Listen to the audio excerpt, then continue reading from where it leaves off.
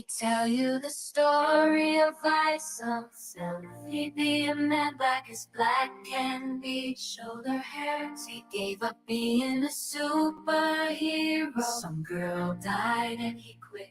So he went to live on his farm with Sam, his gay lover.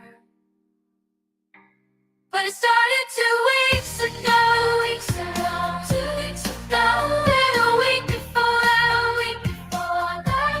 So to be what it is what it is. And so it be what it was. He got a call from his sister, she wanted him to find Jasmine. Oh, Jasmine, she be missing is what she said. And Isom couldn't care less, couldn't care. His sister got mad at him. His sister threatened to tell their mom. So Isom agreed to help and went for a shower. It did. But it started 2 weeks ago, 2 weeks ago. Then a week before that, a week before that. So to be what it is what it is. And so it be what it was. Isom left the farm for the city to see an old friend of his. They caught up and talked, and he was asked to walk. But Isom didn't want to leave Jasmine. Darren called his elite, sent Bahr, and Isom was dragged out and thrown in the air. Can't fly. Isom collided with a tall blonde girl, yeah. And so it be what it is what it is. And so it be what it was. Isom left the farm for the city to see an old friend of his. They caught up and talked, then he was asked to walk. But Isom didn't want to leave Jasmine.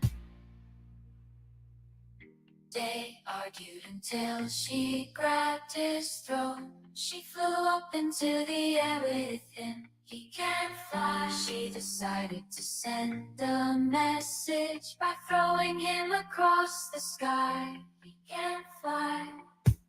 And so it be what it is what it is. And so it be what it was. Isom left the farm for the city to see an old friend of his.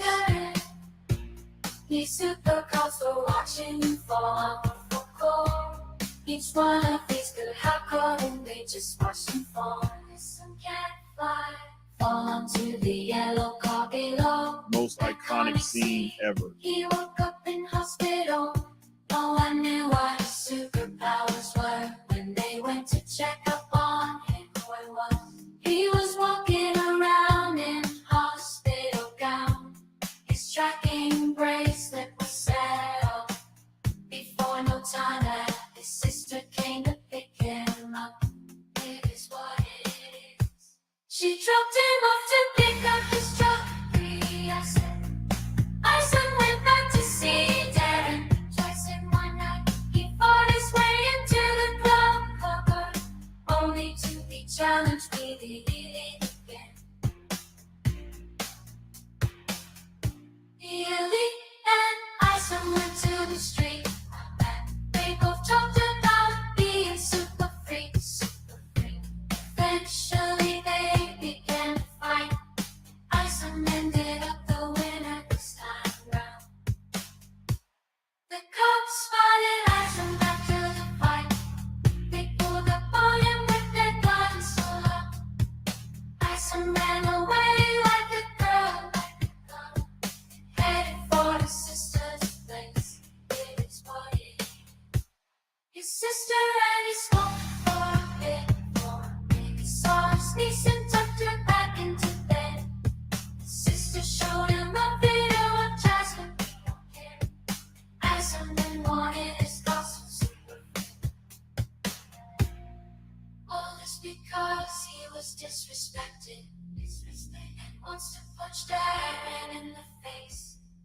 So Ison went to the place that made his costume.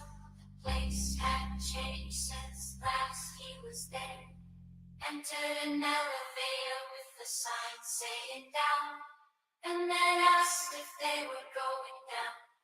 They entered a big warehouse, asked that guy said the upper race was much bigger now. He showed Ison his old super outfit and asked if he wants an adjustment. Was what it is, that is what it was. It was what it was. Start then it was. Start over again. Ison tried to super outfit to tell you it's not over yet. Comic book shows you a dumbass. They would show the man. If you were missing the event, and his name was Gore. But it started 2 weeks ago.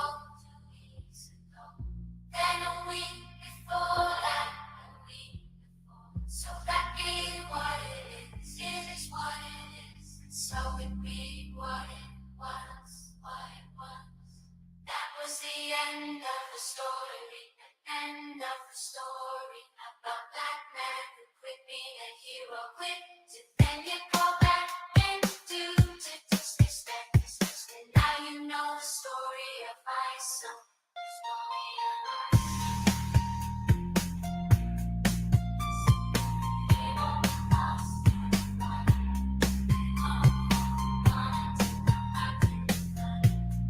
Started 2 weeks ago. And a week before, a week before.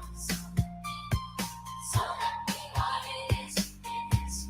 So it be what it was, what it was. Started 2 weeks ago, 2 weeks ago. And a week before that, a week before. So that be what it is, so that be what it is, it is. And so it be what it was, what it was. What it was.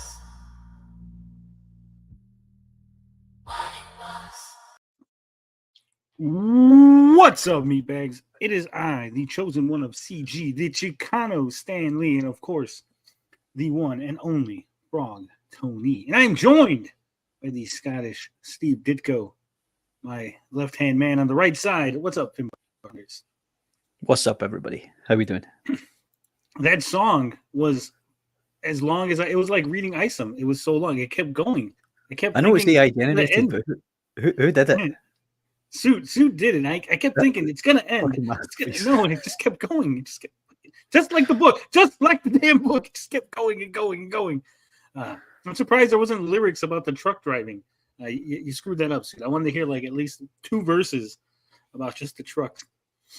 What's I'm up? looking Ethan's forward to it. chair is in the house. What's I'm up? looking forward to issue 2. I hope he does issue 2 as well.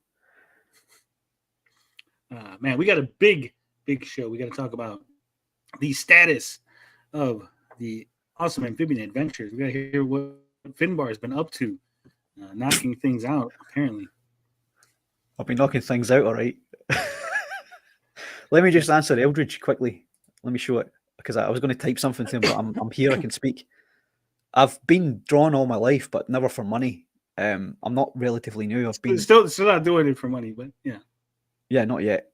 I don't know who to. I would suggest like look at Dan Lawless and Jimmy Reyes. Jamie Reyes. Yeah, thank you, Tony, our other good friend. Because they're awesome. Like if you're going to emulate anybody, emulate them. But I was into Batman back in the day, and it's like Jim Apparel's pencil work I used to try and copy, but I'm not like, I don't really follow that style anymore. I just do whatever style that comes to mind now. I don't have a specific style that I try and copy. The Finbar style. The Finbar style, which I've been told is retarded and shit. So looks like AI. I don't know if that's a compliment or a it diss. must be, right? Tell you if I'm passing AI generated art off as my own, and there's a question over it, then it must be a compliment, right? It's got to be, because AI Even is though so even though perfect. me That's and the TJ problem, can, right? even though me and Yeah. TJ can legitimately show you every stage of the work we do, but Yeah. why the fuck should we? But I'm saying AI art is so specific and so like precise. People like, it's got no feeling, it's got no soul, but it's technically good, right? It's good on a technical level. So they're saying your art is at least computer good technically, right?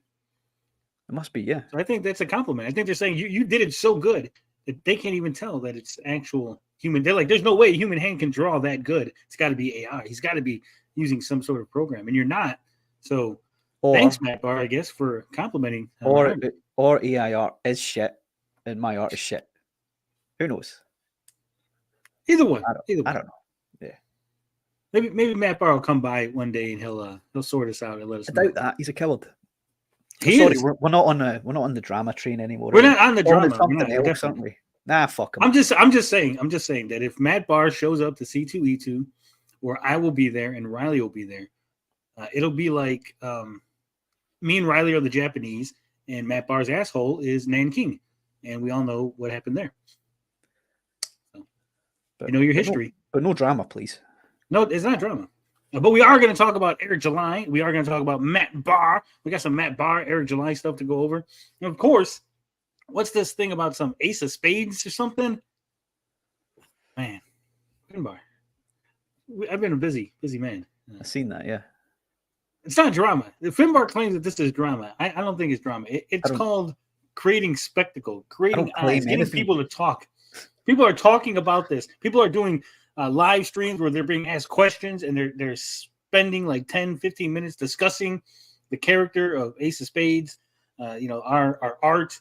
Think about it. We're getting people to talk about our art, to talk about our comics, our potential future creations, future worlds that we're building for free. We don't have to pay nobody. We didn't have to ask anybody. They're doing it on their own. I think from a marketing standpoint, I'm a fucking genius. Okay. You get the fuck out of here with that Admiral talk, wizard. That's Navy. I don't like sailors. Sailors are gay. Yeah. So I'm saying is I am fucking great at my job.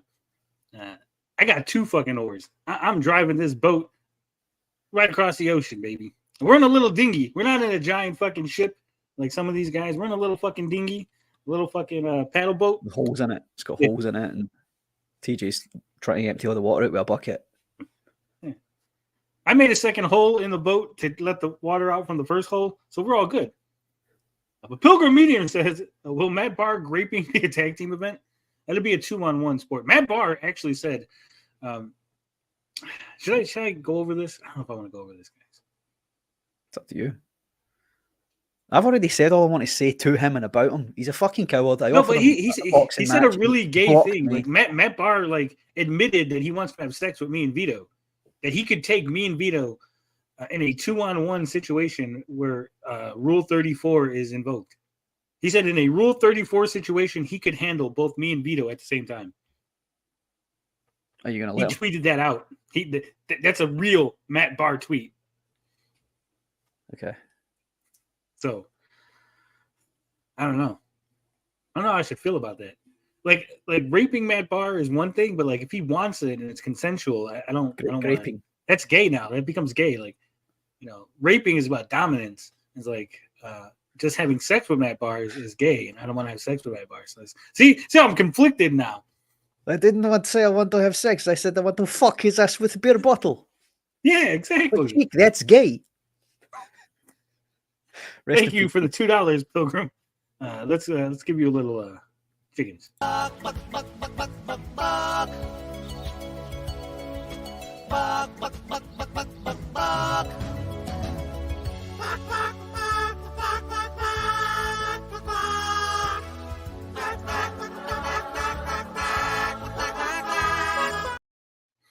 One Biceps also doesn't know what's Rule 34. Rule 34 is one of the rules of the internet. It states that if there is something that exists, there will be pornography of it. So Rule 30, if someone puts you in a Rule 34 situation, they're like, if you look up My Little Pony, Rule 34, you're going to get My Little Pony pornography. Looking So- forward to the Frogman porn. Yeah, so when someone said, hey, Rule 34, but what do you vote for Tony versus Matt Bahr, Vito versus Matt Bahr, or Vito versus Tony versus Matt Bahr? And then Matt Bahr chimed in, I can take both Tony and Vito at the same time. See, why would they offer to fight you two? I mean, I'm like, let's get. It's over not the whole- fighting. It's not No, fighting. no, though. let's forget about that for a minute. But why would they offer to fight you two but refuse me and block me? I don't know. I'm a fat retard living in my mum's basement, right, Tony? You know that. You've seen me. I've seen you. I've seen I would both be the easy to take, retardedness right? and the fatness. Well, he's into that Brazilian jiu-jitsu. I don't know if you know this, but Matt Bahr Oh, has spent is he? many an hour in tight little fucking boy shorts, rolling around with another guy on a mat, all sweaty, holding and tugging and pulling, getting all sweated up with another gentleman. Make sure you get all the holds and all the locks, just Yeah. right. So I've I got don't to know, tell maybe- you, I'd be quaking in my fucking boots. naked, probably. I mean, traditionally, that's what Greco-Roman wrestling was. They would just oil their naked bodies up and wrestle with each other. So if Matt Bahr is the traditionalist, like he says he is, right, he's probably done some naked Greco-Roman oil wrestling, I would assume. Bahr is bosun? What? Practicing with hot dogs? Whoa! Come on, guys. Keep it classy. Summer Swan says, yeah, Rule 34 is new to me too. How does nobody know the rules of the internet? How are you people being allowed on the internet without being told the rules? If you Google Rule 34, it comes up right away. Neo Valentine says, and Rule 35 says, if there isn't porn of blank, yet there will be. Exactly. Yeah. All right. That's enough of this non-drama. Let's get to something interesting. Finbar, Yes. how is progress on the awesome amphibian adventures, specifically the Fabulous Frogman portion of the book, going? I hear Slowly. there's some sort of issue with uploading or downloading or side loading something. Yeah. I don't want to get into the technical side of it, but I had a computer meltdown. I had a laptop meltdown during an anime I read. I don't know if I remember me telling you this Yeah. a while ago. So that's another reason why we had to kill Anime Hour, because it was killing my tech. But I can't scan. I've showed TJ and Tony backstage. I can't scan stuff properly, and I'm going to have to start. We're going to end up having to work off photographs soon. We're going to have to fucking FedEx it to TJ in Transylvania. Get him ink over it. So that's how progress is going. It's not going great. And I've had a lot of, life has been getting in the way. I was away for a while, got back, and then WrestleMania. Tony, fucking hell, I had to watch WrestleMania. Yeah. Then I had to talk about WrestleMania with Aaron. So things, and also I'm not going to lie to you. I've got a fairly good PC now in a subscription to Game Pass. So things. Which is not a good. Do I gotta send you a new scanner? Is that what you're saying? No, you'd probably be better off hiring a new artist. No, I'm kicking my own ass. Don't worry. I'm getting there. I'm getting there. Yeah, there she is. There's the fucking Anime Hour host herself, Bianca. It's moving to another channel. Why can't I hear you? So- Why can't you hear me? Is that me or Tony? One's in the chat for dead Tony.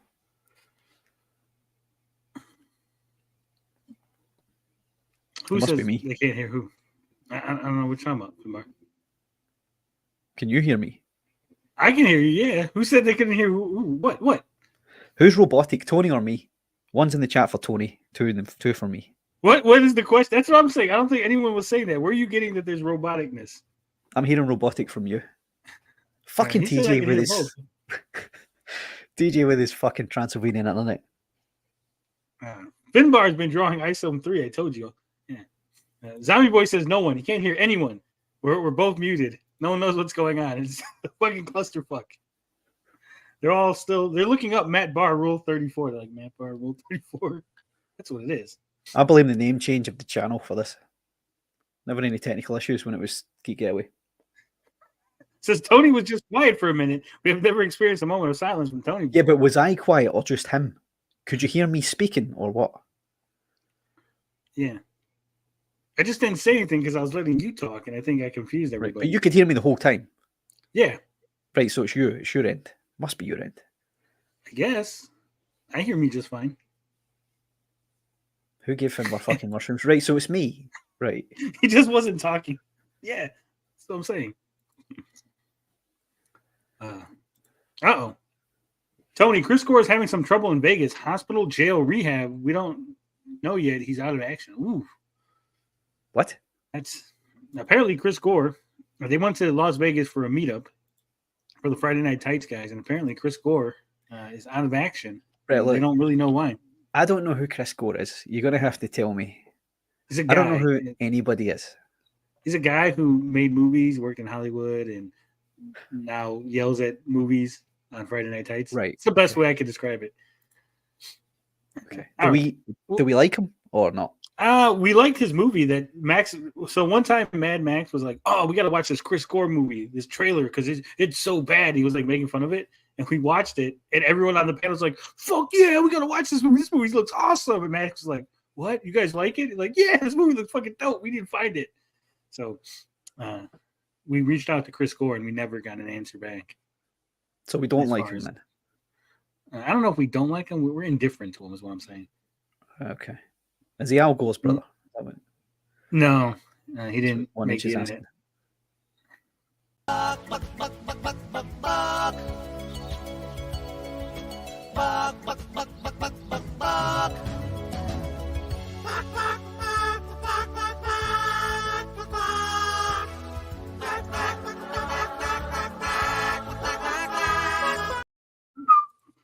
All right.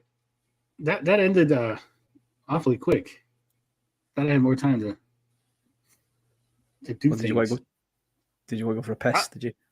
No, I was looking up something on Twitter. I keep getting notifications. Guys, stop fucking tagging me in tweets while I'm on a show. I'm OCD, and I'm like, oh shit, there's like one notification. I gotta see what it is. Might be important. Ben, you're gonna piss yourself if Tony plays the Spurg out. Oh, you haven't seen the Spurg out? What's Spurg out? Chris Gore. Chris Gore fucking yells at Tom from Midnight's Edge about. Right. So you know that movie, was it Poor Little Things? Yeah. Okay, so they're I guess Midnight's Edge was like, we're not going to talk about that on here because it's like it's pedo material. And like Chris Gore like fucking went nuts. He like fucking went ballistic on him about it. Why though? Is it pedo material? I haven't seen it. No. So in the movie, lady ends up dying, like brain death. But This is the Emma Stone character, right? Yeah, they take the baby's brain and put it in the adult body, and then she goes off into the world. So it's like essentially she has the literal brain of a child, and she ends up like going around and like being a whoring herself out. And they're like, it's pedo because she's got a child's brain. I'm like, but wait a minute. The reverse argument has always been, I was like, so you would rather it have an adult brain with a child's body? Yeah. So it's like, wait a minute, guys. I think you're saying something that I don't think you want to be saying. Right?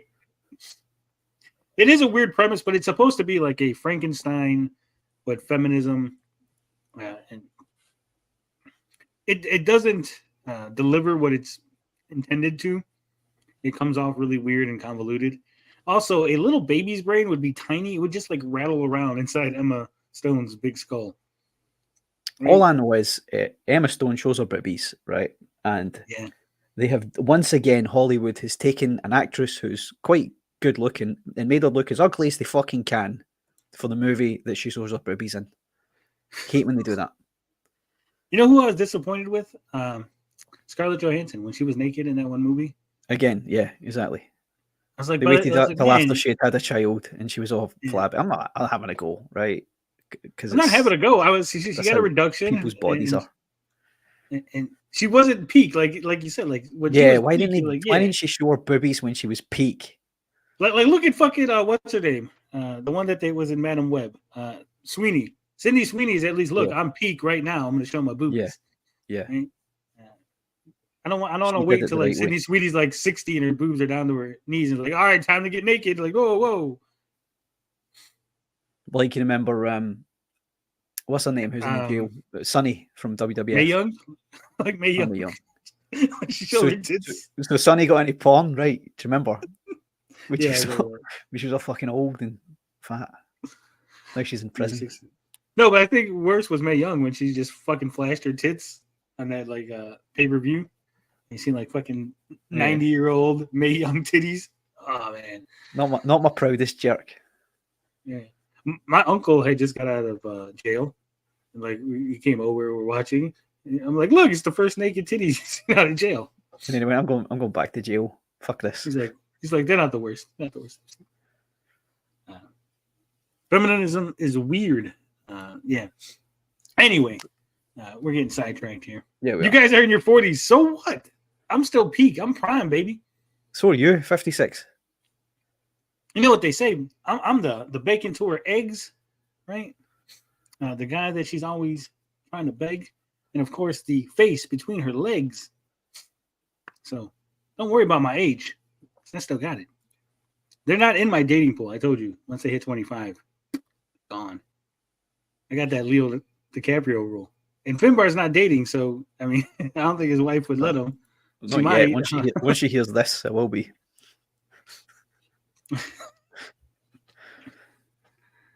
Ooh, I've got a date lined up. I've got a date lined up with Summer Swan. She's got a ranch and everything. I don't know if you heard about that, Finbar. She's got a what? She's got a ranch. She's pretty well off. A ranch. Yeah. Okay. It's not like, everybody over there not got a ranch, no? No. I don't have a fucking ranch. No, I'm quiet. Just say Texas. Send them my way, please. Wizard, come on. All right. What are we doing? Why are we wasting time on this bullshit? Why are we talking about dating? Is this a dating show? Is this what we've become now? I don't think people want to come to us for dating advice, man. Yeah, definitely not us, no.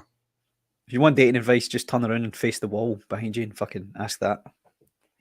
Are we beating George? We got more viewers than George and Michael Bancroft and Critical Blast. So we're doing something right. All right, so this is the tweet I put out on the 9th that set everything fucking ablaze. Like fucking the internet in this little sphere, in this tiny, tiny sector of the internet. It's fucking on fire. It said, who is the, quote, Ace of Spades? Find out Friday. All right, so you might notice something here, Finbar. I put spades in quotes. Why would I do that? Why would I do that, Finbar? Because you don't mean that's his real name, Tony. That's why you put it in quotes. Correct. But put it in quotes because it's not his name. It's not the character's name. It's not anything. I put that in quotes partially because it is bait. And we're going to go through and tell you why it's bait. So if we scroll up through my feed, man, so much shit going on here. Also, this is a fucking peak. Down low record closet case. Got more arm hair than an armchair. That's why they call me Papa Bear. Because it is what it is and what it isn't, ain't it? What it is. That's all you get. That's from Dark Nook. We'll probably watch more of that later. But where the hell is it? Where's the tweet I'm looking for, Finbar? That's not it. Damn it. Hold on. I gotta scroll through my own feed to find this fucking tweet. I don't want you guys to see all the pornography on my feed.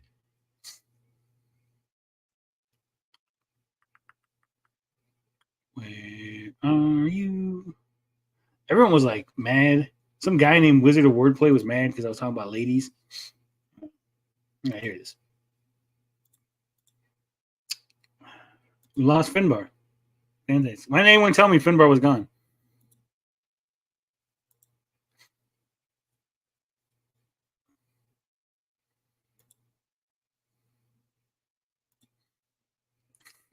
Fucking PJ's Transylvanian internet.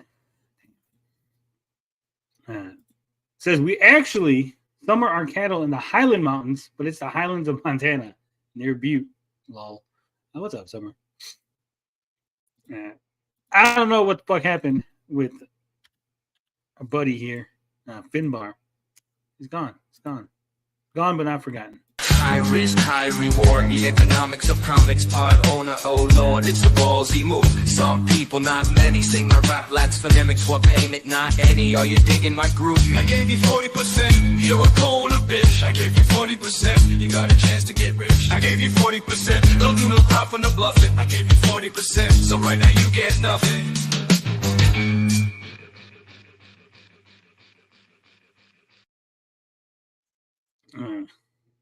Says, let me reboot. You were supposed to read it when Finbar was there. I'll reread it just for you.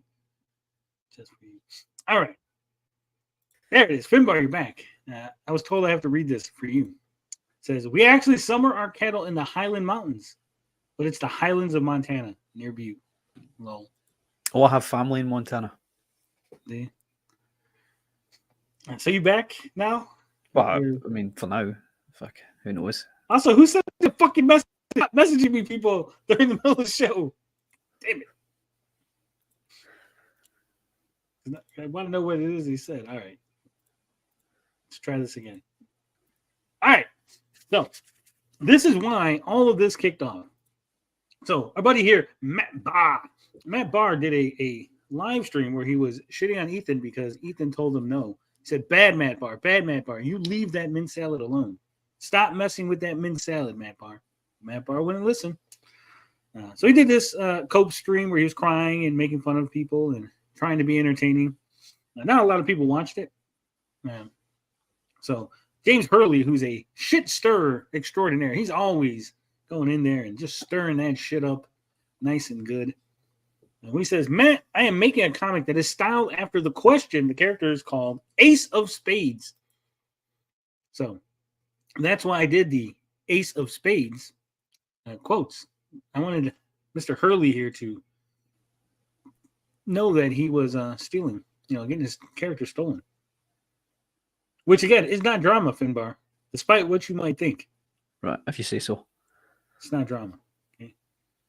And then so James Hurley himself commented on a Vicky post. Vicky put this little the Ace of Spades character from the Royal Flush Gang.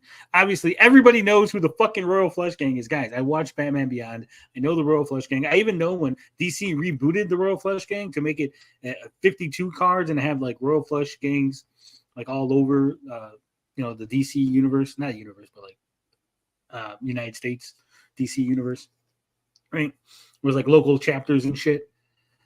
So I know all about that.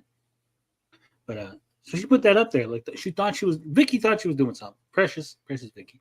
He says, at Matt Bahr. You notice how he's just adding Matt Bahr. Matt Bahr has nothing to do with anything, but James Hurley is going to go over there and tickle the balls of Matt Bahr. He says, holy shit, Frog Tony named his character Ace of Spades and has the same design as Ace from the Royal Flush Gang. I hope he gets sued. Guys, he hopes I get sued. Okay, let me explain a few things to you guys, okay? First off, you can name your character whatever the fuck you want, okay? It's actually not copyright infringement. It's not trademark infringement. That is why DC Comics is able to call Shazam Captain Marvel within the pages of the comic book, okay? You cannot put Captain Marvel on the title. You cannot call it the Captain Marvel comic, right? But you can call the character Captain Marvel. He can be referred to as Captain Marvel, okay? So that's right off the bat. I'm pretty sure, I haven't looked it up, but I'm pretty sure DC does not have a trademark on Ace of Spades or Ace, as they're both common words, right? But even if they did, again, the character would have been just referred to as the Ace of Spades within the comic. It's not even the title of the comic. And again, as we discussed, the character's name isn't even Ace of Spades. But we're going to get to that because we got a couple, one more little tweet here. This is from Matt Bahr. Now, this is very important because Matt Bahr has me blocked. I did not block Matt Bahr. Matt Bahr blocked me. Okay. Now, this is important because if you block somebody, their tweets do not show up on your feed. But you can go to their account and it'll say, it'll show, this is a tweet from an account you blocked. Would you like to look at this tweet? Would you like to view it, right? So you click the little button and you can view their tweets. Matt Bahr has quote tweeted me. This is a picture. This is a screenshot that I was sent. But Matt Bahr quote tweeted me, okay, to his audience, which means he had to go to my Twitter, find the tweet, unblock it, then quote tweet it so he can get this. Is this the is this the very same individual? Is this the man? The man that what? This man on screen. Oh yeah, That's that the guy. name of the guy, right? That's the guy who. You are a hypocrite. You went on Eric July for Isom trademark. Yes, Isom, which was the name of the magazine from the Isom ministry in Eric July's comic book, which is called Isom. You see how they're both used in the same instance, both used as printed materials, the name of said printed materials. Eric July, we said it many times. Eric July can call his character Isom within the pages as long as the title of the comic wasn't called Isom. Speaking of Ace of Spades, I don't think you're playing me a full deck, pal. I'm better looking than Stubis. Let's do this. Okay, bro. Time to change it to Ace of Uno. Make Frogman less white. Whoa. Matt Bahr really hates Rippaverse. He does. Okay, so this is important. So we got to go over this tweet because, man, I think Matt Bahr, it's a cry for help at this point. So this character here says, poorly drawn homoerotic art. Gross. If you look at this and you think gay homoerotic, see, if he just called it gay, oh, that guy looks gay. That looks like a gay cowboy, right? That's one thing. But to call it homoerotic, that means he's implying that the art is meant to invoke a sense of eroticism. It's meant to make you titillated, right? It's supposed to get you horny. If you look at this and you're getting horny, I don't think the problem is the art. I think the problem is you, Matt Bahr. If you look at this and go, man, this is making me feel tingly in my balls, and that's a dude, so obviously this is homoerotic art. I think the issue is Matt Bahr is attracted to men with big bulges in their pants. Do you agree with that assessment, Finbar? Or am I off base? Am I wrong? He's attracted to sailors, right? He must be. So he's a homo. You know, this would be a good time for Eric Debunks to show up and let us know. Be like, hey, Eric, do you think this guy's closeted? You're the because Eric's got gaydar, isn't he? Well, he's gay, so he's the expert in all things homosexual. He's like on Pawn Stars, you know, where they're like, oh, we got this thing. They're like, oh, hold on, I got to call the expert. That's the same way. Like, hold on, let me call an expert. Call him fucking Eric. Hey, Eric, could you weigh in on this? Could you value this? Could you put a price on this gay man? $4.42. If Germany was full of people like Vicky and Matt Bahr, Nosferatu wouldn't exist. Ooh. Yeah, because we know that Nosferatu is actually Dracula. Count Orlok is clearly modeled after the Dracula from the book, Bram Stoker's Dracula. You are correct, TJ. TJ is Nosferatu. He's saying he wouldn't exist if not for people. Is that one?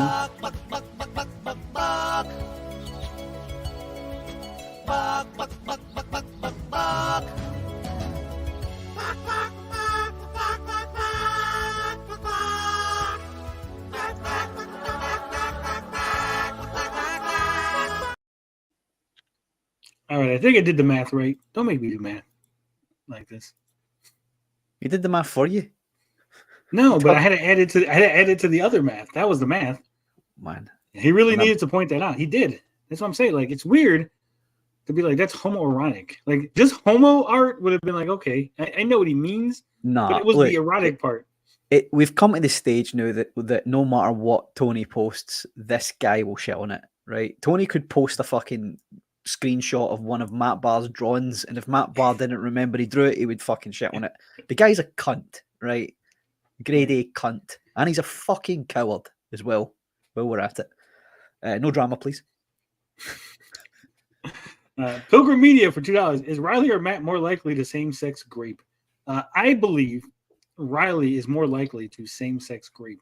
I think Matt Bahr has consensual gay sex. That's what I believe.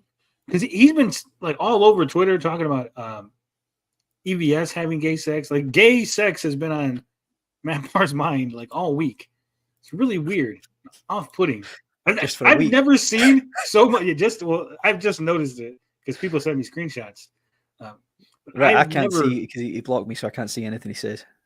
So. I follow Eric Debunks, and again, our expert on homosexuality, and he tweets about gay sex far less than Matt Bahr, is all I'm saying.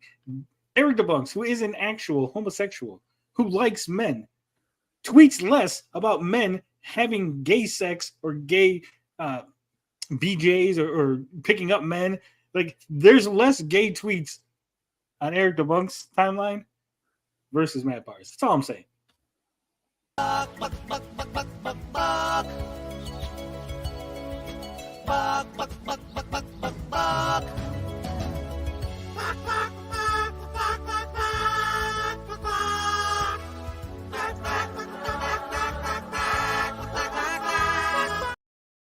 All right, so let's finish this tweet up because there's so much more.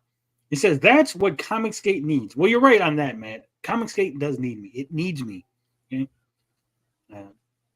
Because the mainstream industry, the mainstream comic book industry, the road that they paved for me to follow is full of fucking potholes, Matt. Okay? It's full of potholes. So me, Finbar, TJ, and Potion, we got to build a new road. We're building a new fucking road. Okay? And unlike you, we actually know how to draw a crowd. Let me just clarify. I'm just standing on the outside of it. I'm looking in the window. I don't want to be in Comicsgate. I just want to be outside the window, throwing my artwork through the window to Tony and TJ. It's about time Matt Bahr comes out. Finbar, if you're associated with us, you're Comicsgate. That's how it works. Well, you can call me anything you want, but I'm never going to call myself Comicsgate. Is this the real James Hurley, or is this a troll? Because he's fucking talking gibberish, man. No, this is the real James, because he does that in everyone's chat. He'll go into your chat and be like, who's Andy Worski and PPP? Andy Worski, Andy Race Worski. Andy, the crazy guy who I believe got somebody's dog killed, or maybe it was his dog that got killed. One of the two. Right. Just an insane individual who got his ass beat in a boxing match, a quote unquote celebrity boxing match. And are you saying we should be worried, James? Is that what you're getting at? Because I fear no man. Dark Nook says, if you want to use the what it is what it is for your super chats, feel free to do so. All right. Thank you, Nook. I'll definitely clip some of that. It's James Hurley, Andy Worski. You don't got to worry about those guys. They're a bunch of nobodies. Drama. All right. Says, maybe just focus on hating the Eric July. Not Eric July, the Eric July. And then a lot of laughing emojis here. Matt Bahr is definitely not coping, guys. It's definitely not coping. Where was this energy, Matt? Where was this energy when you were asked directly by James fucking Hurley the other day when he said, hey, do you think that DC is going to sue Tony? And you're like, well, I don't know why he would sue. Where was all this gay homoerotic art, Matt? Where was all this fire, all this fucking brimstone that you're bringing down on people's heads? Matt Bahr literally fucking said that he's stacking bodies on Twitter. Finbar, the man is stacking bodies. He takes this fucking super serious. This is super serious work for Matt Bahr. He's out there fucking fighting the good fight on Twitter. Wish he would have an attempt at stacking my body like I offered him to, but blocked me. He wants your body, just he doesn't want to stack it. He wants it in a very different way. I'll turn around, pull my pants down, and he can have a go if he wants. Probably does. Maybe he wants to be the one getting the go. Matt Bahr thinks you're his punching bag, Tony. Right, go back to your fucking bum buddy Matt Bahr and tell him that I'll be his punching bag. Send him my way, or tell him to accept my offer, and I'll see him over there in a year. Go on, James, on you hop. Fucking idiot. Where was the I know I tweeted it. Did I tweet it or did I put it somewhere? I'm looking, hold on. I just got Finbar threatening to beat me up. Why are you threatening to beat me up all the time on fucking Twitter? It's bad luck. Supposed to tell people that people are meant to think it's a harmonious relationship between me and you. Is that what they're supposed to think? Because you just what was it? Man, Vicky crying about how many views I get. All these people just insane. It's insane. What was I looking for? I got confused. What the fuck am I doing now? Oh, yeah, that's right. Looking for that tweet from Matt Bahr. Man, was it that long ago? Fuck. Also, apparently, there's like a tournament or some shit that I'm still in, so make sure that I win, guys. Make sure that I win bigly in the tournament because I am the biggest grifter. Here You in can't CG. win any bigger than Bigley. You're gonna win bigly. Yeah, I can't fucking find it. Whatever. All right. Let's. What was the gist of it? The gist of it was, something about being gay. Matt Bahr being gay and wanting to suck off men. And I don't know, something like that. Some shit like that. All right. What it is. All right. So then I put this tweet out, right? So, again, this is not, it's not bait, guys. Guys, it's not bait, okay? I don't do bait. I don't put out bait tweets. I'm not out here causing trouble, okay? Lying. Tony is a master baiter. Okay? So I put out this tweet, and Matt Bahr was late on it. This is all in relation to Ace of Spades because, again, I'm out here just kind of doing my own thing, business. I'm just standing around, just minding my own fucking business, and people just out of nowhere. I'm like just in the ring giving a promo, and then people are hopping the fucking guardrail and attacking me with fucking chairs. So I said, I see there are a lot of uncreative. I'm doing a fucking Sturgis. I'm just gonna read my Twitter. That's the show, guys. I'm just reading my Twitter. Says I see there are lots of uncreative people complaining about my ability to take a simple concept like quote Ace of Spades. There it is again. Look, I put the fucking quotations. No one picked up on that. Ace of Spades and make it unique and interesting. It is unfortunate that the indie comic critics lack any ability to see the world in new ways. So Matt Bahr says, asshole, you basically copied an existing character and put a trench coat on him. Anybody reading comics for more than a few years would recognize your swipe from the Royal Flush King, laughing emoji, laughing while rolling on the floor emoji, laughing while crying emoji. I'm getting the idea that your whole comic thing. No, stop. I'm getting the idea that you are whole comic. Let's get it right. Yeah, I'm getting the idea that your whole comic thing is an elaborate troll. It's a good thing Matt Bahr is an artist, not a writer. What's next? Bat-man? Question mark. Matt. Look at my reply. I'll get to your reply. Hold on. Because I got a lot of replies. I said, oh, is that Matt Bahr talking about me from behind his block again? Matt, I know you can only draw things other people describe, so you lack the creative vision to understand what I'm doing. But tonight, baby, here, I will give you free lessons in creativity on Frogman Friday. And we're going to give them lessons, and we're going to dole them out. So here's your reply. Another original idea we've been contemplating, Batman. So, Coming that soon. looks like AI art. I don't know. I swiped it off of Google. I don't know whose it is. I cut off the watermark? artist's name. I'm not even crediting the artist. That's what we, that's the best thing to do is just fucking cut off the watermark so people don't see. Yeah. Then you don't have to worry about being sued. Yeah. All right. So I put this tweet. This is today's tweet. Okay. And I want you to pay special attention because I don't know how I could have made it any more fucking clear what's going on here. But it says tonight, it says, good morning, meatbags. Tonight on Frogman Friday, you will learn the secret behind the quote, Ace of Spades, the quote, Six of Clubs, the quote, Nine of Diamonds, and the quote, Jack of Hearts, and his connection to armor. Now, notice I put his. I named 4 people, presumably. Or did you? His, but I put the singular. Guys, why would I do that? I know I'm a writer. I know how to fucking write. I know how to fucking do things the correct way, the correct amount of people. I know how to go from singular to plural and back again. So why would I do that? Why would I do that, guys? We're going to find out. But let's look at some art. Look at this.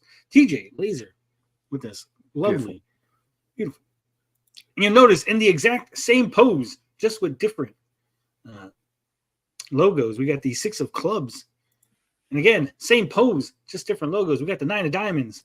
And this one was a real disappointment because this is the Jack of Hearts. There's actually a Marvel character called Jack of Hearts. Awesome character. He does cosmic shit. He's like a half alien hybrid. But no one noticed that. No one picked up on it. I think Zombie Boy's got it. Zombie Boy wins. It's the same person. Exactly. Ace of Spades should have mutton chops. Grim Jim says, holy shit, how are you doing that? How am I doing what? Just everything in general. just controlling. Well, see, I'm on a show and I push buttons. Things happen. Sometimes he cuts the internet off when he presses buttons. I push buttons in real life too, and just push those buttons, and everyone gets mad. So yeah, so there you go. Boom. They're all the same person. We're gonna get to that. All right. So of course we got people. You can't be serious, says Hero Shack. Like a fucking heart attack, baby. Them lines are clean as fuck. That they are. Nicholas McHugh, he's the guy who put the Rule 34 Matt Bahr's thing, and Matt Bahr was like, "Hell yeah, brother." It's Nicholas Tony. McHugh. Is he Scottish? I believe so. He's got a good Scottish name. He's also gay. Wow. I mean, I'm just saying, like, yeah. I'm just saying that because I don't want people to be like, "Oh my God, why would he put Rule 34?" Like, he actually is a gay man, so it's not weird for him to be like, "I want some Rule 34 of these people." No, actually, no. I think it's still kind of weird, right? Also, apparently, they said I traumatized my kid or something. Here, hold on. I gotta get to who that. said this? I think it was Nicholas McHugh. Okay, so I put this post. When my kid was just 2 years old, Finbar, I don't know if you know this. I used to tell him the story of the cold-blooded sausage maker, Finbar, the cold-blooded sausage maker. He was out there in the forest, scooping up them little forest piggies, scooping them up, making them into cold-blooded sausage. Well, baby, when my kid would get all scared, Finbar, his eyes would get big like saucers. And that's when in the story that chosen one of CG, the fabulous Frogman, Frog Tony himself, would come in. He'd save all them little piggies from the cold-blooded sausage maker. You gotta fade with a speech impediment, baby. Gotta fade with a lisp, baby. But here's the thing. My kid's all grown up now, baby. My kid's all grown up. He's a grown man. And so I just want to let you know, Matt Bahr, James Hurley, I am the cold-blooded sausage maker, baby. And you is the little piggies. Just remember that. So yeah, that sounds traumatizing from Nicholas McHugh. So, yeah. Well, I mean, it could be, but your son's made of sterner stuff, so. Yeah. Guys, literally put a Dusty Rhodes GIF with the Dusty Rhodes promo. How do you guys not? Does no one watch fucking wrestling? Am I the only one who's watched wrestling? No, you're not the only one. Just me, you, and Just fucking me, Aaron. you, Adam. The only ones are getting it. Like, yeah, we get the fucking reference. No one else. Everyone else is like, well, fucking no. Tony's crazy. Tony's just saying some crazy ass shit on Twitter, and they're all for it. All right. So let's get to the big reveal, I guess, that we're gonna call it. Yeah. Maybe I'm a delusional retard. We're all delusional retards. Yeah. All right. Here we go. So this is the character. As you can see, all four images together. One name, High Card. Character name is High Card. Now, High Card is a psychotic serial killer. He has found an ancient Egyptian deck of cards. This deck of cards appears to be completely blank. 52 blank cards. However, if he challenges you to a game of High Card, hence his name, High Card, when you play, you're playing for the worth of your soul. Just like the ancient Egyptian gods would weigh your soul against a feather, your heart, which would represent all your goodness, and a feather, which represented truth, justice, and all that good stuff. If your heart weighed less than the feather, you get to go to Egyptian heaven.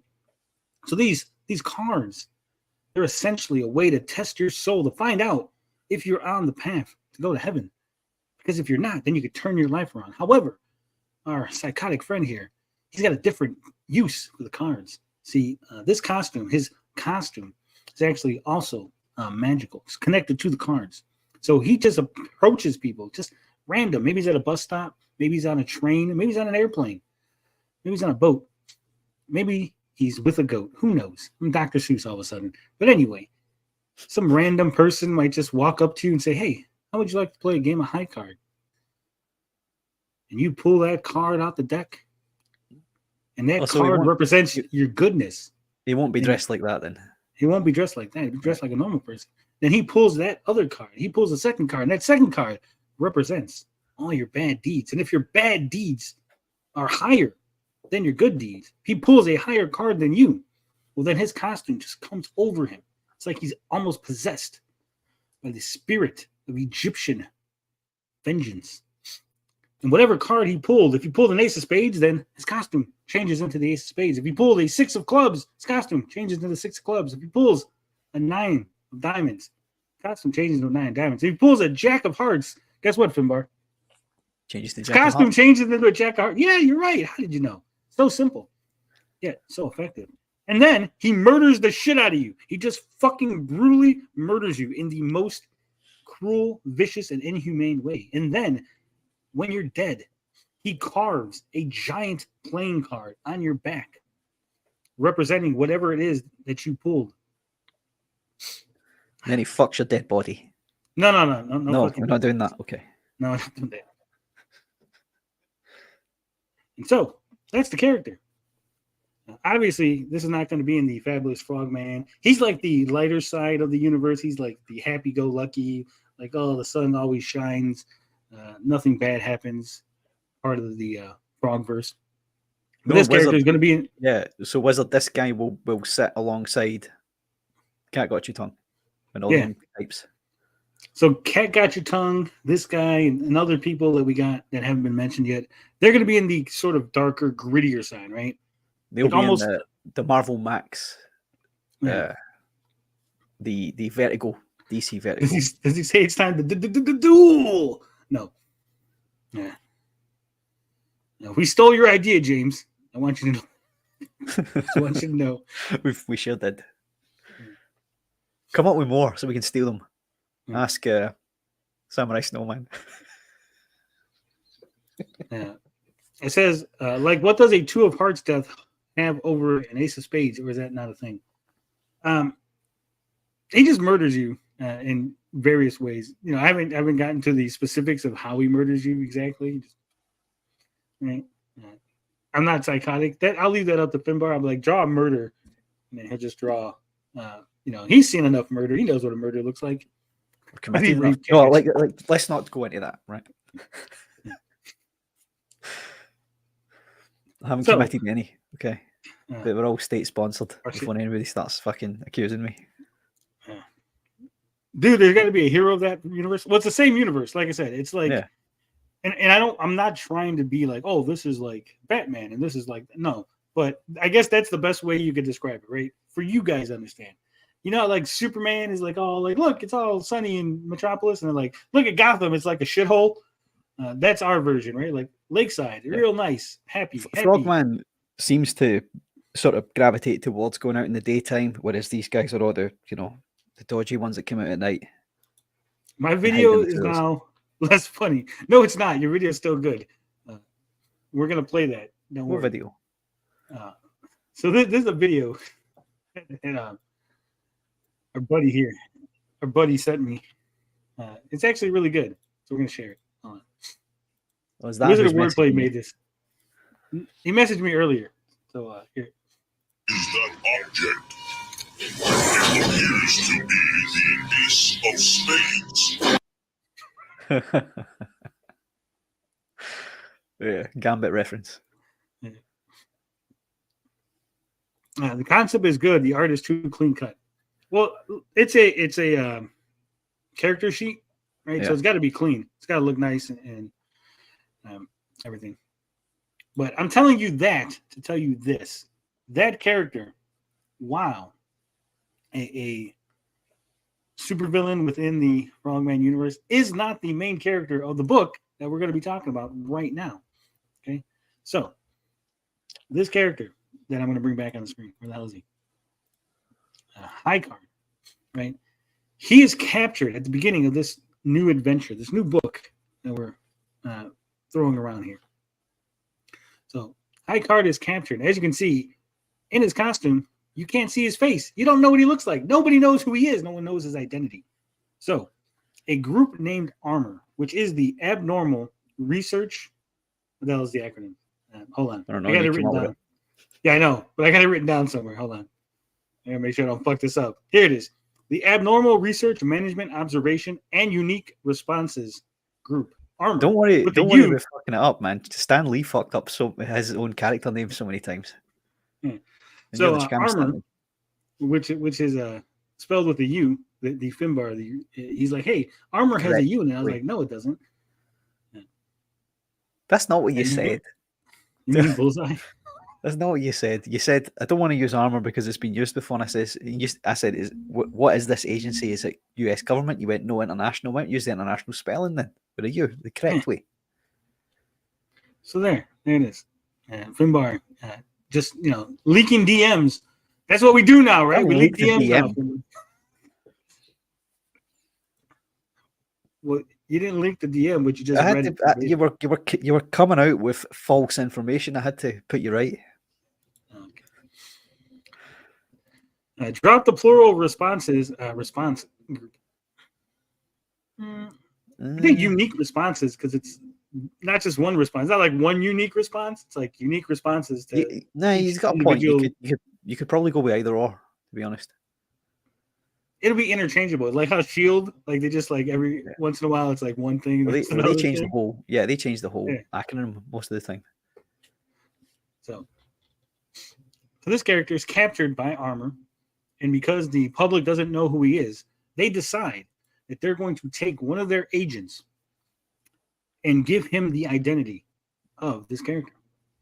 Okay, and because when he's captured, he's in the Ace of Spades version, right? So the public starts referring to him as the Ace of Spades killer, and so they just kind of roll with it, right? Like, oh, okay, we'll just kind of roll with this.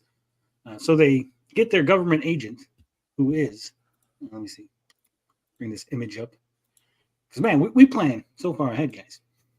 This is Agent Barry Lombardi, aka John Ace Anderson. So John Anderson is the name they're going to give him as he's portraying Ace. They even give him a little look. So this is a normal Barry Lombardi version, right? Agent Barry Lombardi. But as you can see, he dyes his hair a little blonder.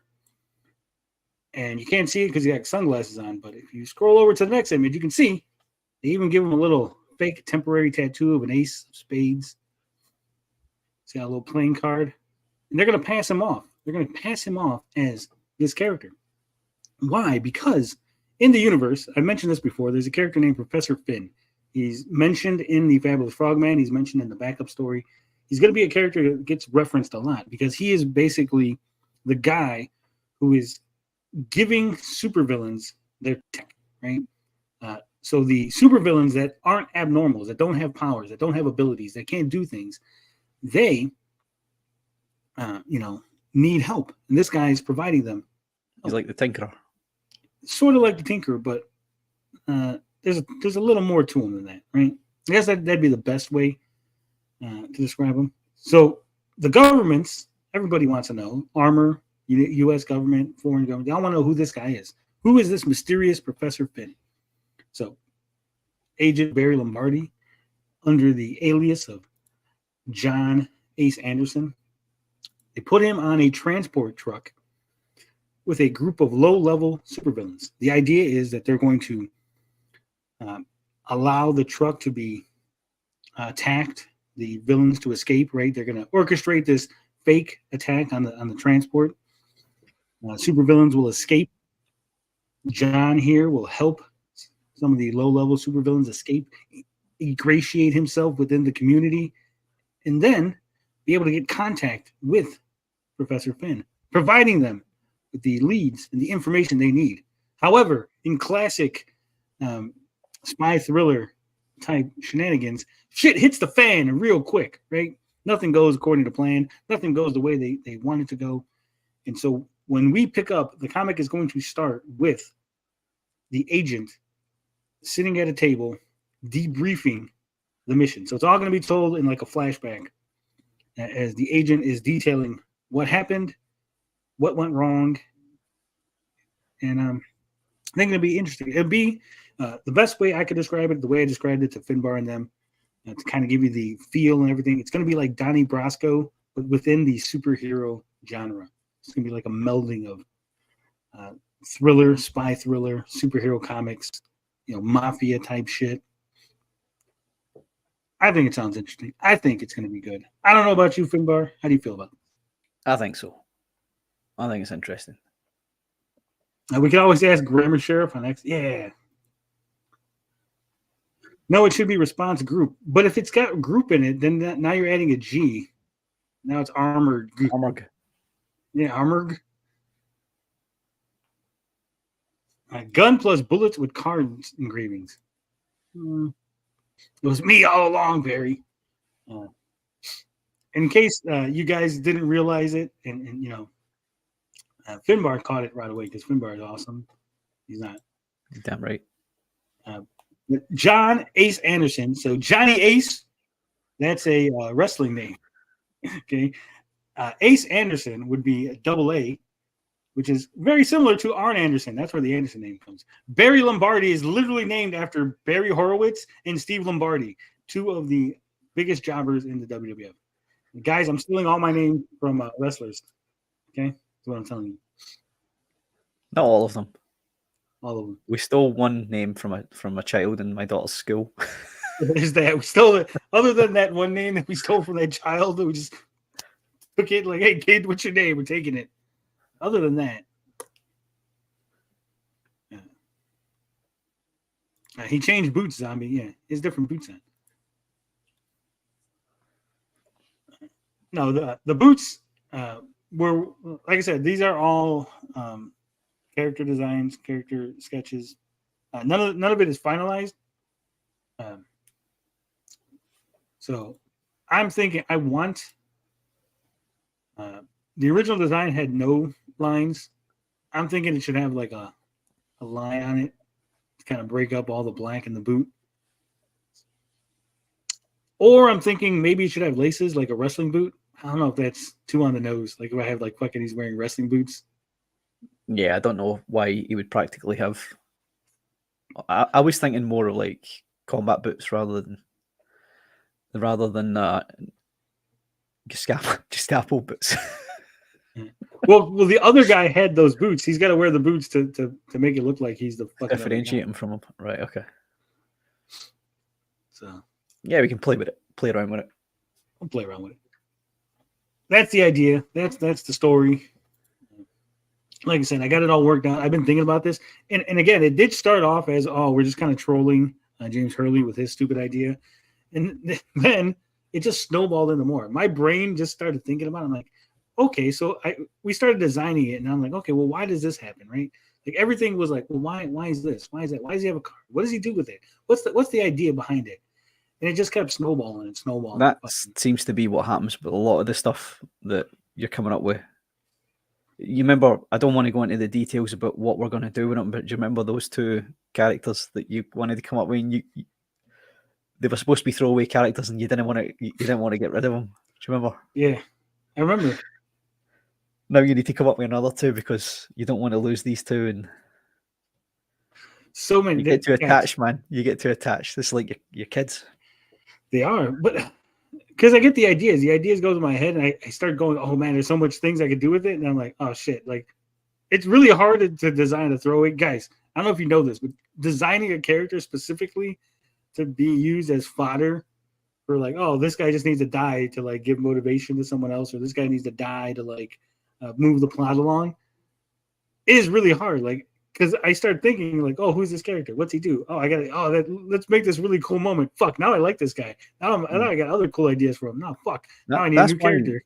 Yeah, that's why there's so many resurrections in comics, because people have got stories they want to tell with them, and if some other idiot has killed them off, then you can't do it until you bring them back. Spy wouldn't wear wrestling boots. Well, he's not really a spy per se. He's like an agent. Was Nick Fury? I know Nick Fury is supposed to be like a spy, but he really wasn't like a spy in a lot of fucking comics. No, he started off as a soldier, so yeah. I don't know. I made a jobber villain. Almost gave him to you, but I'm gonna keep him now. Keep him. Was it? No, yeah. As soon as you mention it, we'll steal it. So don't. Yeah. Don't. Dude, that's the hardest thing. I see stuff. I want to steal things all the time. Now, what did I say before? Good artists borrow, great artists steal, right? Yeah. That's why I steal all the time. So many good things out there. Man, I could do this.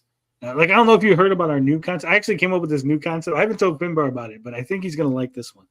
And I think I'm going to get him to work on it. I think we're going to expedite this idea. Maybe even ahead of Fabulous Frogman. So I'm so in love with this new idea. What? Here it is. Are you ready for this? I'm ready. Rhythm and Blues Karate Fighters. Okay. It's a group of Elvis impersonators that know karate, and they go around solving mysteries and fighting people.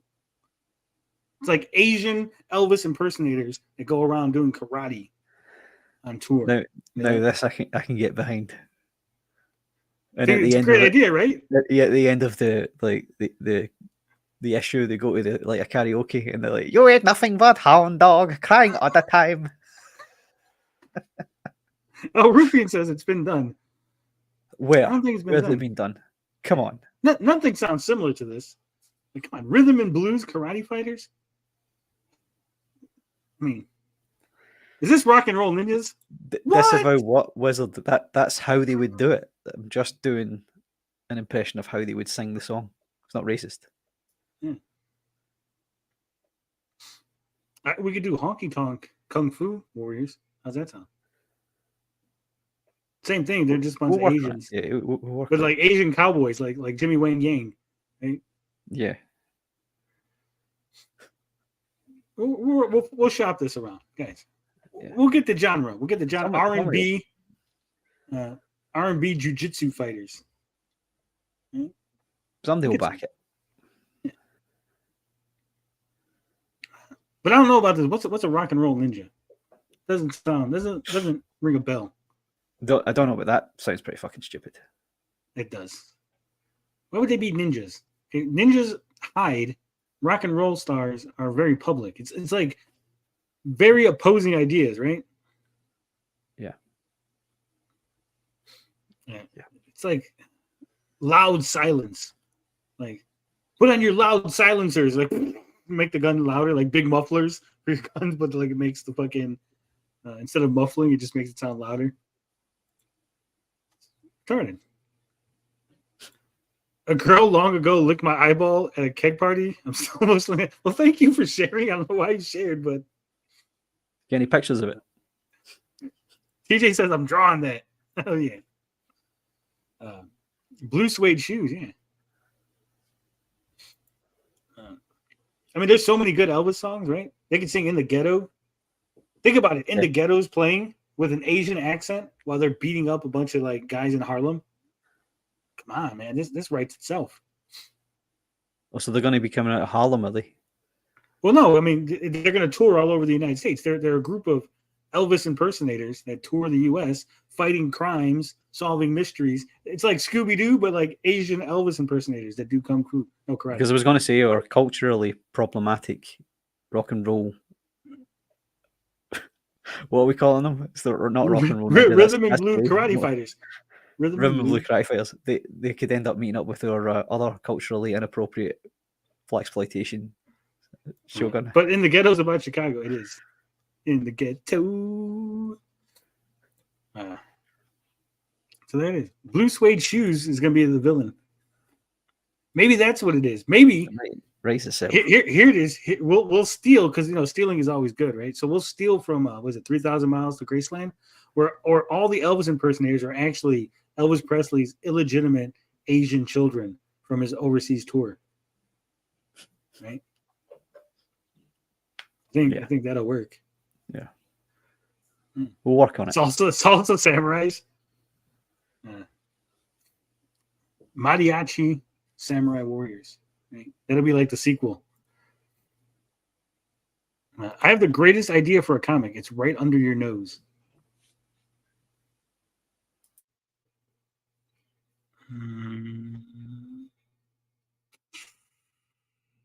No idea. I'm lost. I'm really.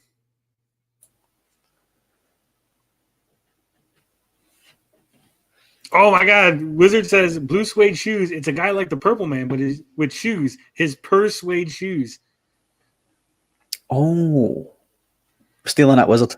Guys, stop talking about this. I made a joke. I made a joke. It was making fun of Matt Bahr's book, guys. You're giving us. It's getting into Tony's head now. You're getting into my head. Mariachi Pirates.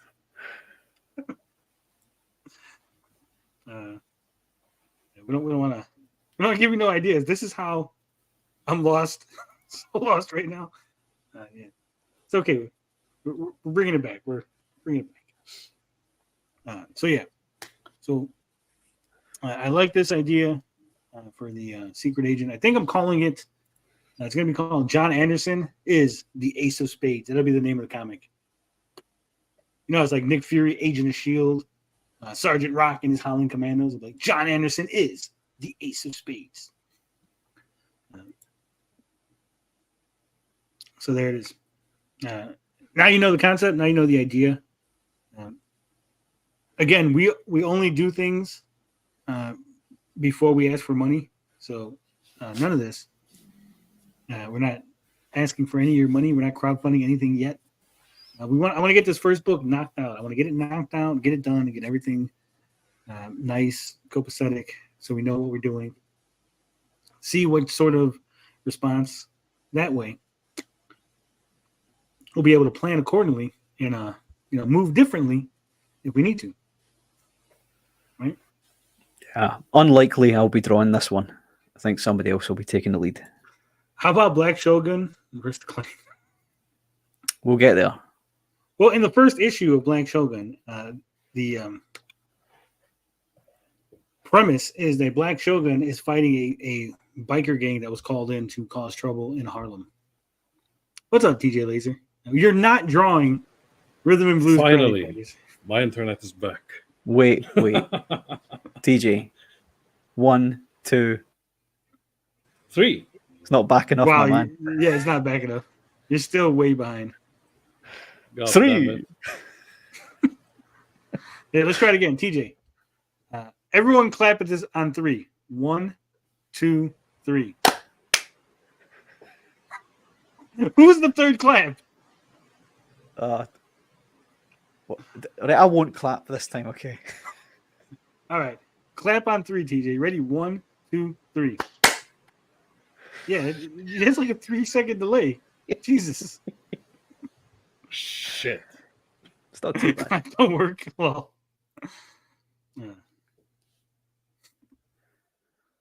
All right. Want to do some detracting? I think we did an hour of comic book talk of us. I think it's time to watch some Eric July stuff. I may need to bow out of the detracting, gentlemen, because I had a visit from the wife a minute ago. Did you? Is that why you That's why I muted? muted you. Yeah. So She's I'll let like, you guys. Who's that Summer Swan? She's like, who's that Summer Swan girl that keeps calling the house? Shh. Nothing, honey. Since TJ's back, I'll leave the detracting to you guys. I'm going to get out of here. Oh, Get back to sure. work. Hang on a moment. There are a few drawings we didn't share yet. That's true. Well, See, should we do this that is why first? Before the detracting. Before the detracting. Yeah, that's right. We have to show Zombie Boy. Zombie Boy sent us something, didn't he? And I have 2 drawings to share too. Yeah. I do This like one Zombie is- Boy's work. Zombie Boy's work is beautiful. I'm going to show both the non-colored. Actually, we got one more. Yeah, Eldridge is right. That late slap was me getting it round the ear from the wife. He's right. Okay, here's the pencils. Are you going to show the Ricky Ritardo one? Or were you planning to show something else? Yes. People need to see that. And the mole. Okay, those are the 2 that you're talking about? Yep. Because I got those. I can bring them up. That way, we don't have to worry about your bad internet.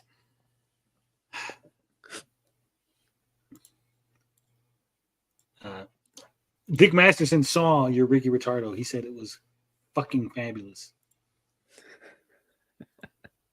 All right, so here it is I'm happy he likes it. in all its glory.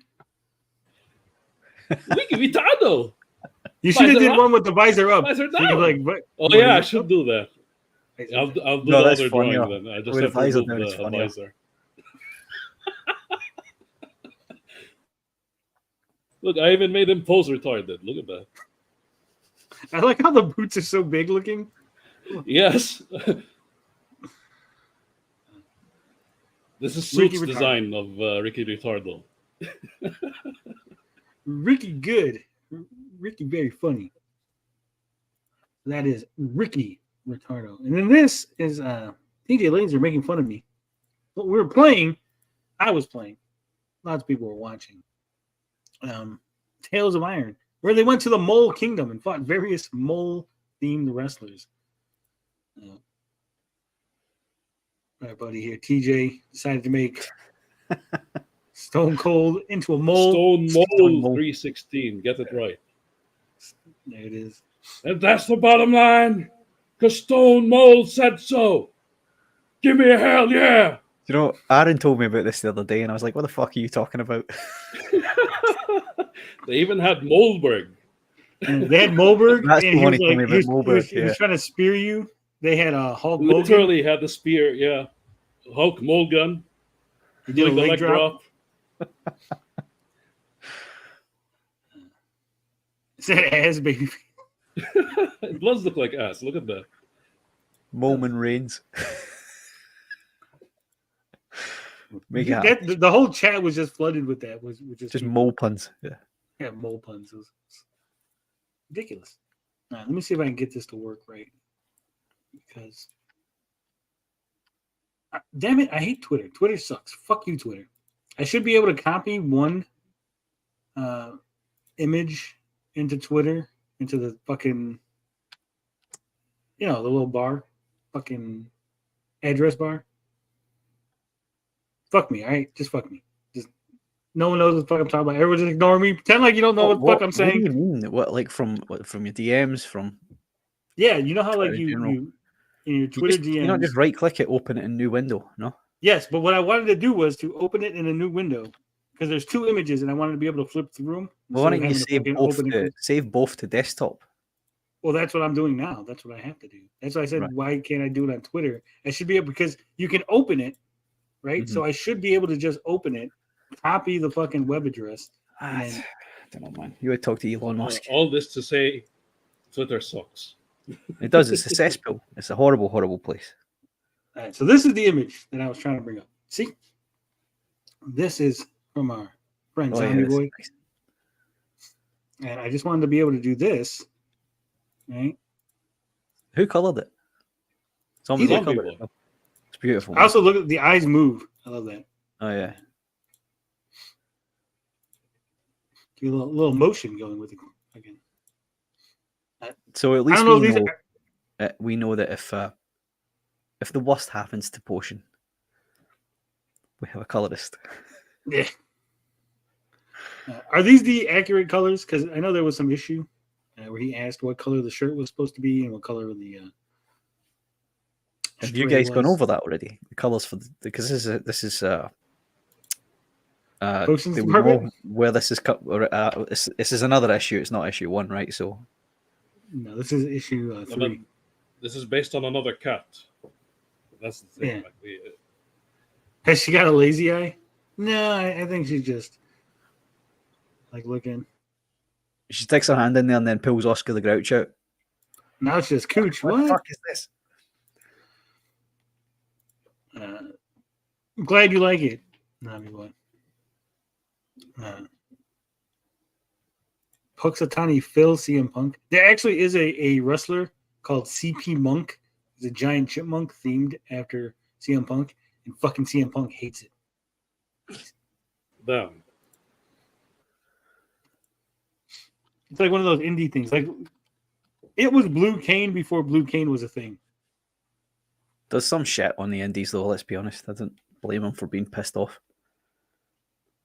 What? But why would you be pissed off? It's just a guy in a fucking. Yeah, but he's ripping his gimmick off, isn't he? Not really. No one's going, you know what, man? I was going to hire CM Punk, but instead I'll get fucking CP Monk because, that's what that's going to bring the fucking butts in the seats, right? Yeah. And his finisher is the GTF. Go to fuck.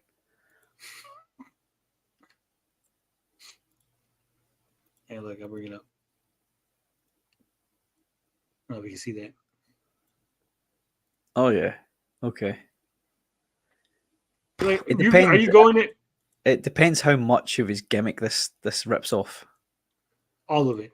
Rips all Okay, of it but off. you can come on, you can understand. Who's his buddy? What's his buddy's name? Or his ex buddy? Colt Cabana. Yeah, he has one too. Is it a banana? No, I think it's a Coca Bunny. No.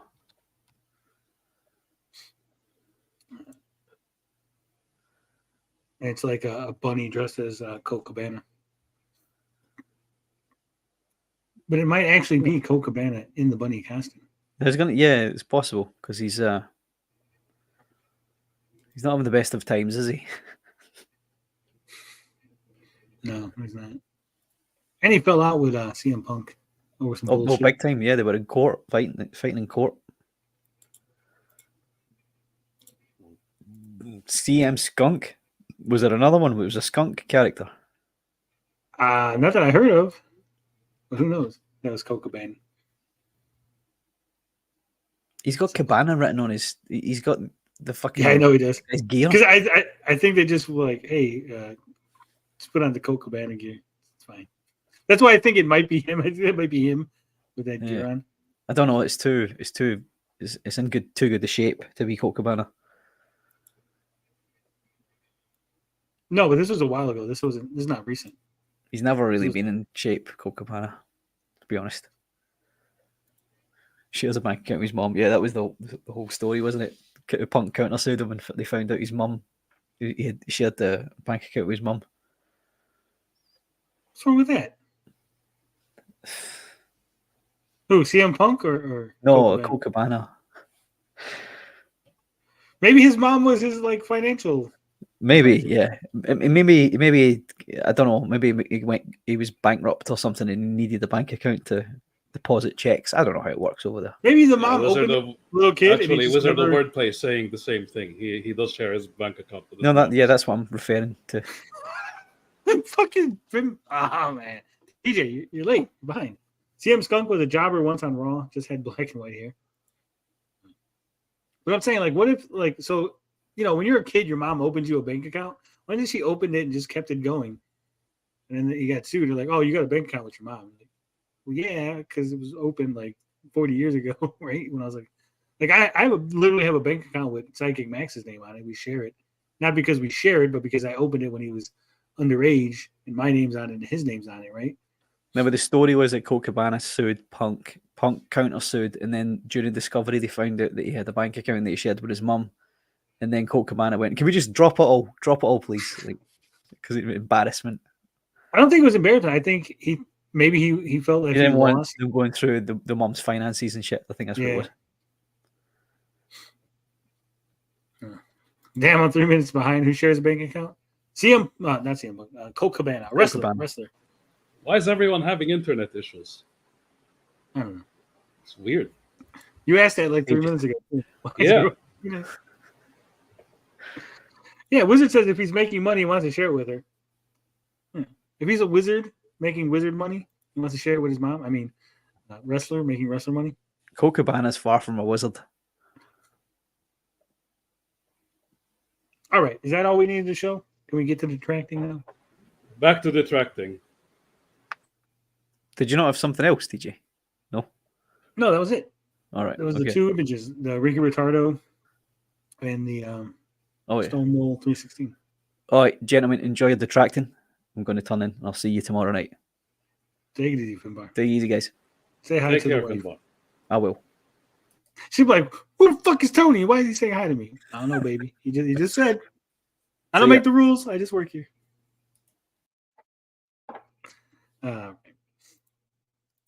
Eric July. We got a lot of Eric July stuff, man. This one right here. If you don't understand this, you'll fail. Rip.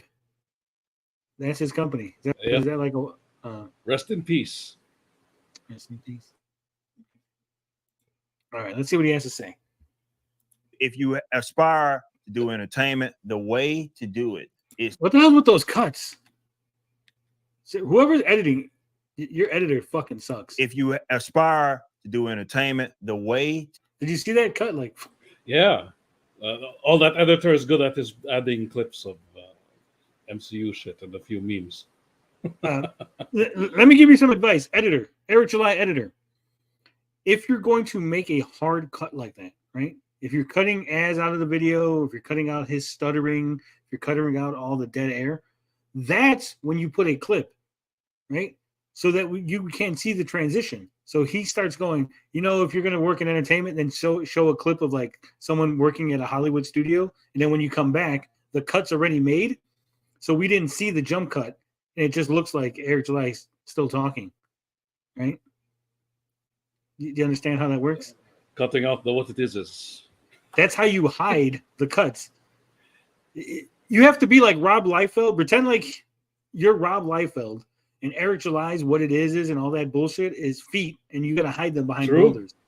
Put boulders in your video and hide all the bullshit. Okay? A little advice. It drives me nuts. It probably doesn't drive anyone else nuts. And if you're just listening, you're not going to notice it because I'm fucking autistic. And I'm looking, I'm like, man, his head jerked really fast. But if you're really watching it, it is off-putting. Like seeing Eric July's head move all over the place. How many of Eric's audience, who are largely subpar, aspire to be entertainers? I think a lot of them do. I think that's the thing, right? Anyone who watches YouTubers, I think there's a good portion of them that go, oh, I could do that. I could be a YouTuber. I could play games for a living and collect donations or be a guy who just talks. And yeah, look at us.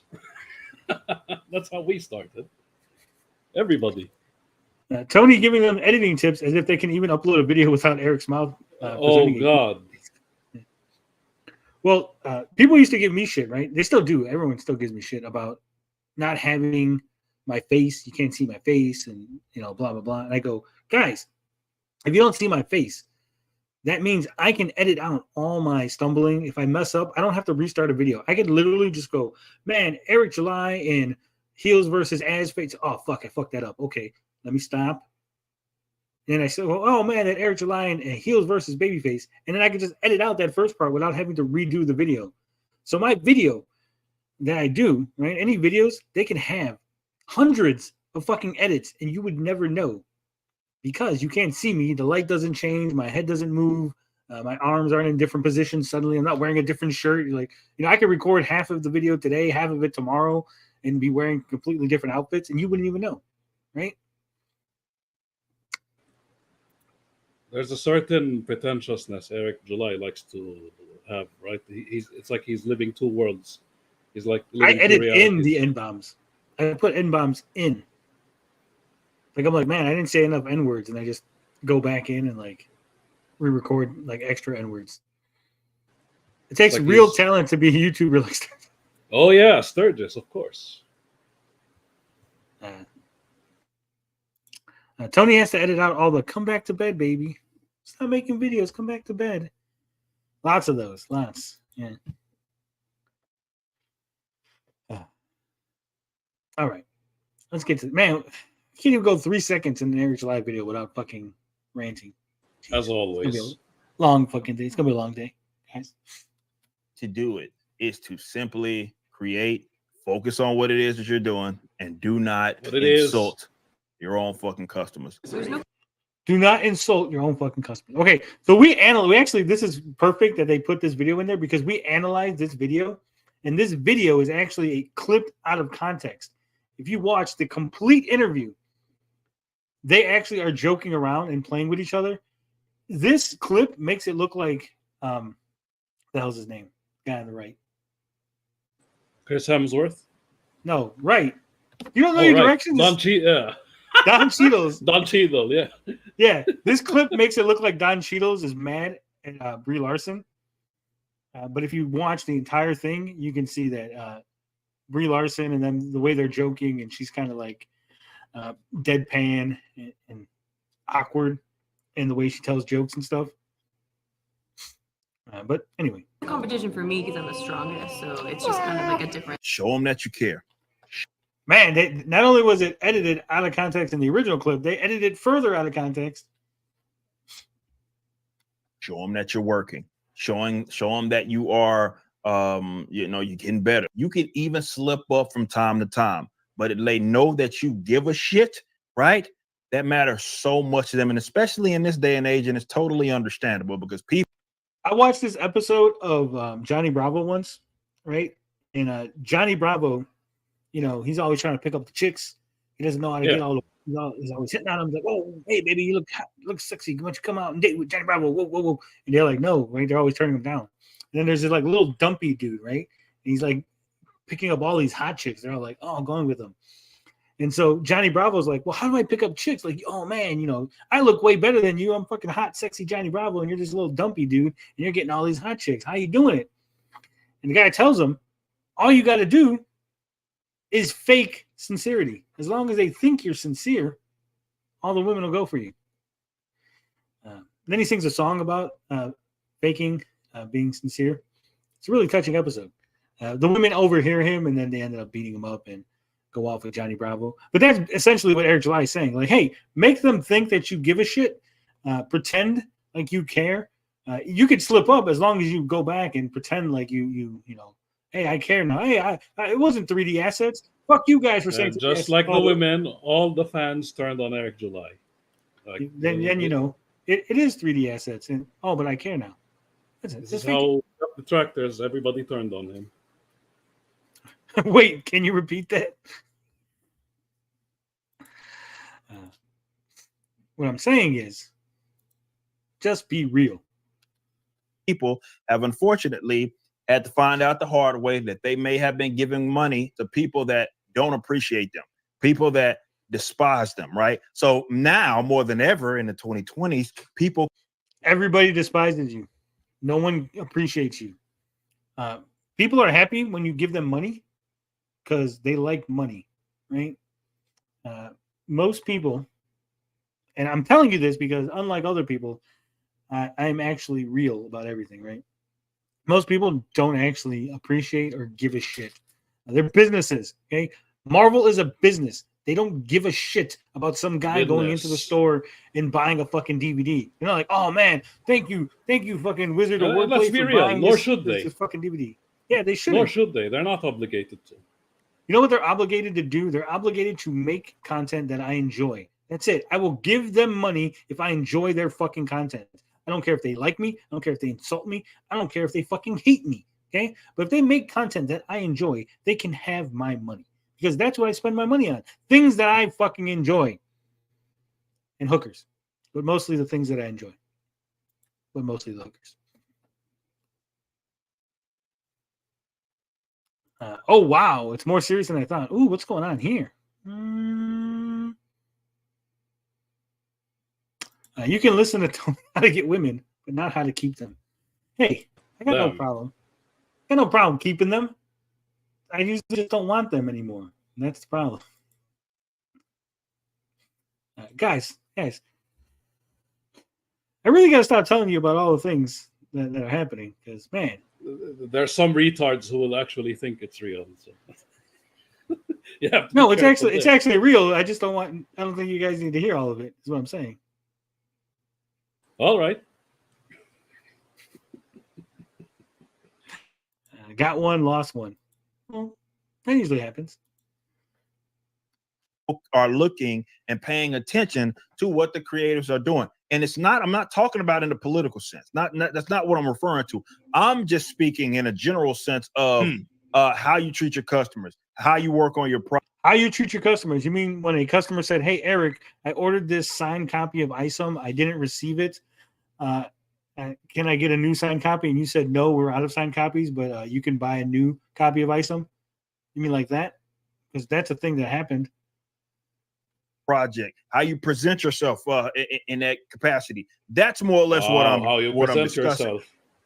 Yeah, in that capacity, like a spurg. That's what you present yourself as. You've picked the best side. It's the fan side. Yeah, that's right. The wine concept of people taking offensive to some random shit a creator says as an attack, not against a single person, but their whole group represents such a fucked up mindset. I agree, Straight Beans.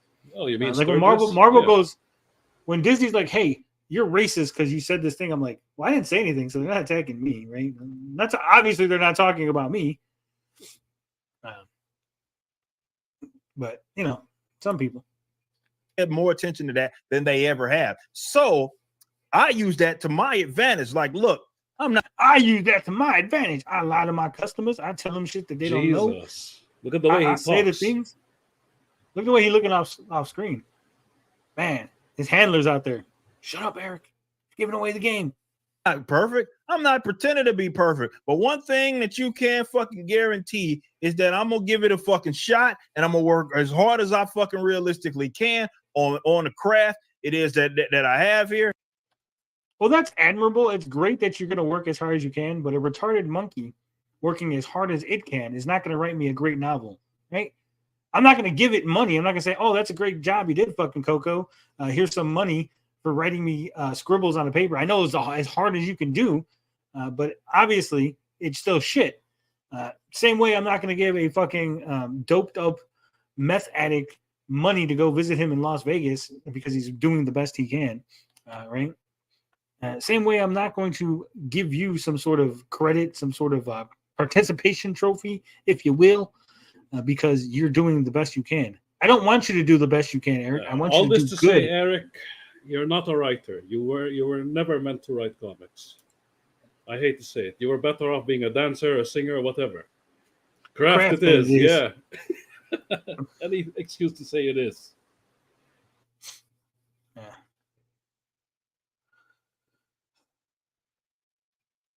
You know, it is what it is. And investing in the Rippaverse.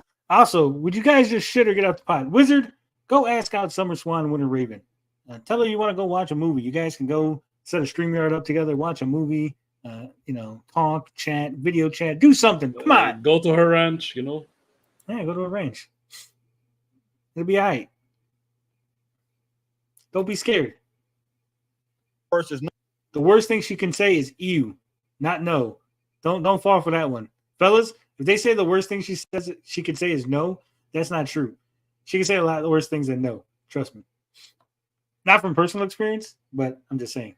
I've seen it. I've seen it happen. No better way that I can show you that I take this shit serious by showing you the projects that we're working on going into the future. Showing you the projects, and then when being asked about said projects, lying about where the art came from said projects. You mean like that?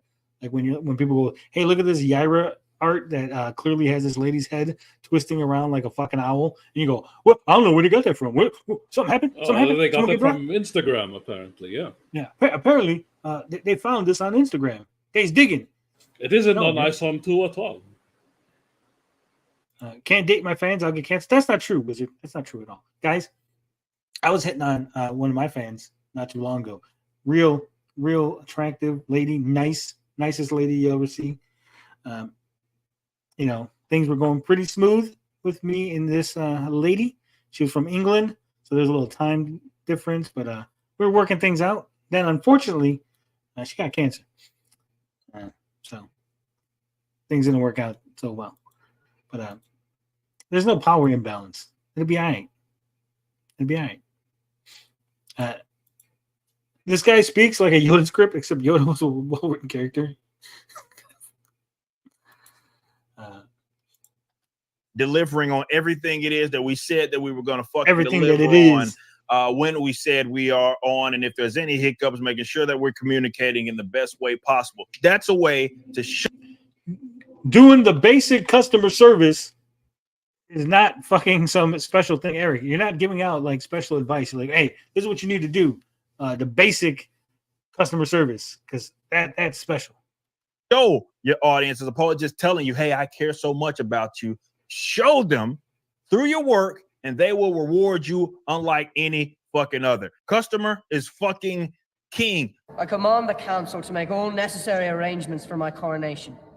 I wish to be crowned within the fortnight. Fuck this internet, this social bullshit. They realized that guy was the asshole, right? No one respected that guy. I haven't seen Game of Thrones, but I'm pretty sure I know that guy, asshole. No one liked him. Why would you compare the fans to the asshole guy? That's kind of a disrespect thing, Eric. I think your editor needs to do a better job. Right? Inserts unrelated clip. It's fuck all this, all the cosigns, fuck all that shit. Peers, fuck the whole elite. Fuck all your peers. Az is like, wait a minute, what about me, Eric? I'm your peer. You don't care what I think? It is some bullshit. Fuck all that. Nobody cares. At the end of the day, it's about the customers. They are Poor Az. He's like fucking heartbroken. He's like, wait a minute, Eric doesn't care about me or what I say? our king, and the best way to show them that you give a fuck about what it is that you're investing in is send them your penis. What? Putting your goddamn foot in it, and they will reward Putting your foot in it. Don't put your foot in my Yaira, Eric. Please don't. You as such. But some people don't understand that. A lot of big businesses don't understand it. We've seen that in major publishers. They don't understand that. And I hate to see there are smaller big publishers. I don't think a single big publisher has had any sort of issue with not providing the comics that they said they were. Movies come out when they how many? Give an example, Eric, is what I'm saying. If you're going to make a claim like that, give an example of some big publisher that has not published a thing or not respected the customer by telling them when it's coming out or some shit. Smaller companies as well as publishers that are self-publishing that don't seem to understand that aspect of it, and that is that customer is fucking king, bro. It is. There's no other way to fucking put that. And you show them you give a fuck. Communicating is in the best way possible. Like EBS talking about delays every day in his stream. Yeah. Talking about how the price of the printing went up during the pandemic and how he's no longer able to print Snowman the way they wanted to. It says, I know that former editors that worked at Daily Wire came out and said they would try to undermine the message of the video with the clips they inserted. Maybe that's happening here. Ooh. I didn't hear about that, but that's fucked up. I would think that that's ground for a lawsuit. Only Eric July understands business. It is. Fuck, they'll reward you. It's not a rocket science, bros. It's not. Apparently so. That's true. Apparently it is, because you get people that can't wrap their mind around it. How the fuck did the Rippaverse get a $4 million campaign? You're a black guy saying things that white guys want to say, but they can't, so they live vicariously through you, and they think that we will win actually means something. So when you make a bunch of money, they feel like they accomplished something. Getting a bunch of people together in a group and convincing them that if they give a bunch of money to the one guy in the group, that somehow the whole group succeeds is a long-standing way that cults and other organizations have milked people for money. It's literally the basis for several religions as well as other organizations. But yeah, Eric, you did something special. He was supposed to be bankrupt by ISOM too. That was supposed to happen. He did it once. There's no fucking way he's gonna do it again. Well, he did it a third time, right? Well, no. Actually, see, what people said was there was no way you were gonna get 3.7 million a second time. See, what you're doing is you're taking what people said and then twisting it into something they didn't say to create a straw man that you could easily knock down. What everyone said was you were not going to hit the same numbers on the first campaign as you did, on the second campaign rather that you did on the first campaign. And you didn't. And you didn't hit the numbers on the third campaign that you hit on the second campaign. Yaira was the one that everyone said might bounce back because it's a female superhero. And it's getting close. We'll see what it finishes at. Oh, wait a minute. Okay, well, there's no way. He can't do it a fuck again. Well, here we go. You're 22 days in. We got about 60 days to go. No need to be confused. It's just that, look, man. No one's confused there. Again, you're the black guy. You're the black friend that everybody wants. Care about this? I show them that I care about that. I've adjusted my own behavior in comparison to myself to make myself a better man as a business owner to show. You move differently. Say it, Eric. I move differently. You never did move differently, Eric. You've been the same Eric all this time. You haven't improved. How the fuck did L. Ron Hubbard buy another boat? Yeah, exactly. Come on. Now, we all know. We all know it. Less customers are spending more. Yes, because you convince the people that they need to spend more money. Dig deeper because the outside force, guys. Because we will win, remember. Yeah. The easiest way to get people to open up their wallets to you is to tell them that by doing so, other people will be mad. Telling people, say, hey, if you give me money, like a own your enemies fund, for instance, right? If like somebody had like an own your enemies fund, and you give me money, other people will be very upset. that will trigger something. Like, I want to make those people upset. So that Sturgis will brag that Rippaverse Comics makes more money than Cyberfrog, for example. Yeah, Spite Bucks. Spite Bucks is a fucking... I mean, why do you think they give so much money to Friday Night Tights? Fucking Disney sucks. Yeah, your guys are awesome. Here's money. What does that do? Yeah, now Disney can suck it because look at the money we made. Yeah, you guys made money. Fuck Disney. Here's more money. Guys, Disney really doesn't give a shit. Remember where that accusation was laid at before? Spite Bucks, or characters made out of spite. It was the SJWs, right? The corporate chills. Remember that. So these guys are acting the same. Show these guys how much I give a fuck about what it is that I'm doing in this sandbox. You don't give a fuck, Eric. If you gave a fuck, you would be on streams. You would be on streams. The way I took an hour to explain a one-off character that I just created this fucking week, that we went through the whole process of how we created it, what the story is, what the backstory is, backstory that's not even going to be in the comic because the character is a minor character in a bigger story that's about a different character. We went through all of that. You have done none of that for any of your characters. You've explained nothing. No one knows anything about any of these fucking characters, what they can do, what their superpowers are, what their backstories is, what their histories are, what the world is actually like. You know, things like the War of Secession, the Texas War of Secession, how the world works, how it operates, how others view Texas, how Texas is viewed within its own fucking country now, right?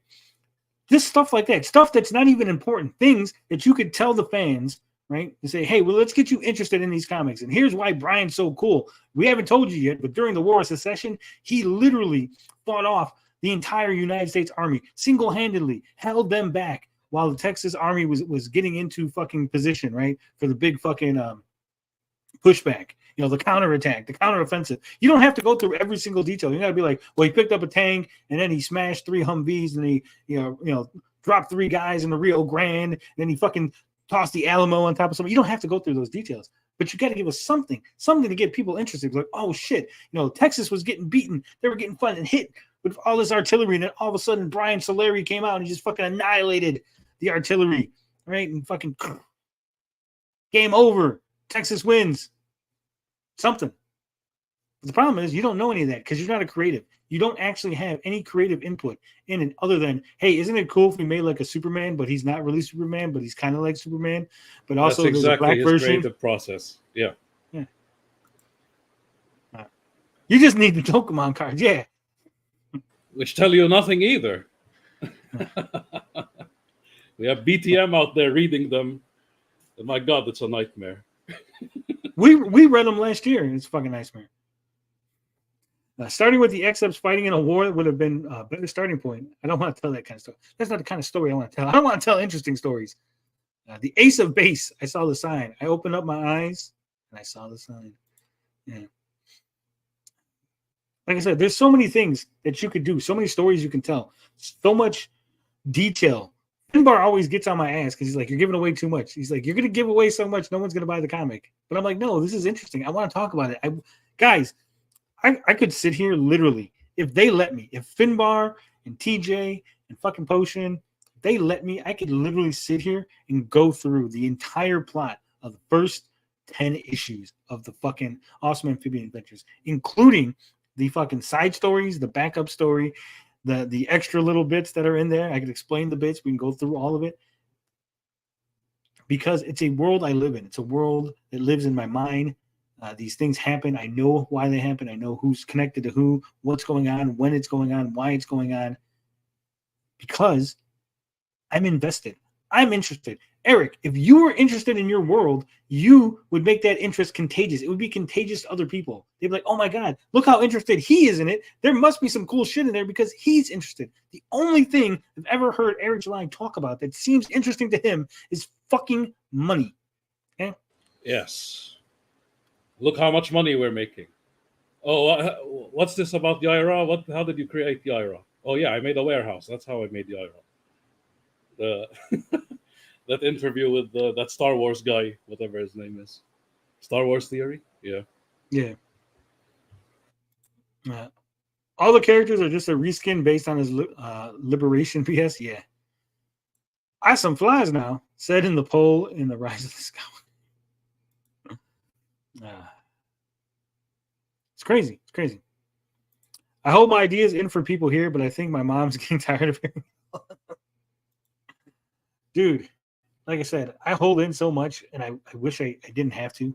I want this shit to be out. I want to go to sleep. I want the little fucking remote from Click where I can just hit the button and I can fast forward like 2 years. I'm like, oh, isn't that comic interesting, guys? Let's talk about all this shit. But sadly, we're not there yet. I don't have that kind of hours. I'm trying to provide to all of these fucking customers. That's something. All of these fucking customers, guys. I've never called my fans. Jesus. Never referred to them that way. Also, you're not creating a sandbox. Customers.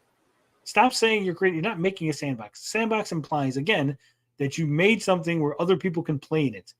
They cannot. They're buying comic books. You're not making a sandbox. You're supposed to be writing stories. No matter the size of your company, if you replicate that aspect. Also, speaking of stories, I just gotta say, I seen a so Literature Devil has a comic out, right? All right. And I don't, for whatever reason, he put up a short, and the comic has been out, okay? But for some reason, he put up a short today of the comic, and fuck, it was interesting. Like, I was like, oh shit, this looks good. Like, I would definitely be down for that. No, in fact, I'm going to play it. Hold on. Is there? I need a break. Let's take a break from Eric. Yeah. I know I've only had like 5 minutes of Eric, but damn, I need a fucking break. Let's do our job and promote something that's good. Look at that. Let me see. How many minutes did we even go through? Okay, we went almost 4 minutes of Eric July. So yeah, I need a break.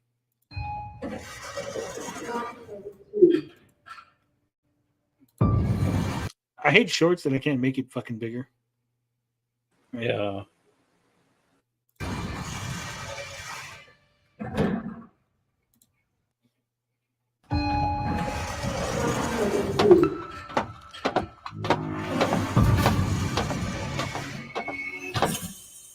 The growling of the sparrow in the eaves. We're detecting a massive unidentified vessel near location, possibly hostile, over. The brilliant moon in all the milky sky. And all that famous harmony of leaves. The Martian mastermind. Sounds like a hero problem to me. Had blotted out man's image and his cry. Dr. Alpha, Miracle Child, coming soon. Yeah, see, already better than the Ira trailer. Oh, where's Vicky, by the way? The Martian Manhunter. Look, it's a ripoff. Look, it's another ripoff. Well, it's a bad guy, so it's not a ripoff. What's the description at? Here we go. Yeah. Good luck convincing her of that. Fucking ignoramus.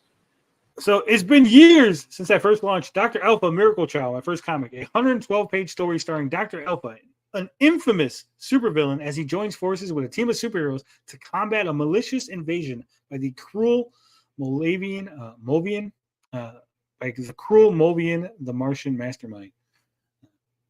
Say that 5 times fast. Fuck. It's an alliteration. I saw this and I was like, wow, that looks interesting.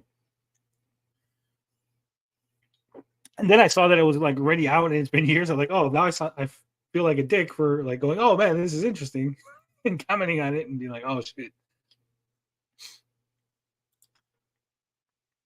Vicky made sense for 5 minutes, then she went back to being a tard.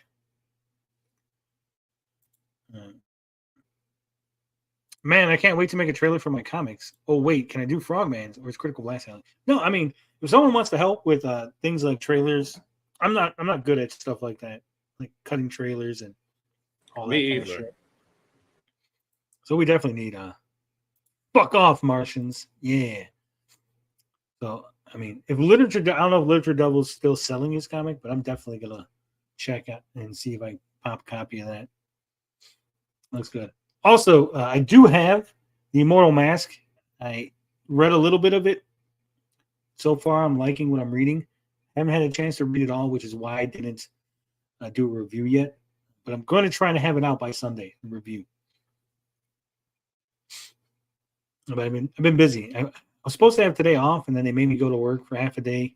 They say half a day. I always hate that shit. They're like, it's a half a day work. No, assholes. It's not. Okay, I work 8 hours. Okay, 4 hours would be half a day. Making me work 6 hours is not a half a day. You can't call it a half a day if it's actually fucking 3/4 of the day. They say that to trick you. It's like, oh, we're gonna have a half a day. Oh, so we're leaving in 4 hours? No, actually, we're leaving in 6 hours. Fuck you. It's not a half a day. Okay. Read Cordrath. Yeah, I heard that's good too. I think And Dr. Alpha is closed right now. Well, maybe he's opening it back up. Maybe that's why he put up the short. Who knows? Hopefully. Where we at? No, that's the one. Damn it. It's not about doing everything the way that I did. It doesn't matter if you're doing typical pre-order. John says my day is 24 hours. My day is 24 hours. My work day is 8. It should be 9, but I always come in an hour late because fuck it. Why not? Do you think you will outsell the Rippaverse? And how do you think Sturgis will react when you do? I don't think that off the jump, no. But I don't really care if we do or not. I do. TJ might not care. I care. Okay. I don't care if we make less money. Okay. Let me make that clear. It's not the money. Yeah. Okay. When you say outsell, I want to sell more copies. We want I have more people to read. customers. Yeah. That's the key. So he hit a peak of 40,000 customers so far, right? First campaign. I want to eventually reach more than 40,000. Okay, that's the goal. Sturgis is thinking money. We're thinking entertainment. We want people to be entertained. Not we don't. We care. We could care less if we get paid or not. Just like Rich Embry, you know, his $5 comic. Yeah, either by theirs being so high or Eric's getting that low. And either way, it'll be a win. Either way, there'll be a cope session, right? Of course. Also, is he wearing a chicken hat? It is a chicken hat, yes. Why is Eric July wearing a chicken? Guys, Eric July is wearing a chicken hat. He's self-aware, you know, because of my 3D assets and all that shit. Him and his beams.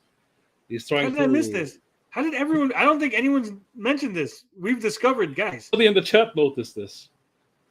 Eric July's wearing a fucking chicken hat. Sturgis said his typical day is 10 hours of work. Then he hits up the gym. I don't know if that's correct. No, it's not correct. Months in the gym, bud. Months. This is from months in the gym, bud. I mean, he could have a 10-hour work day, but not actually doing work, right? Like, I don't actually do work. But, you know. Yeah, Ethan brought it up on Trashcast. Oh, okay. I must have missed that. He's owning Ethan, says Ethan Stair. It's not a chicken. That's a cock. He has a cock on his hat.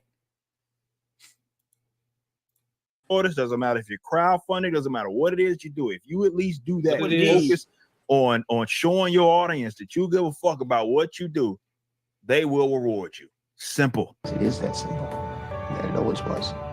You could think I'm the worst person God, in the that's world. You could think Eric sucks. Chuck Dixon, he's fell off the fucking cliff. Apparently the Saskas, they worship the fucking devil. They're the worst writers in the world. Nobody. I mean, not apparently. They do worship the devil. They do worship the devil. I don't know if they're the worst writers in the world, but I do know that other thing. That's not a supposed. That's a thing that's actual.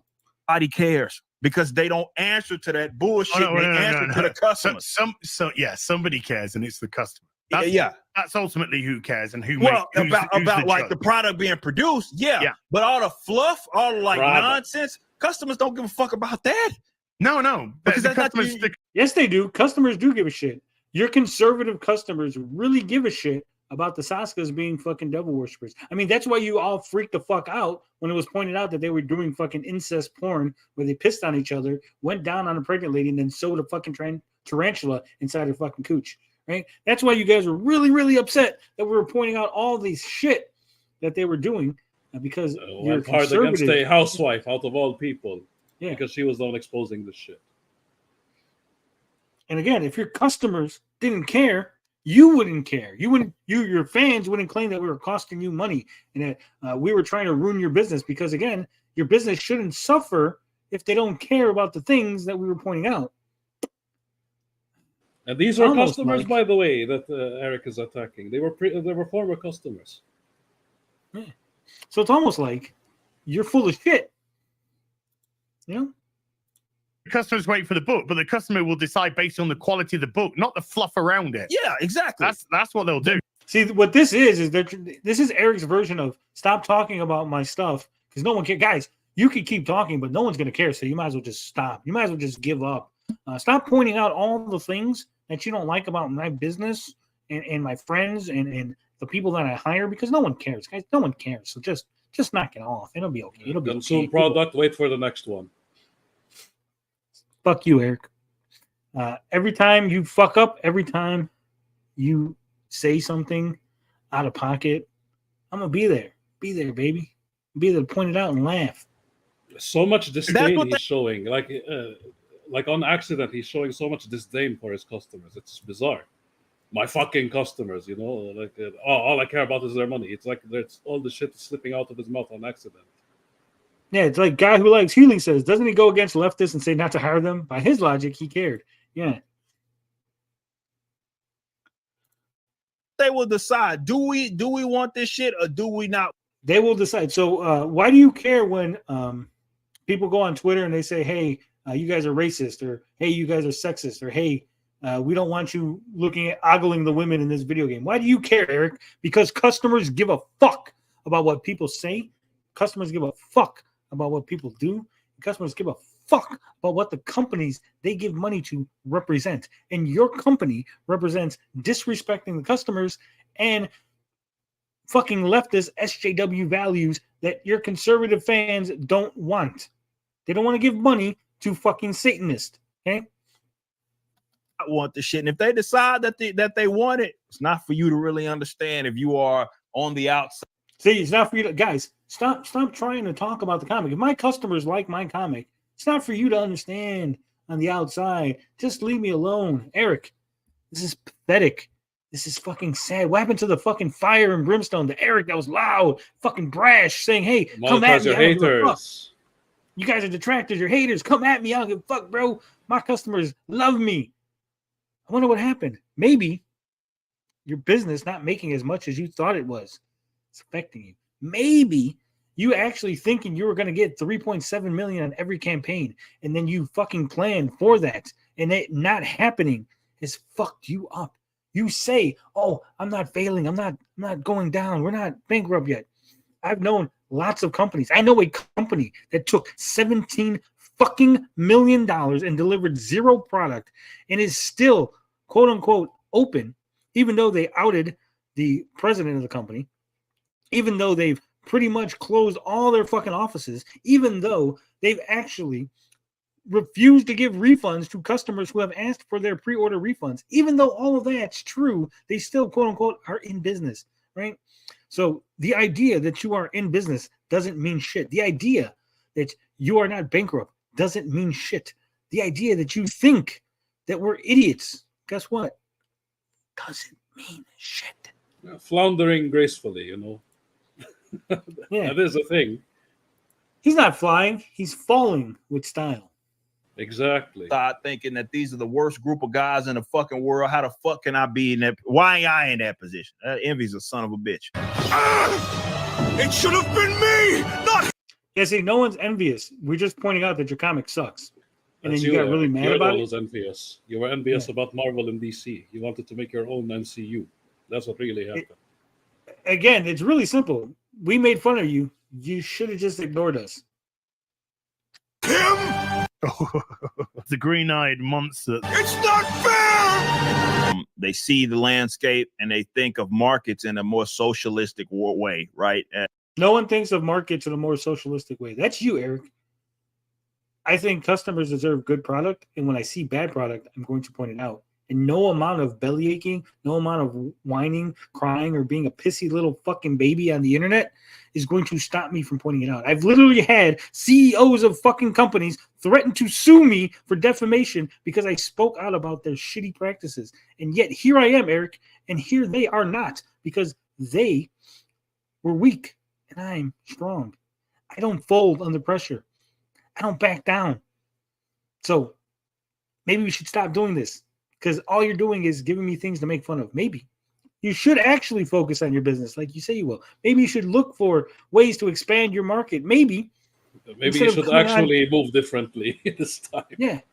No, actually, you should probably go back to moving sanely because instead of showing up on a live stream with the silverback, maybe you should be back on Fox News with actual people who can buy your comic. Maybe you should be out there, hustling on the Daily Wire or on fucking Tim Pool and actually convincing. I know last time you were there, Chris Bacon can attest to it. The needle didn't move much, but maybe if you were better at what the fuck you're doing, you could get the needle to move. You were in front of hundreds of thousands of people and you couldn't sell your book.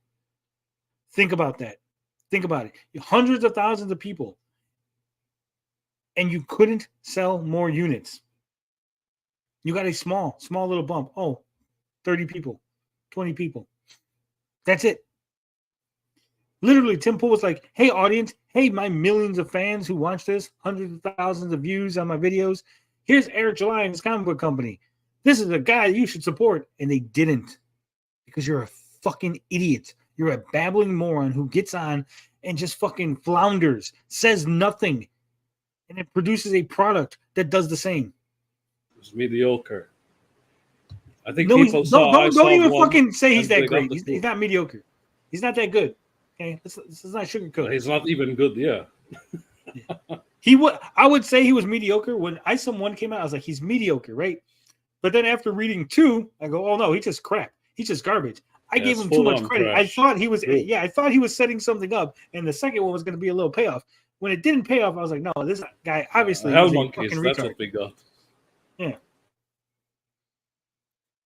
I believe his Fox News bit was a favor called in from Glenn Beck. Probably was. But I'm saying if you're good, if you go on Fox News, right? Even if someone invites you as a favor, right? And if you go in there and you wow the shit out of them and the fucking comments are like, oh, we love this guy. You need to bring him back. It's fucking fantastic, right? They will. Because they're going to make money off of you. If they can make money off of you, they're going to bring you out so you can make money. That's how it works. That's how all this works, right? If somebody comes on my show and I make them money, right? If I bring Zombie Boy out and suddenly his comic is selling more, right? He's going to want to have me on his show. And he's going to want to come back on my show. And if I'm making a bunch of money, if I have Zombie Boy on and I'm making a bunch of money in Super Chats because people are interested in Zombie Boy's product because it sounds great and fantastic and interesting, right? I'm going to want to have him back because every time he shows up, I make money. Every time he shows up, he makes money. It's a mutual beneficial arrangement, right? But when he goes to Fox News and they're not making any money, people are changing the channel. People are like, I don't want to hear this babbling fucking idiot, right? Fox News is like, oh man, we did that favor, but we don't need you back, Eric. You obviously are a fucking idiot. You don't know what you're talking about. You think you're Israel in the Israel-Palestine fucking conflict. You're comparing it to your little fucking internet beef with Dick Masterson. No, we don't need that shit. We don't need that kind of hate, right? We don't need the other news networks making fun of us for having a retard come out here and say stupid ass shit like he's fucking Israel. That really damaged him. No news network wants to associate with him after that incident. I can imagine. And Fox is desperate for content. Yeah, it is. And wait till I'm on your show. None of us are making. We're all making money, baby. We're making money. I've seen some of your work, Poseidon. Very promising. Yeah, I've seen some. He showed me some stuff. It looks good. I'm interested. Yeah, I think he's too much in his head. Poseidon, I'm going to say this: you're too much in your head, and you're too much second guessing yourself. You need to just go for it. Yeah. Knock out that first draft, knock it out, and go for it, and then refine. You're like refining before you're doing a veto. Don't be perfect. Just go out there, knock out that idea, get the overall story going, and then do a little refinement. You already have the pieces together. Go for it now. Yeah, the art looks good. I've seen the art, so yeah. All right, back to it. Man, we're never gonna get to this fucking video. In that some. Also, put some fucking glasses on. Stop all the squinting and the fucking. You can squint your eyes. No. He's young Ripper. He doesn't need to be shown in glasses. Apparently, he's trying his best not to wear. Put contacts. Buy some fucking contacts. You can afford it. You made $3.7 million. Remember, you rolling in the dough. Roll your ass over to a fucking eye doctor and get some goddamn contacts. Ridiculous. Somehow the Rippaverse existing it means that they can't also exist. No one's ever said that, Eric. This is the straw man. I'm going to build a straw man to knock down. Some people out there, I don't know if you know this, TJ, but some people are out there saying that Tony, by having a Frogman comic, that means we're not allowed to have a Frogman comic. And that's not how it is, man. You can have other Frogman comics. I'm saying, them people that are saying that they can't have a Frogman comic because of my Frogman, I'm just saying that other people can have comics with Frogman, and I don't understand why they would say that. Go out there, be great, make a Frogman comic, give me a bunch of money, because I said a thing that made you feel good. Not how it works. If anything, let's say it's not how that works. Say that we've introduced them, which we have. There's a lot of people that said, "Hey, man, Rippaverse," or it's the first comic book that I've gotten like years. In the years, yeah. Right. Yeah. Well, that's a potential customer. That's a guy that got back into the hobby. So many folks. No, it's not a guy who got back into the hobby. That's a guy who bought a fucking tchotchke. Tchotchke? Yes. Apparently, I heard it's pronounced tchotchke and not tchotchke. I've always heard it as tchotchke, but whatever. That's someone who's buying a little fucking merch. Right? Like, I'm gonna support Eric. I'm buy some little fucking merch because your comic sucks. It's not getting anyone back into comics. It's gonna get people out of comics. They're gonna read that and go, "Fuck, this is what comics are. I don't want this shit. I want good shit. I didn't know comics suck. I thought comics were good." Look, would see that, and maybe there's some. I'm going back to the big two. Something else that I'm into this now. I'm back in. What else is out there? So the last thing that I think people should. You don't want people to see what else is out there. They ain't coming back to the Rippaverse. If someone goes, "Man, this is good. What else is out there?" They're gonna go, "Oh shit, this shit's great. Why did I like that good shit? That shit over there no good." You're gonna be out customers. Your best bet is to keep them indoctrinated into thinking that Rippaverse is the only thing worth buying. Should be doing, which is fucking retarded, and there are people that are banking on that. Hey, you see that new company that's not even 2 years old that has had $4 million campaigns, which shows that there's a bunch of retarded people with money. Yeah. Why is the government giving retards money, and why are they spending on Rippaverse? That should be fucking Fox News. Investigate that shit. Willing customers that are willing to pay money on comic book stuff. Yo, why don't we just insult them? Any more bright ideas? Oh, so now leave my customers alone. You're being mean to my customers, and they don't like it. Tell your customers to leave us the fuck alone. We just saw James Hurley a while ago, one of your fucking fans, Eric July, going at us. Shows that his pricing is high. Yeah, here's the thing, Eric. Your customers are assholes, okay? I'm allowed to say your product sucks. Just the way that you say Disney sucks, and then you're like all mad when Disney, quote unquote, shills attack you. Why are these Disney shills attacking me? Why are all these Disney fans sucking the teeth of the big company and they're attacking me? Just like you're able to do that, I'm able to say, hey, why can't I just say that Rippaverse sucks without having to worry about homeless Larry crying about me on a video? Huh? Why can't I say that Rippaverse sucks and that the campaigns are fucking losing money without having, Sturgis put my face on a dog? Yeah. Or student of God, or all the other fucking retards, right? No one's insulting the non-retarded fans you have. You have a few fans that are not retarded. How do I know this? Because I don't know who the fuck they are, right? The non-retarded Rippaverse fans, you are fantastic. I love you guys. I don't know who God you bless are. You. I've never seen you. You've never interacted with me. And that's the way it should be, right? Because I am not a fan. I am a critic. You are a fan. We should never fucking cross. You shouldn't be mad at what I criticize, and I'm not mad that you're a fan. You don't ever see me attacking these people? No, because I don't know who they are. Why? Because that's the way it's supposed to be. But anyway, being mean to his customers is his job. Eric July and the Chimpanzees. Flying monkeys. The Simpaverse. Got a few? Yeah. I would take that as a potential creator, let's say, and be like, oh, there's a market here. Bingo. That's how you Oh, there's a market here. Retards. I should be friends with Eric July so I get some of that retard money. No, fuck you. That's the nepotism that Disney and all the other big companies that you bitch and moan about do, right? We're going to play nice with each other so we can all fucking suck off each other's company, suck off each other's fucking fans, right? That's what you guys hate. You want real criticism.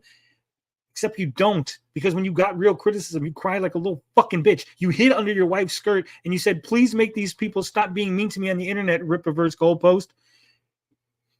Should take it. I apply myself. If I approach a customer base with a open and transparency, and just keep my shit to actual work. Oh, hell, maybe we can get in on that.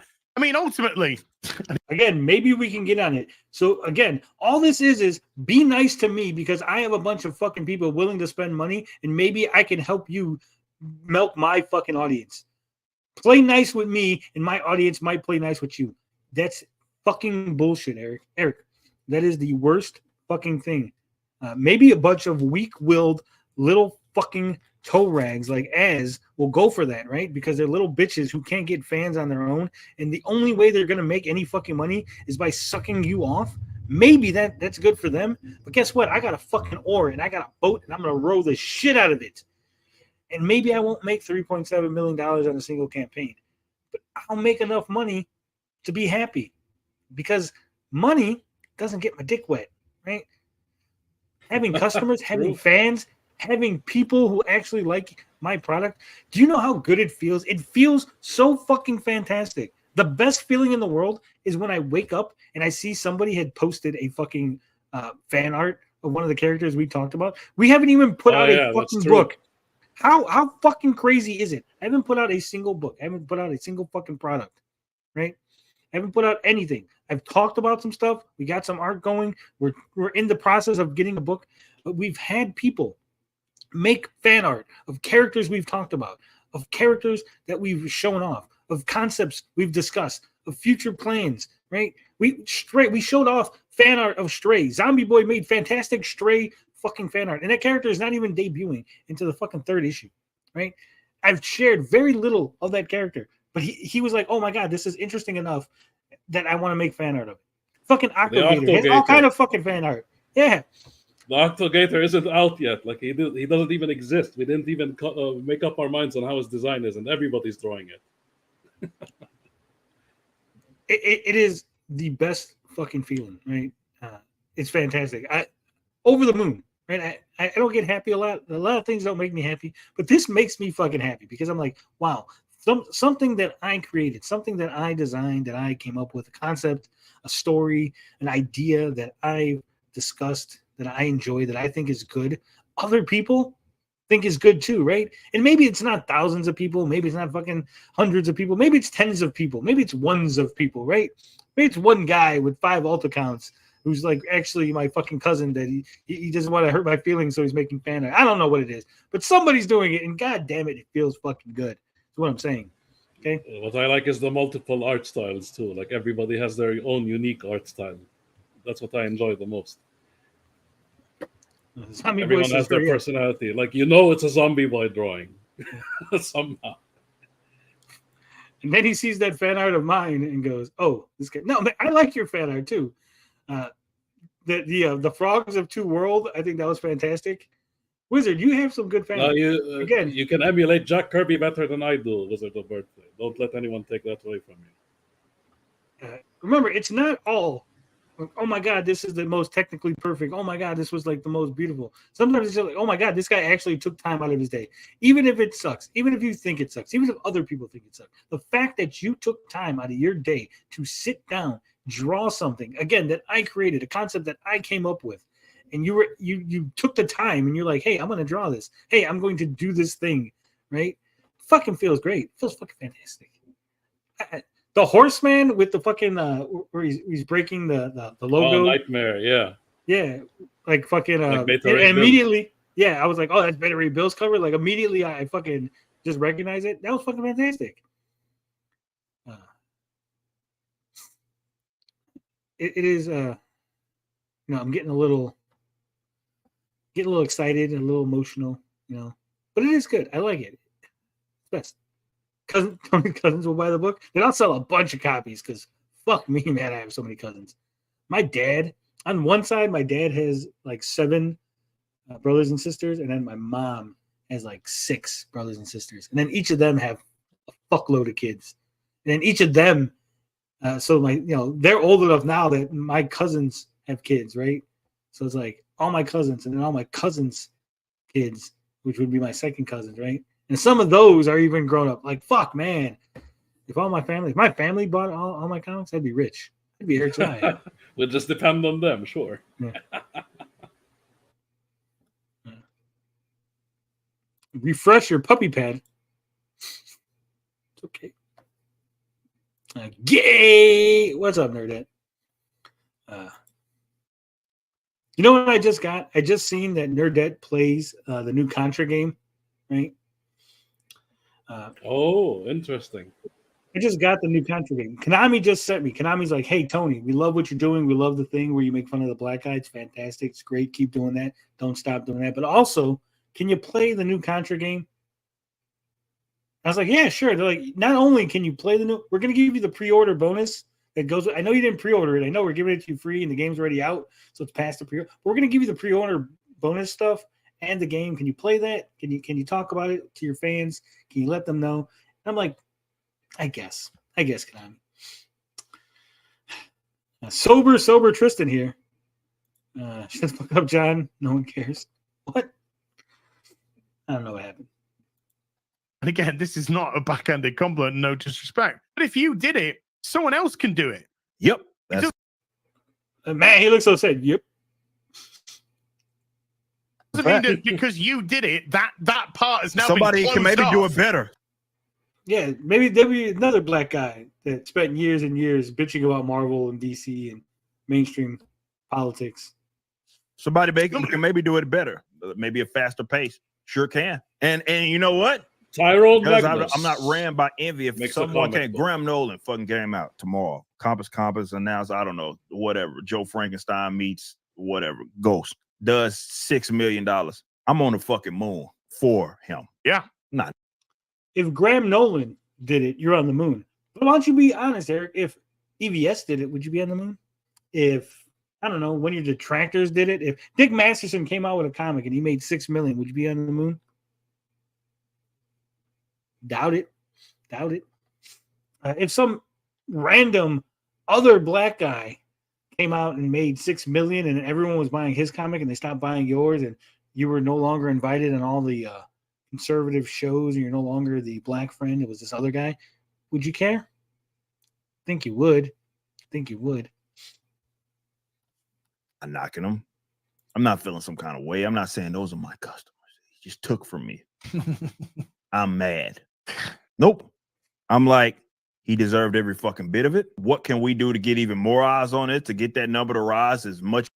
See, that is envy, Eric. That is 100% envy. If you're going, what is it that I can do to make my numbers reach his numbers? You're envious of his numbers. You want his numbers. Being not envious would be, that's great for him. Not caring. Yeah, I don't care. I'm going to keep doing what I'm doing. Like me, I don't care what numbers Eric hits. That's why I don't really talk about the numbers. Only when people bring it up to me do I, okay, let me comment on the numbers. But most of the time, I just talk about what you say and the quality of the products, because those are the things I care about. As we realistically can.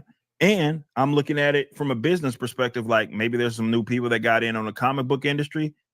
It makes far more sense for Graham and myself to be cordial.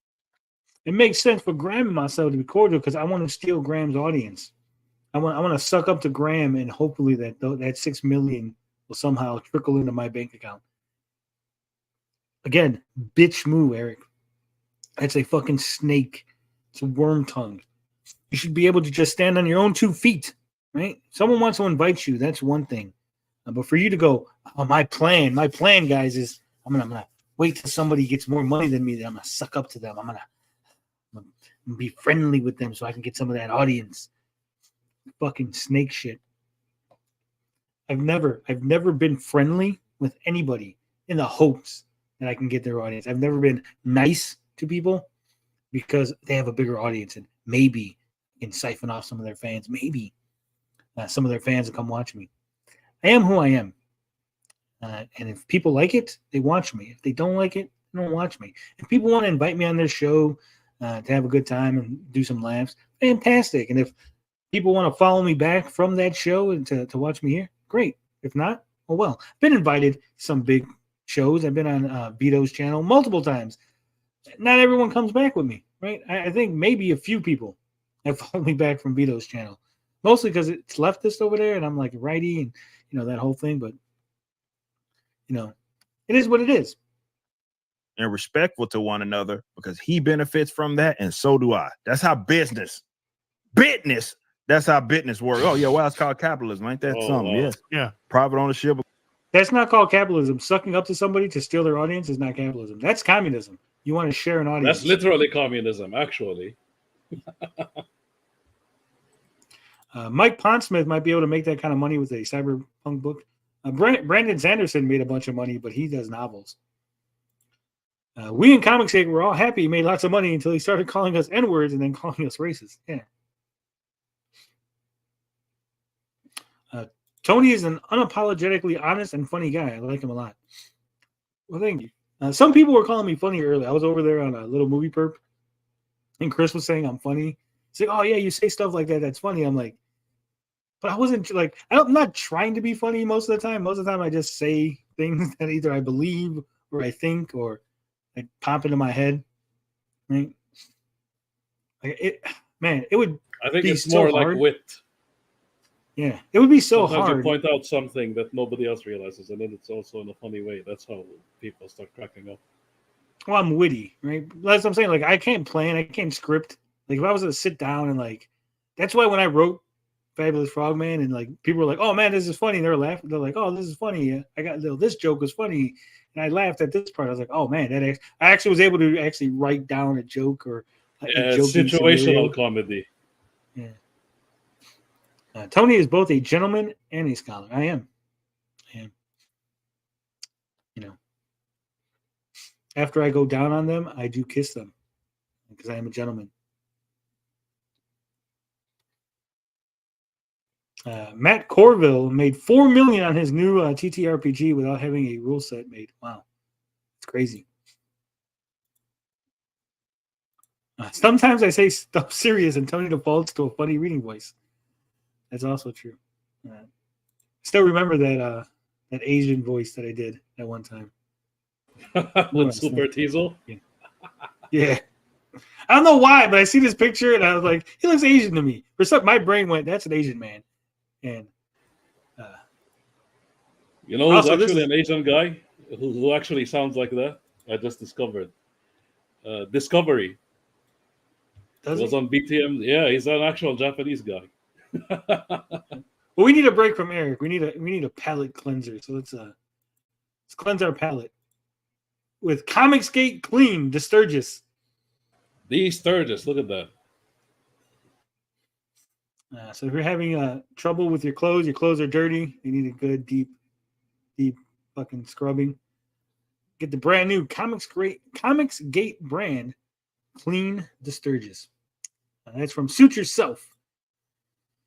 And of course, the drawing itself was made by EBS.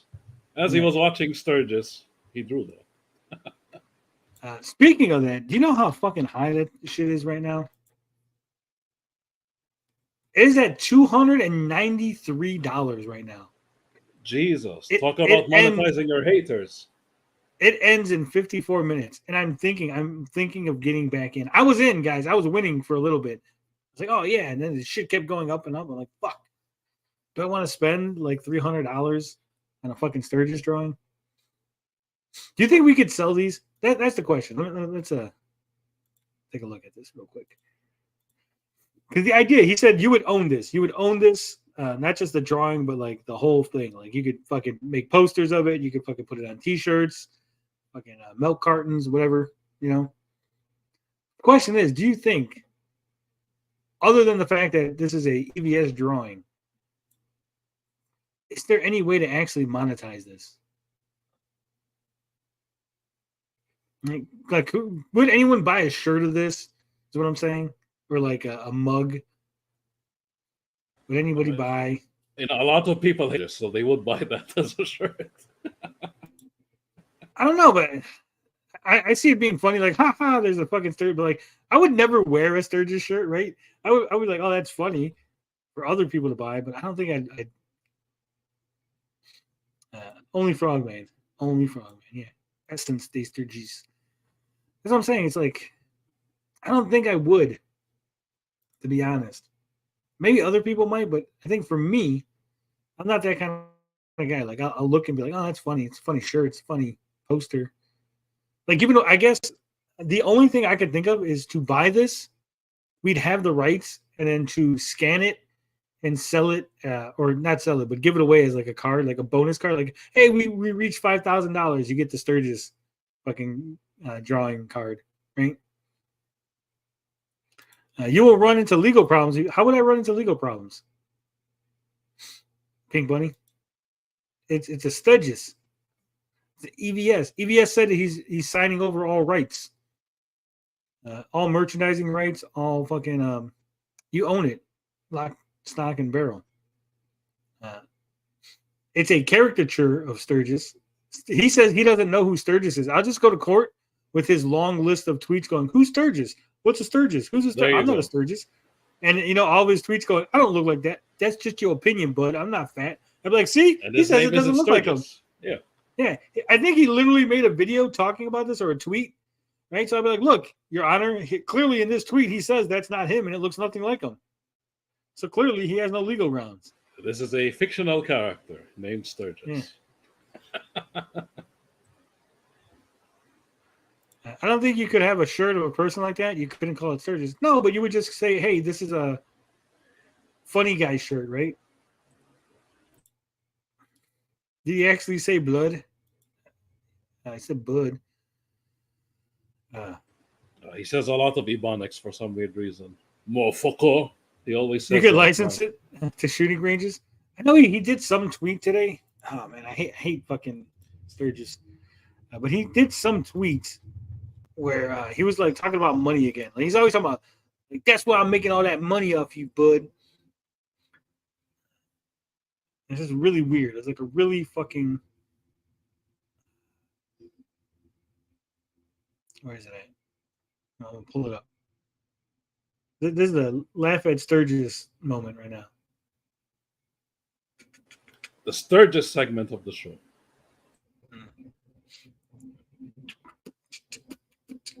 Yeah, that's how he says it, John Thornton.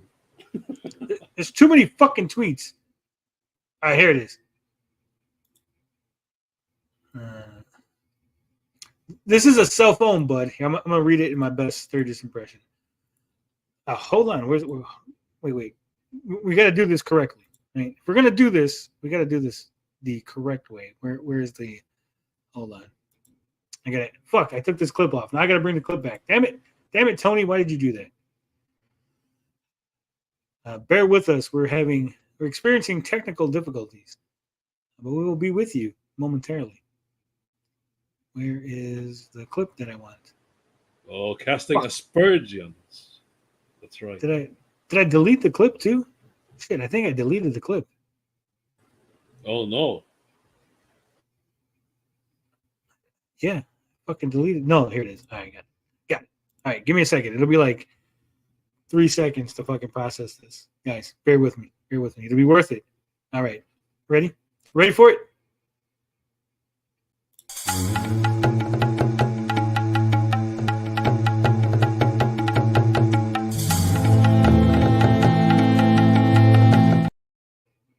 Crikey! We are hunting the rare North American Sturgis. Retardus Sturgianus. All right. So what do we got here, bud? There's a tweet from Sturgis. All right, where is it at? It says, "The funny thing, bud, this is once again another self-owned, because he can't even sell his own comics for more than what they would probably sell for." Okay, first off, you fucking retard. EVS would be sued. They would sue him. He cannot sell his comics for more than he can sell his comics. What kind of fucking retard are you? Hey, EVS, he can't sell the comics that he's selling for a higher price than he's selling them for. Dude, do you fucking hear yourself? Zero self-awareness, complete ignorance.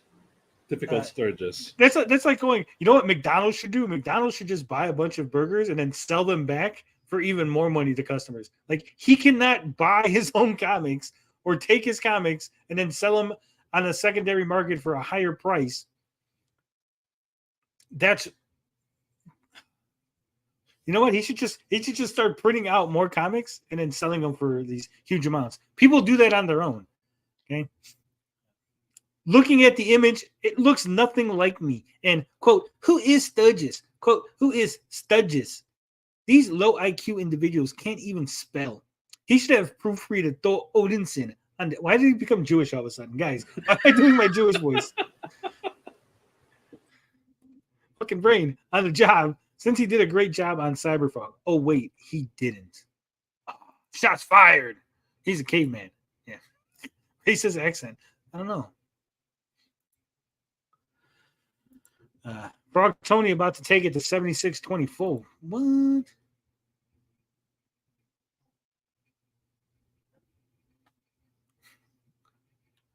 Frog Tony versus actual fan. What's actual fandom doing? What's going on with that? Something going on? Something happened in the chat? Something happened? Oh, I'm fighting. That's right. Okay.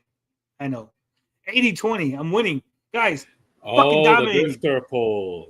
All right. It's not that much of a contest. It's always a contest. When I'm involved, it's a fucking contest, okay? I don't care if you're like, this is the biggest asshole tournament.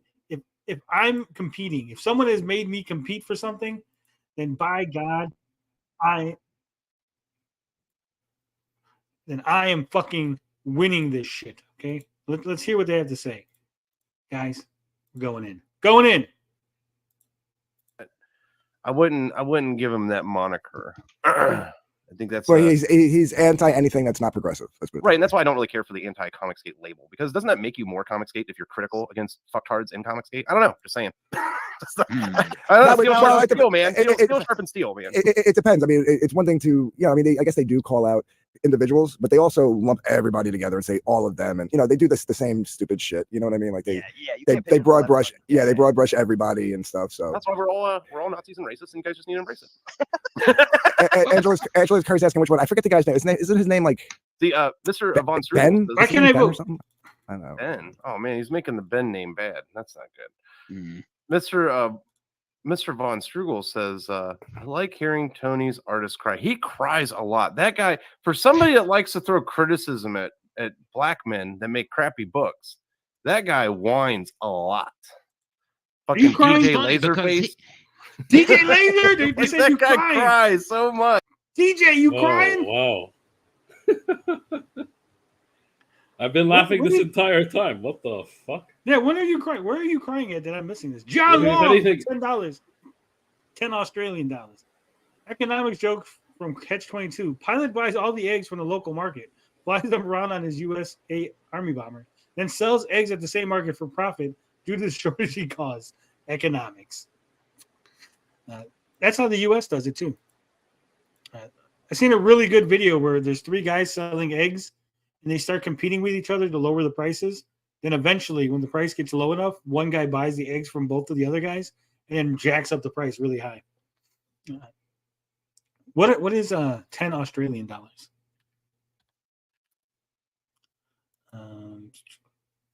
That's like 2 cents American.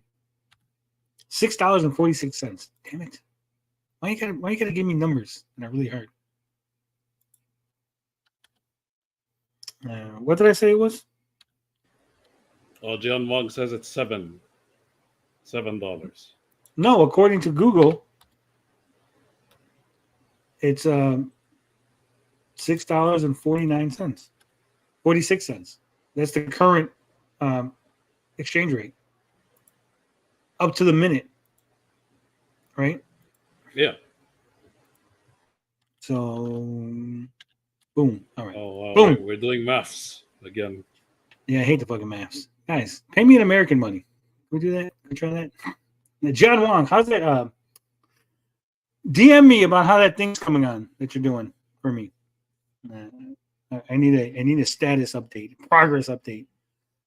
High risk, high reward. The economics of comics part owner. Oh Lord, it's a ballsy move. Some people, not many, sing my rap lats phonemics for payment, not any. Are you digging my groove? I gave you 40%. You're a cold bitch. I gave you 40%. You got a chance to get rich. I gave you 40%. Don't do no crop on the bluffing. I gave you 40%. So right now you get nothing.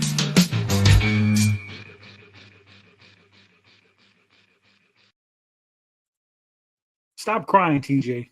Let's It's like say Frog this, Tony came on stream. It's like, if you got any criticism, wait, just give him out. before I'll you give keep him out. playing He'll this, gladly accept them. Oh, it's I'm too going late to for say that. this on Okay.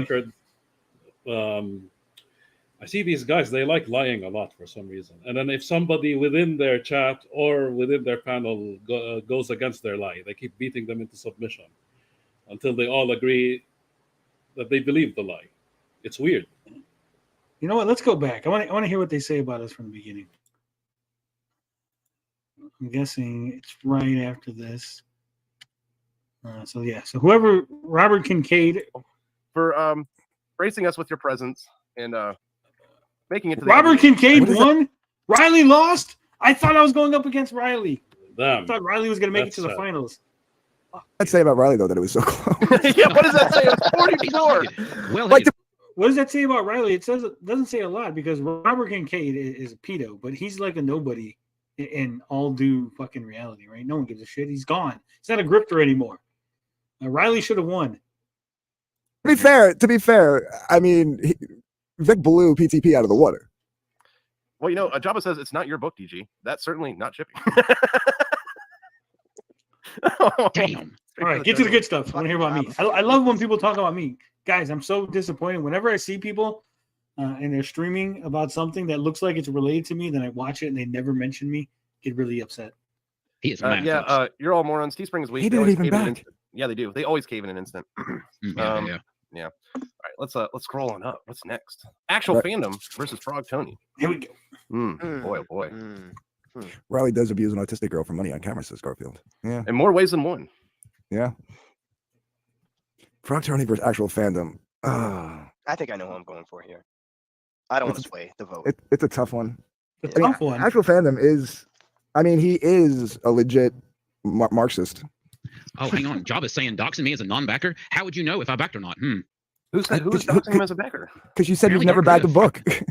I said that about Jabba? No, Dark No. Griff said that. Dark Griff, sorry. Oh, Dark Griff said that. I didn't say that. Jabba's mad. Yes, he is. I already did the see. I had to correct myself, Cherry. I did it. We are actually concurrent. You I'm just doing missed I'm it, doing yeah. the ugly 8. So last week was my sad 16. So it's this week is my Yeah. weight. And I'm very sad because Anthony was not in my fucking sad 16. So obviously Cherry has a superior. Could you guys stop talking about other people and get back to fuck? Why do they do this? Oh my god. Why are you talking about other people? Talk about me. Talk about me. I'm the one. I'm the interesting thing. I bring in the views. Better than I do. No, I'll call it. It's gonna. If Cherry's picking it, it's gonna be me versus Vic at the end. I sure hope so. Well, no, you're right. It can't be. Like I'll show it to you. It's a double bracket spread. Man. It's professional. It's Who gives a shit about all that? The ugly 8. The ugly 8. So yes, we got. So let's get the actual fandom and Frog Tony up there. Oh no, how about JD Kirby? Uh-oh. Vic left Sweet 16. Oh no! No. That's the comment of the stream. Yeah, I think that might be the winning comment of the stream right there. Vic. Why they're torturing me? This is And torture. remember, they say we're not allowed to make jokes like that. Remember? Yeah, you're not allowed to I'm make just pedo saying. jokes. No pedo Yes. humor. Love Sweet Meanwhile, 16. Yeah, Cherry says Gargroff should hope no. Vic would run away with it. That's right. I feel like you don't want to win these competitions, so I'm good with that. I want to win, so come on. You don't. Other people do. He'll be road to redemption. True. It's all a matter of perspective, man. So you know what's interesting? See what's interesting about actual fandom is like how he overlays into Comicsgate by like his co-hosts and stuff, who they run around with like Frog Tony and stuff. It's really weird. It's very. It's really weird. It's really weird. Eric debunks. Eric, not his co-host. It's just one of his co-hosts, right? Eric debunks. That's it. He goes wherever Bob. he wants. Like he went to BTM reviews yesterday. Like, well, I'm saying we nobody don't know. controls Bob it. doesn't come over here. The other guys doesn't come over here. It's just Eric. strange. So you know They're actually, aren't they like tangentially linked? Like, yeah, that's why he's here. That's why he's here. They're linked. It's fucking weird. Yeah, because he has that one dude, the gay guy, right? That's on his show. That's also like on the you're actual linked fandom to show. Yellow Flash. Right. Yeah. What? Like they're linked to Yellow Flash. Yeah, it's weird. But hold like on, so I'm many gonna hear this Rippatards are in their chat. It's so weird. It's very weird. All right, let's hear what they're saying. Come on. Because he has that one dude, the gay guy, right? That's on his Yeah. show. That's also on the actual fandom show. Right. The gay guy's not on my show. He comes in every once in a while, and I let him on because we're cool. That's it. Why do people think just because someone shows up a couple of times on a stream that they're on my show? It's not. Hey, right. The old 30's asking for a quick recap. Let's see. Let's see. Tell us about these two again. Oh, talking about well, yeah, Frog Tony that decided to grift into CG before he was chosen he was one. anti-Ethan, he was anti this or anti whatever. Who Well, cares? he left He's always CG, grifting. He so has I a whole don't know new why grift. you're Now complaining. he's found a grift. I was never anti-Ethan. I was never anti-CG. They're all lies being spread by people who are jealous that I was chosen, that the clouds opened up. God reached down from the heavens and he said those 4 magic words. Smiller out, Tony in. That's right. That he can just, take IPs and just basically rip them off and repackage them and make Dude, comic books allegedly. They showed me that Wednesday night. This like Ace of Spades character. Yeah. That's like a total blatant lit ripoff of Ace of Spades from DC. I was like, Who was a total ripoff of James Hurley's idea, you fucking idiots. Yeah. We'll give them. They probably were too busy with their show to watch our show, but they'll eventually figure it out that they're retarded. like, just change the name. Just change the name. Well, he didn't change the name of Frogman, so why change the name of this? Garfield says actual fandom did admit to contacting MegaCon and trying to have Rippaverse thrown out. He pledged to do better to his audience and keeping Nazi right-wing comics out of cons. Well, obviously he's never read Isom. Right? Oh yeah, no shit. Let's see. Yeah, that's right, Cherry. Frog Tony is definitely the grifterella of my tourney, and like Word Nerd and Sheila in mine. That's right. Like, oh yeah, I'm the grifterella, guys. I'm the Cinderella story. I'm gonna come from fucking nowhere. I'm gonna be that guy like, oh, he was never gonna win it. He was just put in for a joke, and then suddenly king of the grifters. Sure. The chosen one wins it all. Like Frog Tony is having a really good grifterella run, like a really good one, really solid one over here, and he's at 77% because people see his grift from a mile away, and now he's trying to make a comic on top of it.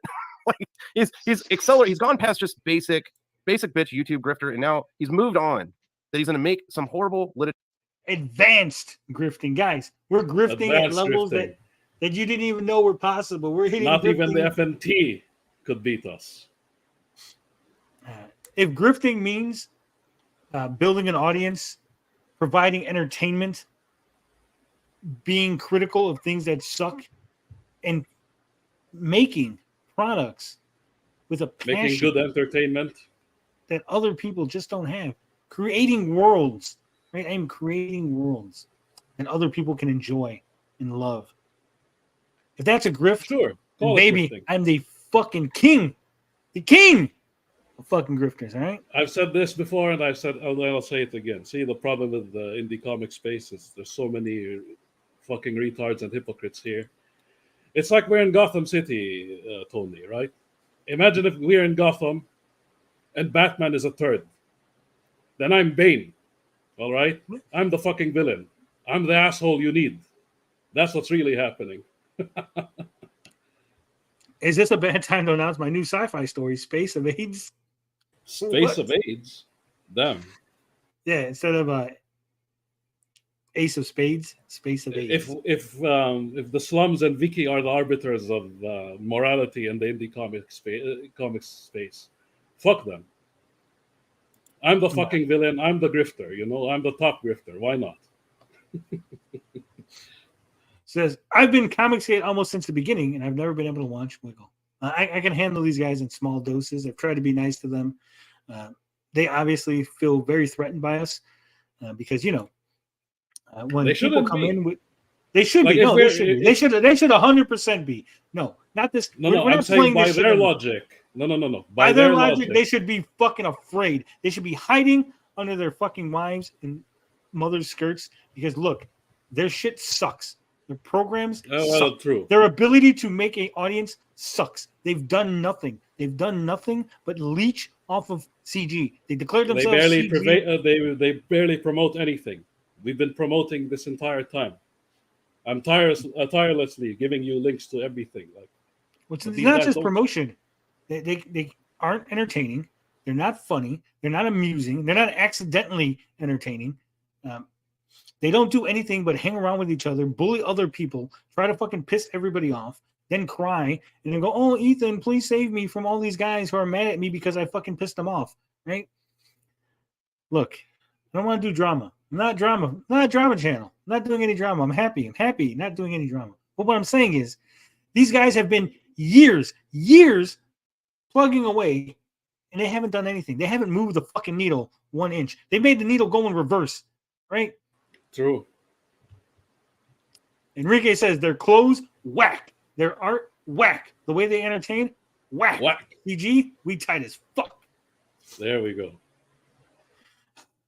All right, let's get back to it. I want to hear more about me. I like me. Literature that does not deserve to exist in this world, but he's going to force it upon everybody around him. My God. You know, It doesn't. Well, say that again. gone past just basic bitch YouTube grifter, and now he's moved on. That he's going to make some horrible literature that does not deserve to exist in this world, but he's going to force it upon everybody around him. I'm gonna make horrible guys.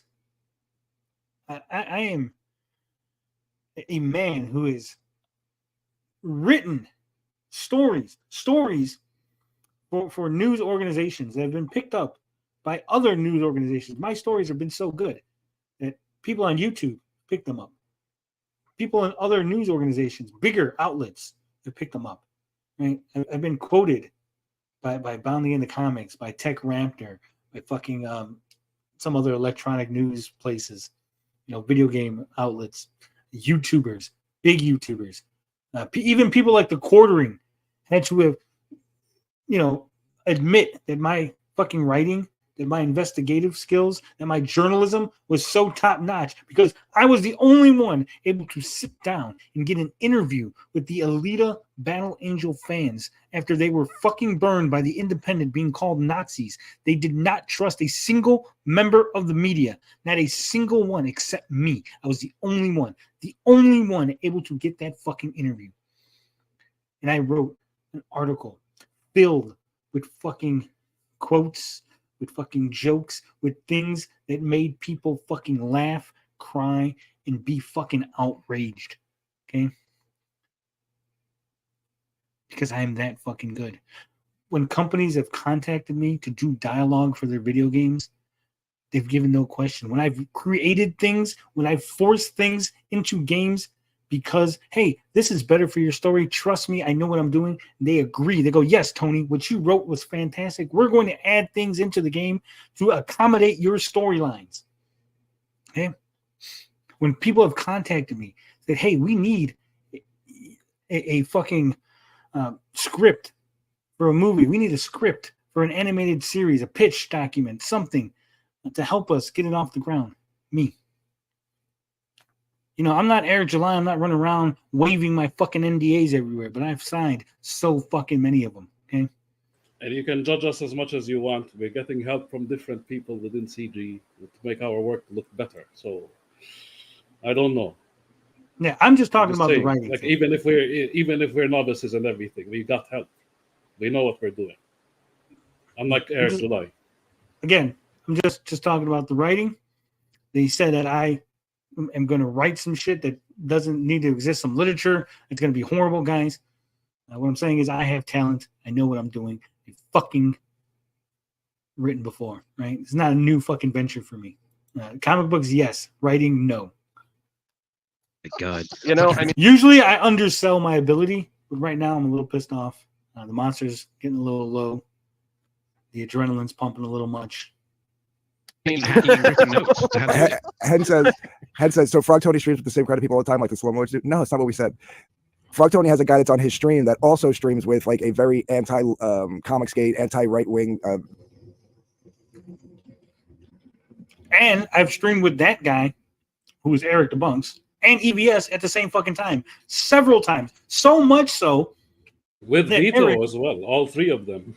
No, but I'm just talking about specifically Eric Debunks and EBS. I've streamed with them so many times. I've got two of them on a stream so many fucking times that now Eric goes to EBS streams to hang out in the chat and talk. And EBS recognizes him and he talks back to him. And they have a cordial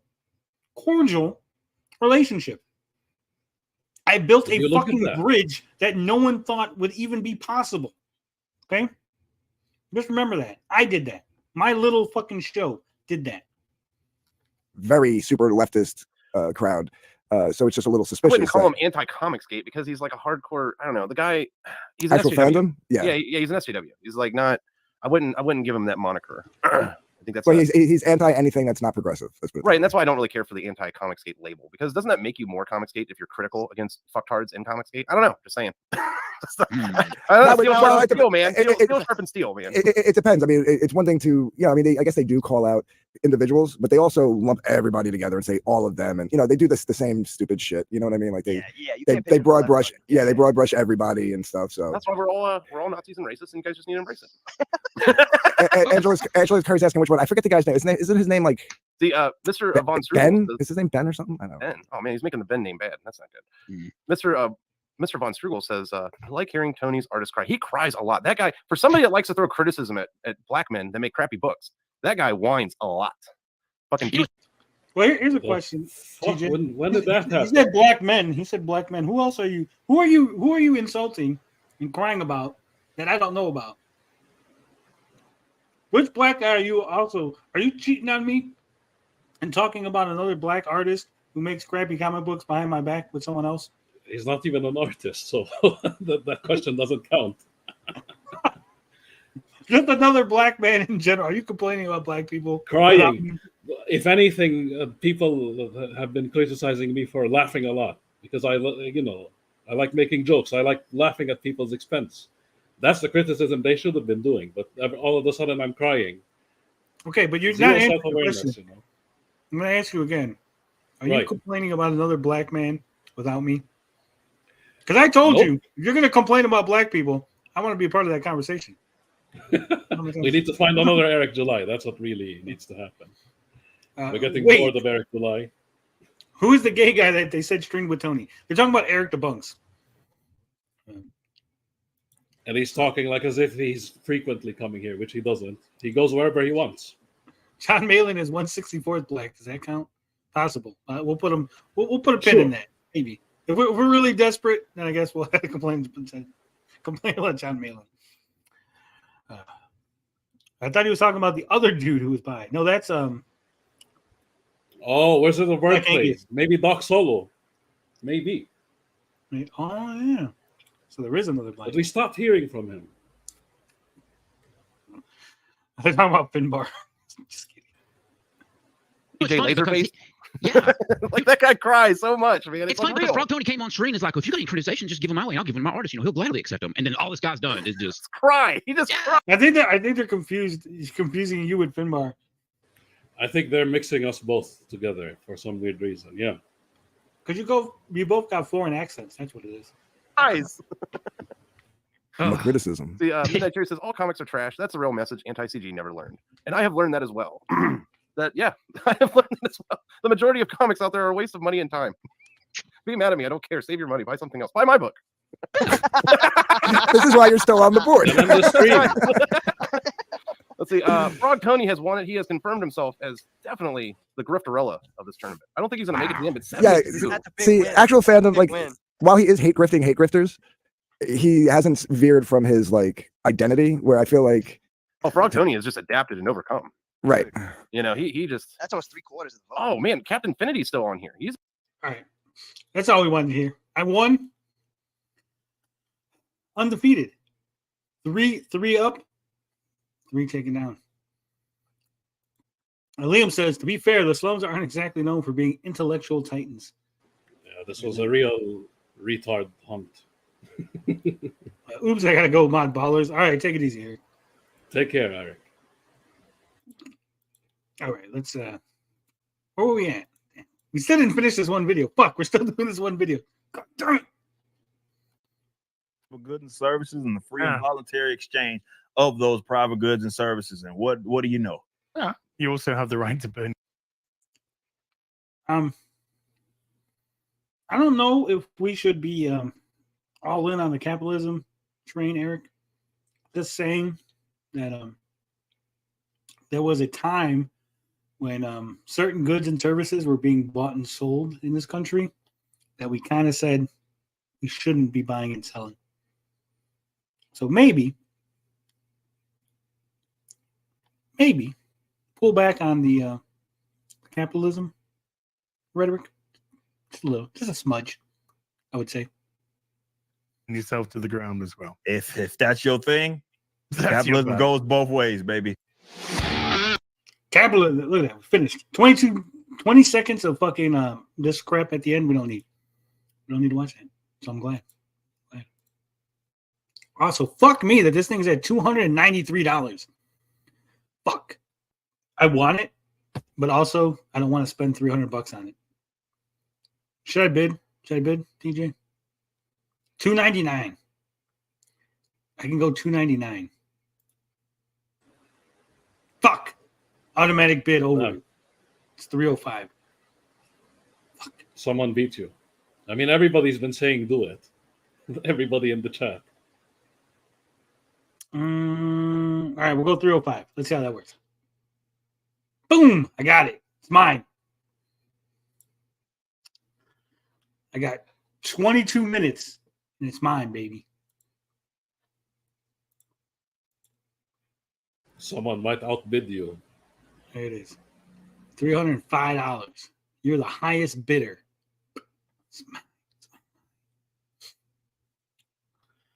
As long as that guy doesn't wake up, maybe he put automatic bids, went to bed. I've had that happen.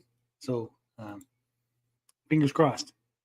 I don't think I'm going to go much higher than this. I think this is we're pushing it now, right? Let's hope so. Also, I won, baby. Oh, man, I'm up against Robert Kincaid. Do you think I could beat Robert Kincaid? I think they hate you that much. They might actually let you beat him. Because if I beat Robert Kincaid, and then I'm pretty sure Vito is going to beat JDA, then it would be me versus Vito, and then I could beat him. Could you? Make that happen! Come on, guys, you have to make it happen. Get me and Vito in a situation where we're going head to head, and I can beat him. It's Friday, Tony. Your kids are drunk and asleep already. Let's take this to Monday, brother. Whatever Eric July says about his detractors, our detractors sound exactly like what Eric July imagines. It's strange. Is it technically accurate that racism against basketball Americans didn't exist in slave times because they weren't people, but property instead? That's a thing that was said in the chat, guys. Have I been defeated yet? Last I heard, I fought George. Let me see, Liam. I think. Where is Liam? I know you beat. Yeah,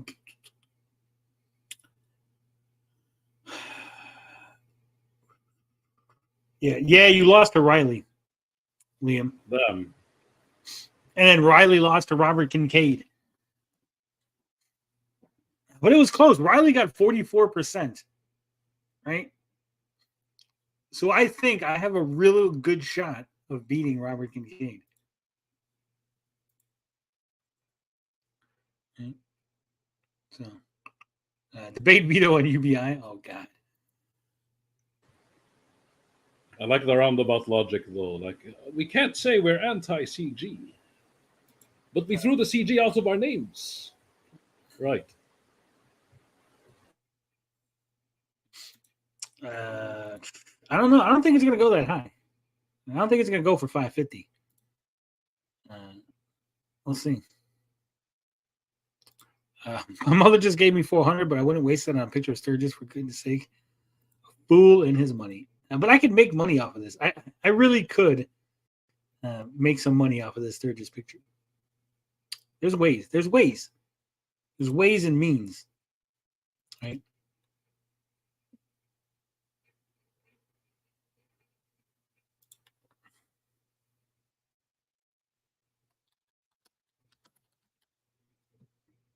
All right, let me see.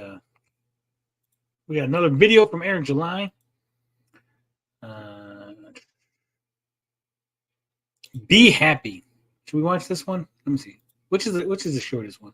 Be happy is 4 minutes. It finally happened is 2 minutes and 38 seconds. And the harsh rally is 5. Damn, I guess we're gonna watch. It finally happened, guys. It finally happened. Eric July has lost his virginity. Oh, Cypher's basement in the chat. The same Cypher's basement who confused Eric July about transmasculine. Yeah, his trollism knows no bounds. Hope you get it though. I just think Riley will spur out for this. I'll be able to take pictures with Riley. Oh man, that'll be so good. I'll hold up the Sturgis picture. So when I take pictures with Riley at C2E2, it'll be my body with Sturgis's face. Wait, you guys saw my video on Eric July Rippaverse? Yeah, we watched it. We did. What, the other day? You say Monday? Yeah. Monday? I think it was Monday. Transmasculine, yeah, that video. And someone sent it to us. And they're like, hey, you should watch this video. Strange signal, yeah. Yeah. Clippa must have clipped. All right, let's watch this. When some of my fellow creatives called me various names like Black Stan Lee or Black Walt Disney, it's said as a fun joke. No, it's not said as a fun joke. It's said to piss people off. It's said because they want to suck up to you and pat you on the back and get all your fans to cheer for JDA them. made an entire article saying that you're going to be the next Stan Lee. Yeah. I'm not anywhere close to those guys yet. But the one name that seems... What do you mean yet? Hold up. I'm not anywhere close to That's those a guys. self-report. No. You're never going to be anywhere near those guys. You're not going to be the fucking Walt Disney, the Stan Lee, none of that shit. Get that out of your fucking head right now. Those guys were once in a fucking lifetime people, right? Neither will we, and we're okay with that. Yeah, I'm fine with that. I am the Chicano Stan Lee, though, so there's that. Seems to be less and less. Now I'm calling this place. This is the House of Indie Ideas, right? So you got the Marvel was the House of Ideas. This is the House of Indie Ideas. Just so you know. Of a joke is the Donald Trump of comics statement. Who called him the Donald Trump of comics? I have never in my entire life heard anybody say that. Yeah, I haven't seen it on Twitter. I think he's the only is in reference to the level of scrutiny that I get. How me just existing has made some people obsessive and crazy, and how people throw everything at me in hopes to take me down, ruin the reputation, all of that. But those aren't the only similarities. I'm even now getting. So this is the reply. It is all for quote. It is all quote for making a company. So you sure about that? That's like saying quote hating on a person for being an artist about Hitler. Obviously, Eric isn't as bad as Hitler, but I couldn't think of someone worse than Eric on the fly right now. So he wasn't comparing him to Hitler. What he was comparing was the level of deflection, right?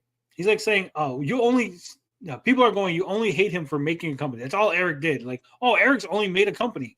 So he's going, well, if people were like, oh, you only hate Hitler because he did bad art, right? He was an artist. That's why you hate Hitler. Like, no, there's legitimate reasons to hate Hitler, just like there's legitimate reasons to hate Eric July. That's the comparison he was making. He was comparing your fans cope. He wasn't comparing you to Hitler. He wasn't saying, hey, Eric July and Hitler are the same because Eric July X, Y, or Z, right? See, I would have put Stalin in there just to make it more palatable. Guy with the funny mustache out of Germany.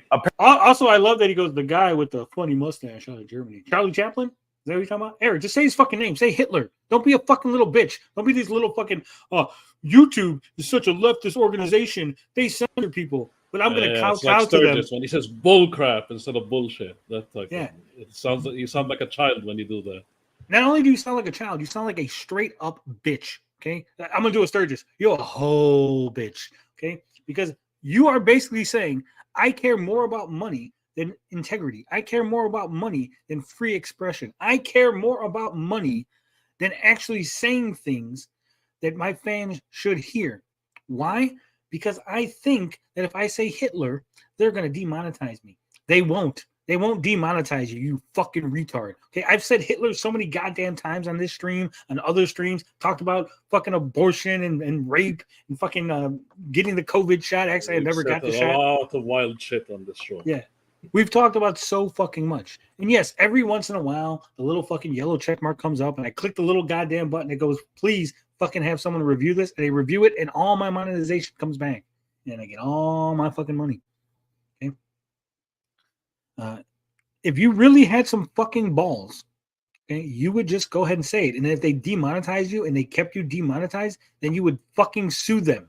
Then you Like fight all back. you fucking guys whine about, we should sue, we should do this, and none of you do shit. You put pull your up. tail between your legs and you fucking cry about it, and then your fans give you money. Oh, here, I know that YouTube was mean to you, so here's $100 super chat. Hopefully, it makes you feel better. Why is your fans paying for YouTube fucking you? YouTube fucks you, and then your fans pay for it. Think about that, okay? And you're okay with this situation. You're being fucked by YouTube. Fans are paying. Apparently, creating a successful independent comic book company is a crime so bad that this guy can't even name someone worse than me on the fly. And I know there are a lot of conservatives here, but I don't think being compared to Trump is a good thing, to be honest. And it depends on what you're being compared to him about, right? I mean, you could be compared to anybody, and I'm going to stand by the statement. You could be compared to anybody, and it'd be a good thing, depending on what they're comparing to. Let me give you an example. Rasputin, right? He's a fucking horrible person. But he had a big dick. So if someone was like, man, you have a dick like Rasputin, I'd be like, yeah, I agree. That's fucking great. Fantastic. Great comparison, right? Now if they're like, hey, you're an asshole like Rasputin, I'm like, whoa, that's bad comparison. Don't do that. I'm not that bad. You're all YouTube, bitch. Fans and creators. Did you guys see he started a comic book company because he saw the demand for indies indicated a huge payoff? Yeah. It's all about the money. Eric July is Always about money. We're the grifters, though. Enrique says, how is it successful and independent if he has multiple investors and hasn't paid himself a single dollar in years? This is literally a crumbling bridge. I have something long like Rasputin. Oh, shit, wizard. Chicken now. Did you notice his bio said married his longtime friend? Not the love of his life. Rippa is a beard. Mrs. Rippa is a beard. Wow. Damn. Well, we all know that Mrs. Rippa is not the love of his life because Mrs. Rippa is not in the comic. He's looking for Jasmine, the love of his life. Jasmine, that's right.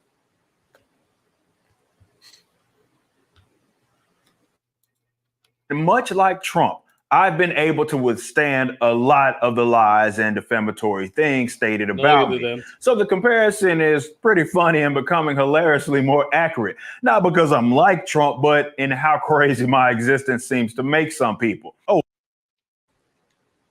look at him about to, it's like he's cope laughing, you know? Like deep inside, he's about to cry. Yeah, nobody... When we get to the level of people are going, man, did you see Eric July had 2 scoops of ice cream? Then maybe that comparison to Donald Trump would be accurate.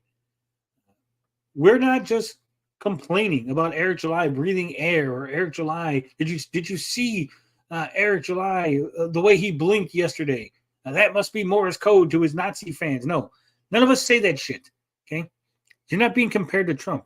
Trump is being attacked just for existing. Okay, just for wanting to run for president. No one is attacking you for making a business. No one is attacking you for existing. They're going, this product sucks. And this thing you said is stupid. And this other comment you made was dumb.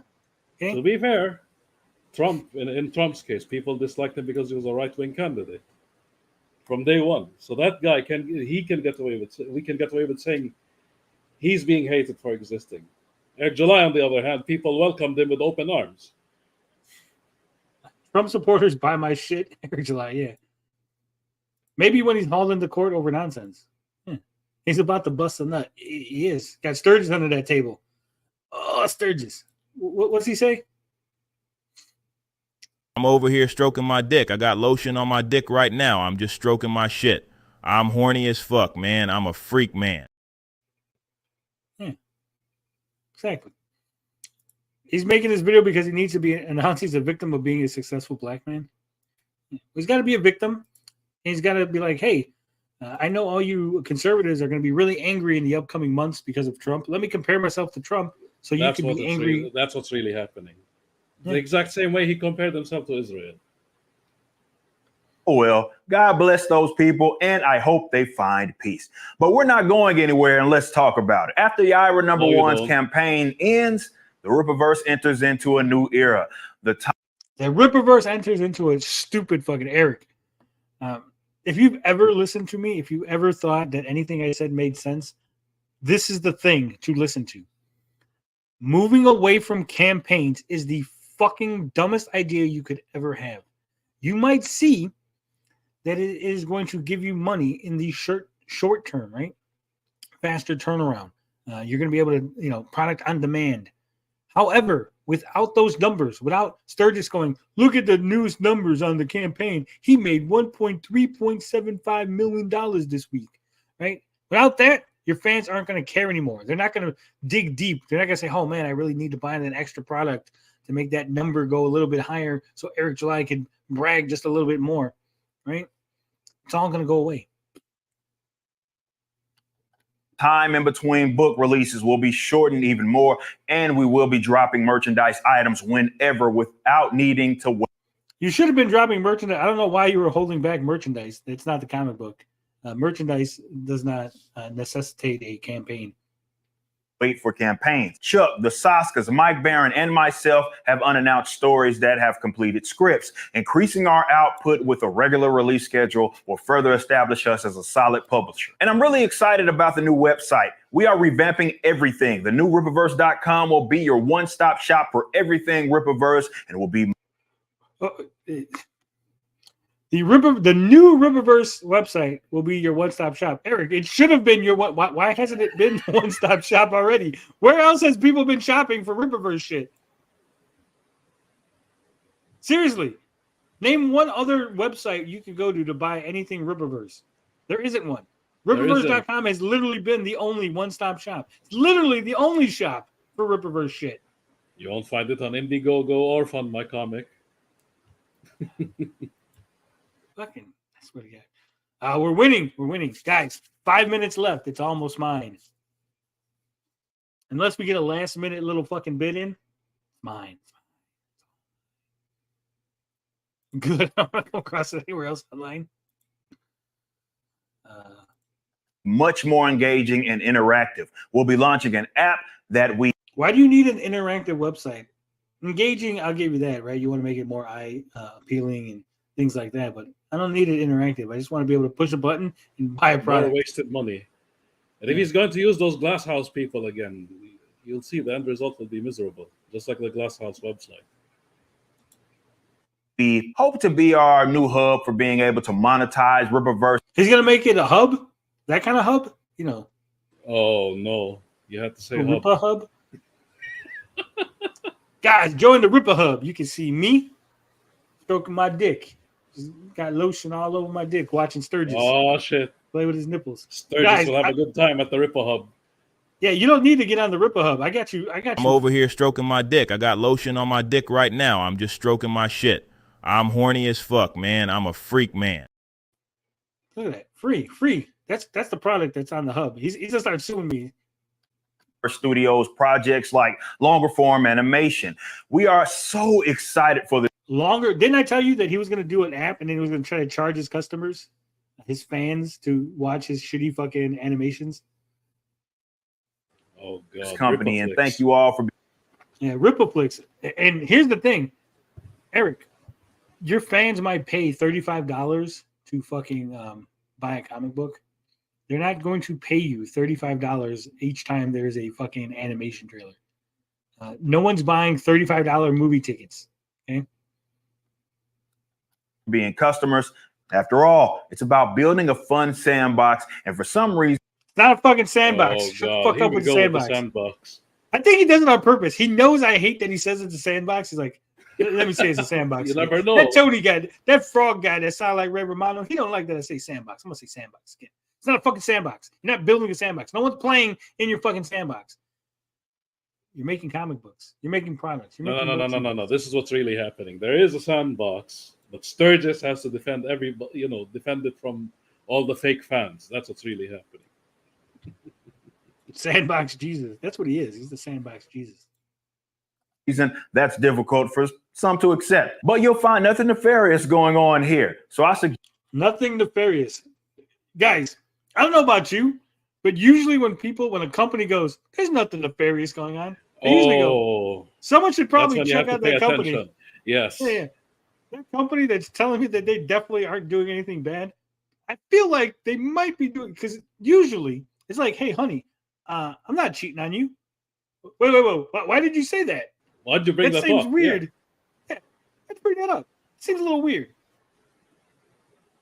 So if Eric July goes, "There's nothing nefarious," I go, "I don't know. There might be something that sounds like there's something nefarious going on, guys."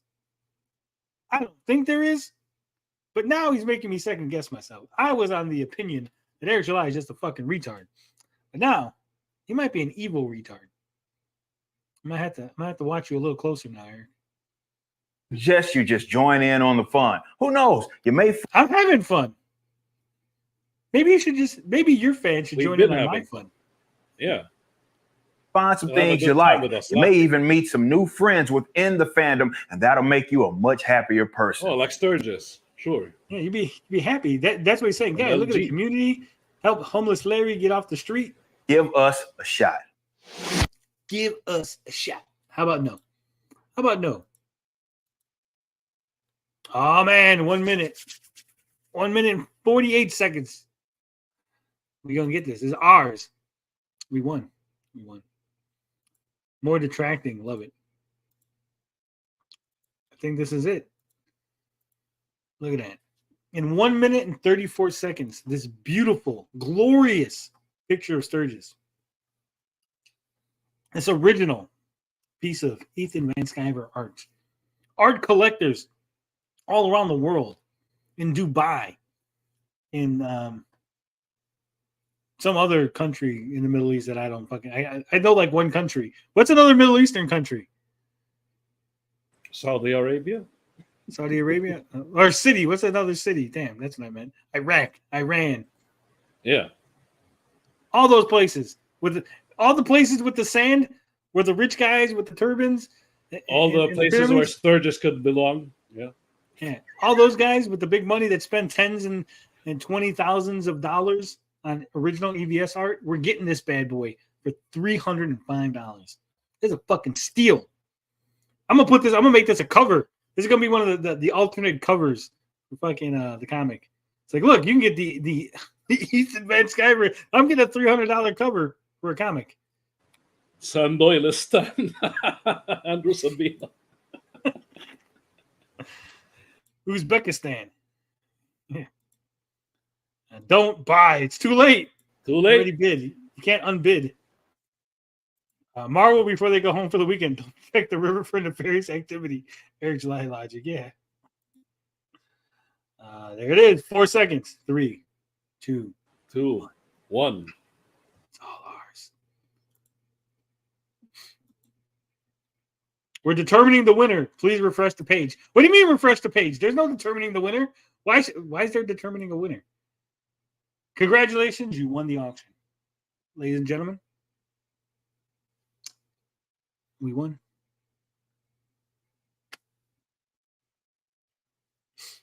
Somebody let Ethan know. Tony's going YOLO the bid. Thank fuck. That's right. I was worried. There's going to be like a last minute fucking snipe. Someone come out of nowhere. But there it is. Congratulations. You won the auction. Sold.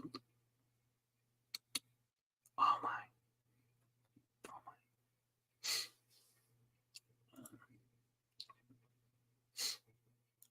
All right. You should play the suit song. Which one? There's a lot of suit songs. We played one in the intro. Yeah.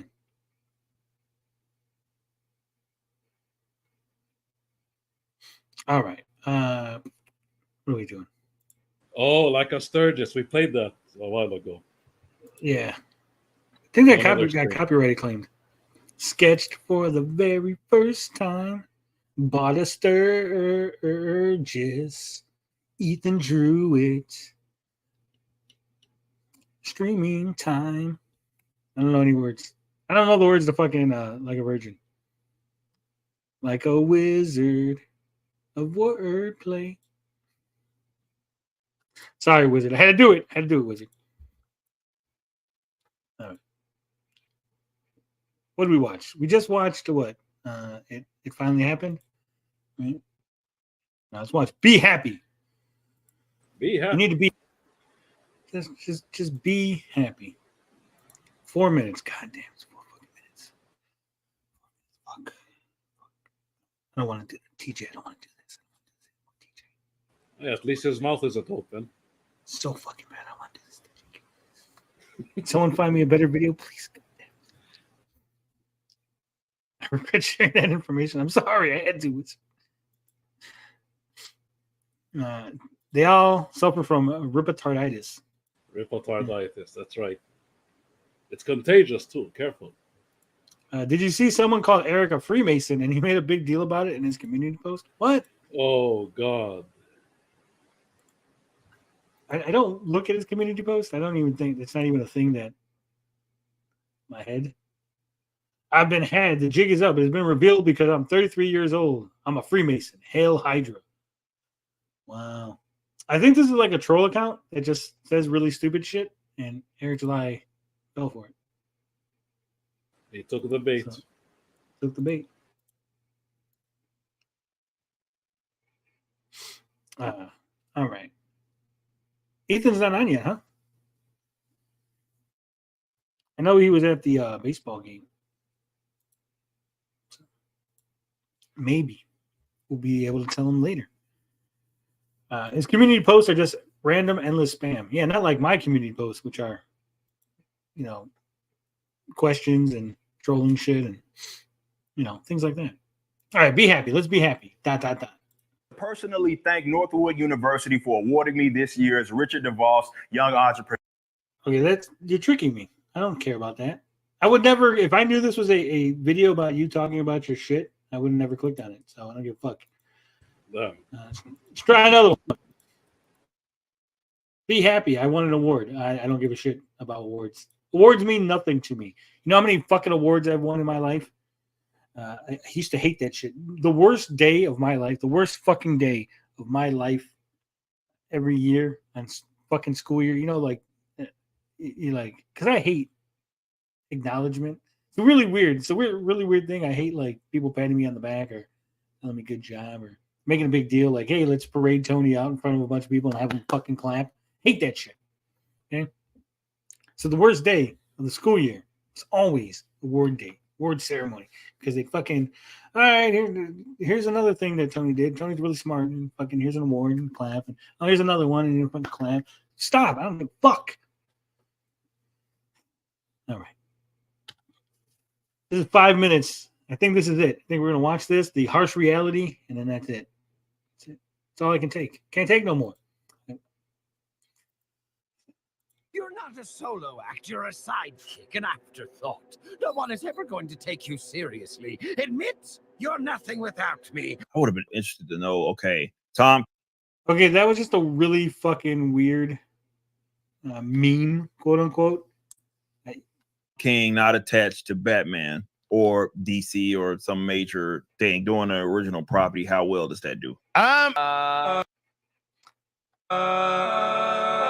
It's difficult to say. I mean, look at Sean Gordon Murphy. Yeah, look at Sean Gordon Murphy's plot holes. Yeah, was that 300,000? That was it. I mean, and that's Sean Gordon. So the hypothetical that they've put up here is how much money could Tom King raise if he was not attached to like a DC property? Do people like Tom King's writing? They can't stand Tom King, if anything. And so I would imagine Tom King, like any other writer who either has a bad reputation or doesn't have much of an online presence, he's not going to make that much money.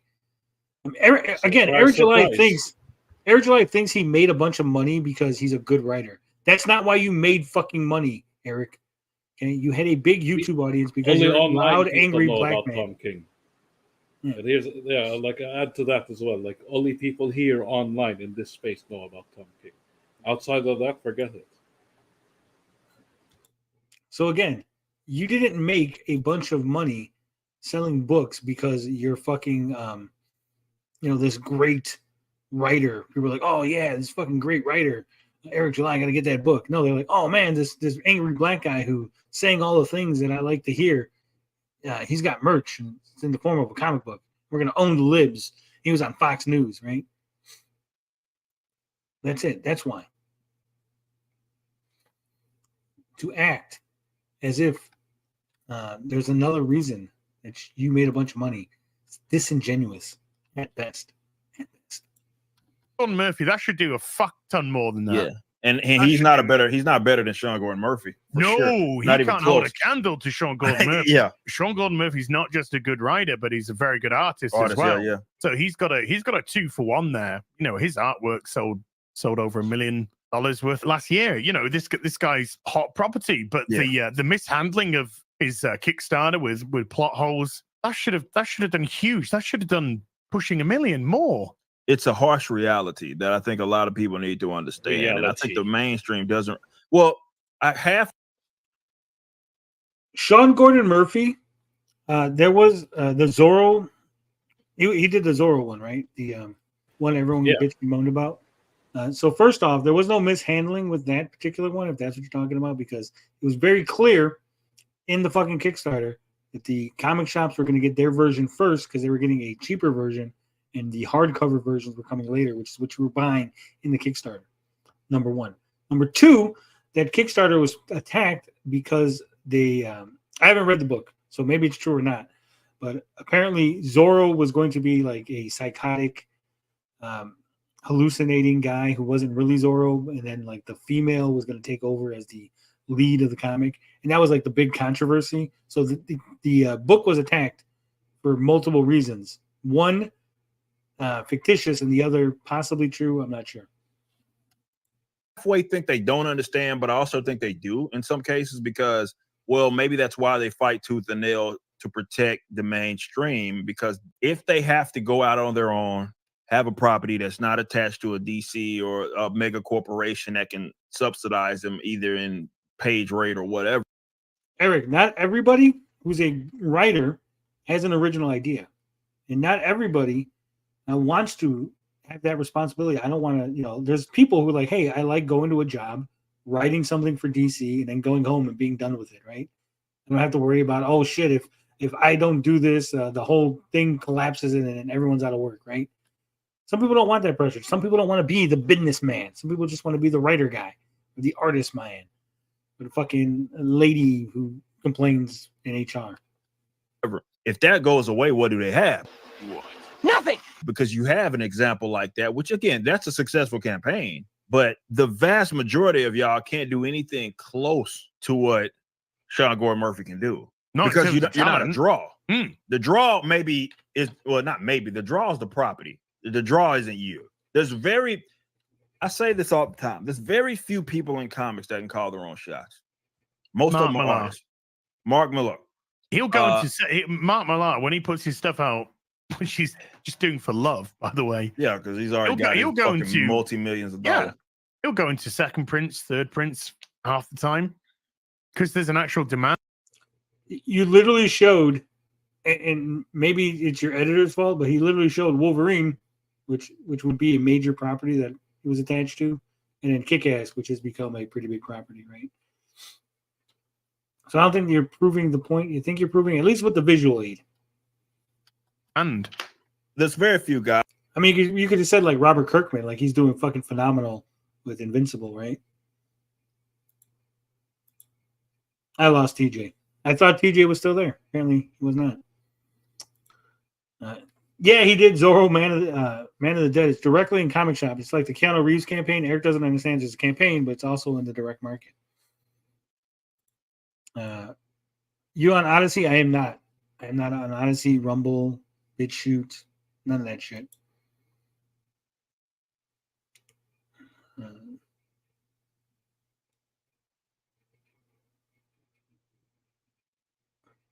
I won my award in 3rd grade, and Tony just crapped over it. I was just trying to joke around and tease Tony. No, I'm nuts. I just don't like rewards. Reality, what? That's a trigger word. Says if Tom King wasn't writing established property, then people would love it. The only problem people have with Tom King is that he ruins existing characters. He's a solid writer. Well, he wrote some book for Image or something, and apparently it did pretty well. Is Lofty editing Eric's videos now? Maybe. Yeah, a lot of Tony versus Matt Bahr. I say let's set up a boxing match. Vito and Yellow Flash can be the undercard. Oh yeah. All right. What did I miss? Did I miss anything else?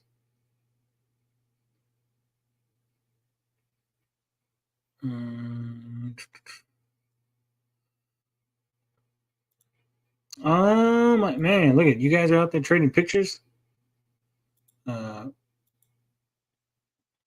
All right, what's going on? I think J. Scott Campbell, some of the artists that are around. Again, you're showing mainstream art, Eric. You're fucking.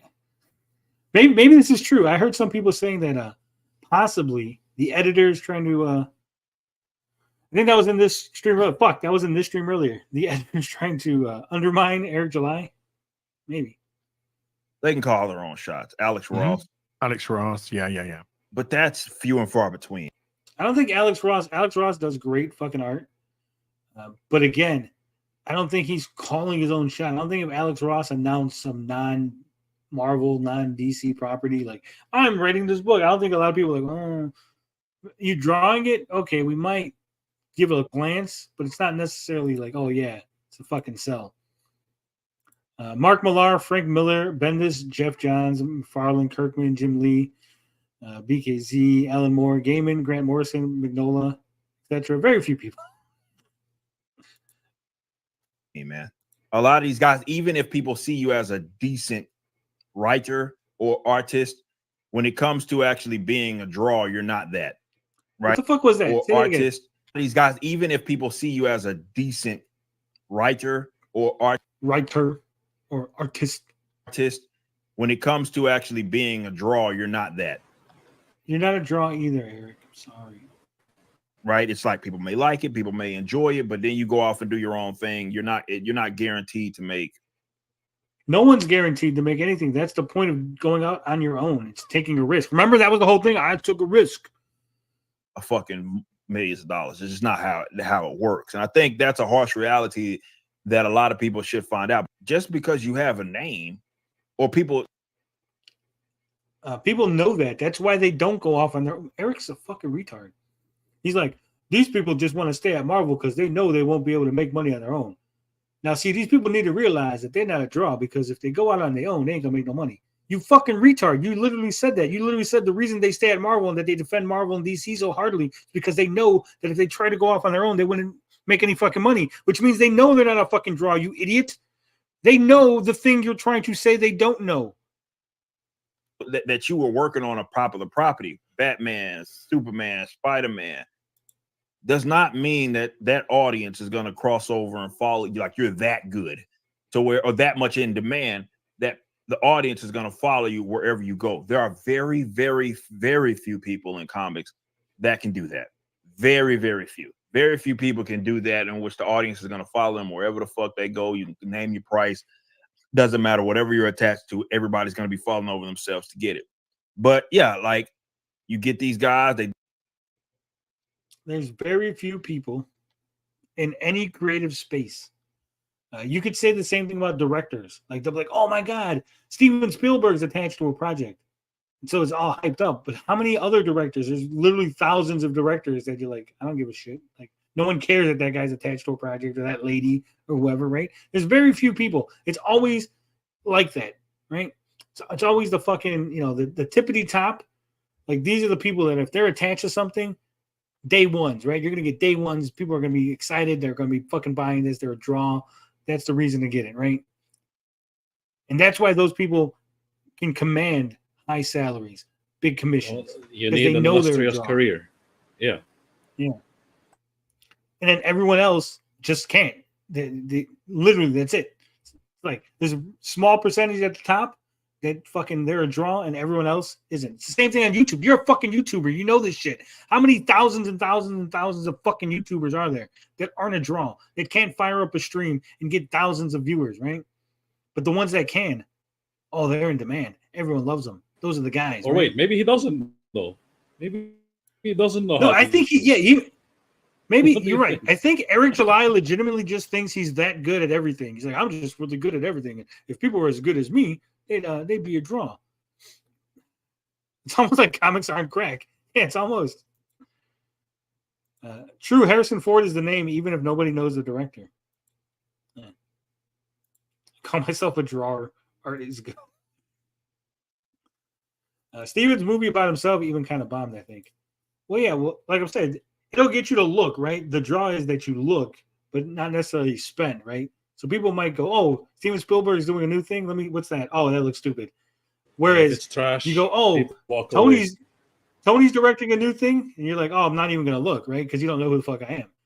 Announce me as directing a new movie, no one looks. Announce Steven Spielberg, everyone looks. They don't necessarily stay, but they'll at least look, right? Do a Kickstarter or something like that, and it does. Sometimes it doesn't do well at all, even though they were working. They're mainstream. They've done all these things because they're not really the draw. Yeah, no shit. Sometimes people who make a $3.7 million campaign do a second one that only does like 1 point something, right? Because they're not a draw. Because their comic sucks. Let's start at square one. Marvel and DC have been around for a fucking eternity. Okay, they've not only been around for an eternity. I think the most important thing is they are attached to it's been this way for a while. Okay, Warner, they've been attached to Warner for decades. As far as DC is concerned, Marvel, you got the Toy Biz and stuff, all the bailouts, all that. They've been attached to companies that are those fucking edits. Like you could see his head Can like you popping imagine and the fucking actual moving. stream? worth or spend. Yeah, there must be a lot of fucking stuttering. Yeah. Eric July's the fucking guy from New Jack City, right? He's fucking Dutta Man. It's fucking get it out. Spending billions of dollars. Okay, that has a way of tricking people into believing that something is thriving when it is not. No one fucking is tricked into thinking that comics are thriving. Everybody knows they're not thriving. Everybody knows that the comic books are just a means to have fucking fodder for movies and fucking toys and other shit. Everyone knows that, Eric. Everyone's known that for fucking years. Ever since the 90s just came crashing the fuck down in comic book sales, right? After the speculator bubble fucking burst, right? Everyone was like, yeah, the comics ain't making shit. We all were there. Or most of us, right? They've been most trying of us were to, there. relive the 90s, but it's not happening. Yeah, but what I was going to say was most of us were there when Marvel was on the verge of declaring bankruptcy because comics aren't selling. Like we know this shit. Sold all their properties to different movie companies. Right? Yeah. So this idea, like he's like, oh man, you might not realize this. No, everyone fucking knows. Everyone fucking realizes it. Kids aren't fucking reading comics anymore. We've talked about this so many fucking times. Eric, is your audience literal fucking brain dead morons? Because if they are, I'm sorry. I apologize. Well, if you compare it to itself, all unit sales are down, right? Like tremendously. Like obviously comics don't sell anything fucking near what they had been selling over the past decades. People that may be on the outside looking in, the general customer needs to understand that if that shit goes away, if I had to put a number on it, and I'm just kind of just making. You're just making shit up. Just say I don't know shit. I'm just making shit up. Making something up. Sure. I would argue that they just said it. 90% of the guys there's not going to be work for. And are you? Oh my god, Eric July, you're fucking retarded. So if Marvel and DC go away, I think 90% of the guys are gonna be no shit. Where do you think? Where are they going to work? The two biggest companies that produce the most amount of comics that have this huge fucking list of fucking people working there on comic books go away, right? It's like saying, you know what? If AEW and WWE just suddenly went away, I think there'd be a lot of wrestlers that have no jobs. Like, no shit. There's no other company that can fucking take all those guys. There's a lot of great fucking talent between these two companies. But if they go away, there isn't a third company that's so massive that it can handle all those guys working there now, right? It's not like some companies like, oh man, I'm going to scoop all these guys up. No, it's the same way. Like, yeah, maybe a couple. He thinks the Rippaverse will do it. Yeah, a couple of guys will go to Image. A couple of guys will try to do some Kickstarters, and a lot of people will just like, well, fuck, I gotta get another job. I gotta do something else, right? Again, at the end of the day, what do you think's gonna happen? Either those people will go to somewhere else. And they go, oh shit, we can get Tom King instead of Joe Smith to do our book. I guess Joe Smith's out of a job, and we just brought Tom King into this, Indiegogo campaign that we're doing, right? Or this other little fucking like indie studio. That's it. That's all that'll happen. People will shuffle around.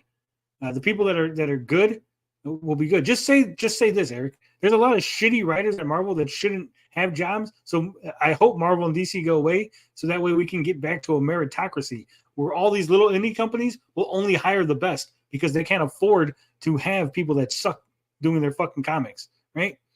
Just say that.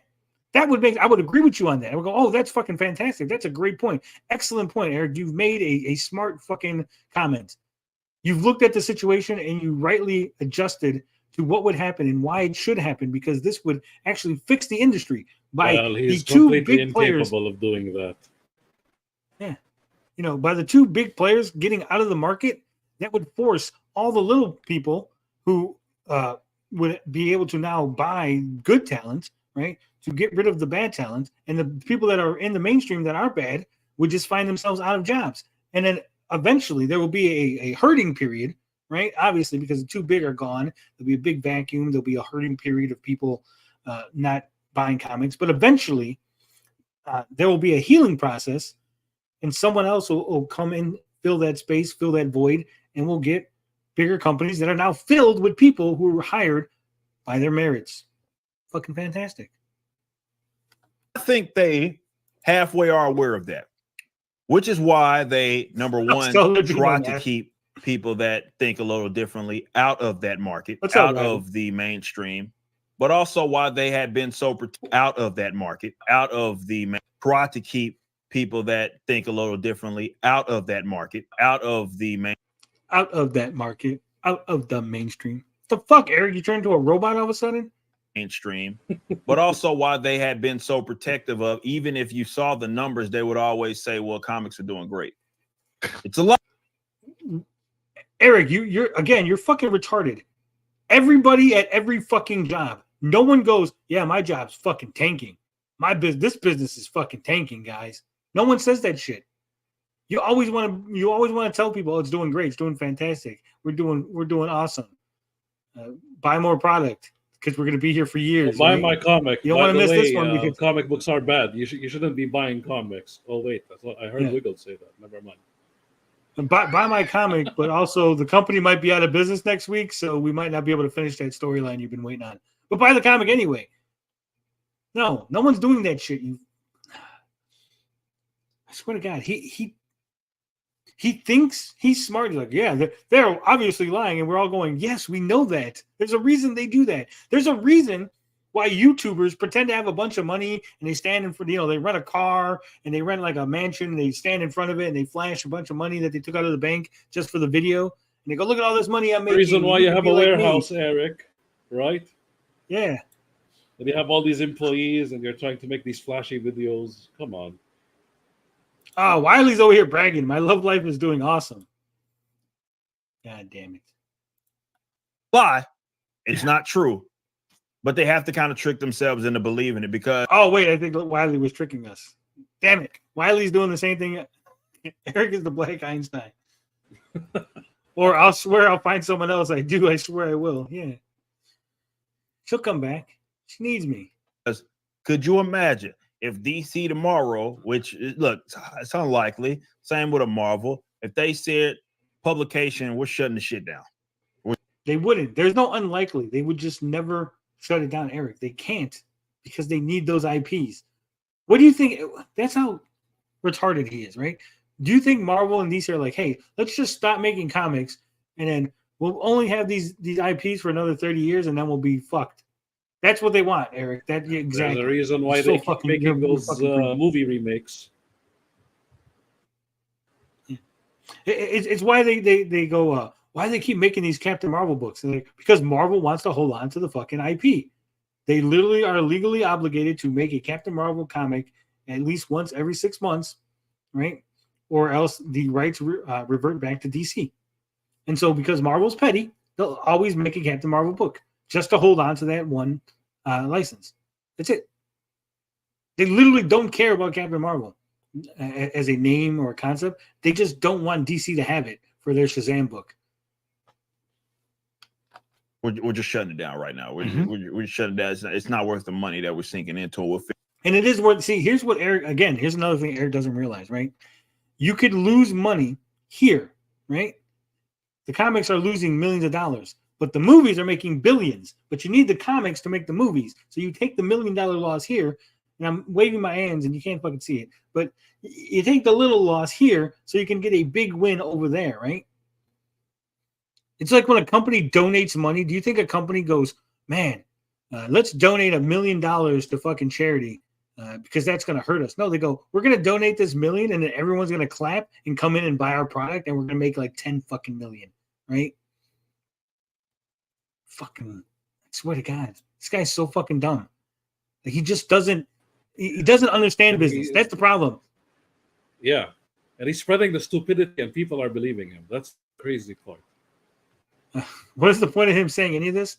To make himself feel better because him and Az need something to talk about? Because he thinks he knows what the fuck he's saying? Figured out. Because he made a bunch of money in comics, so now he thinks he's the fucking comic book guru. Multi-million businessman.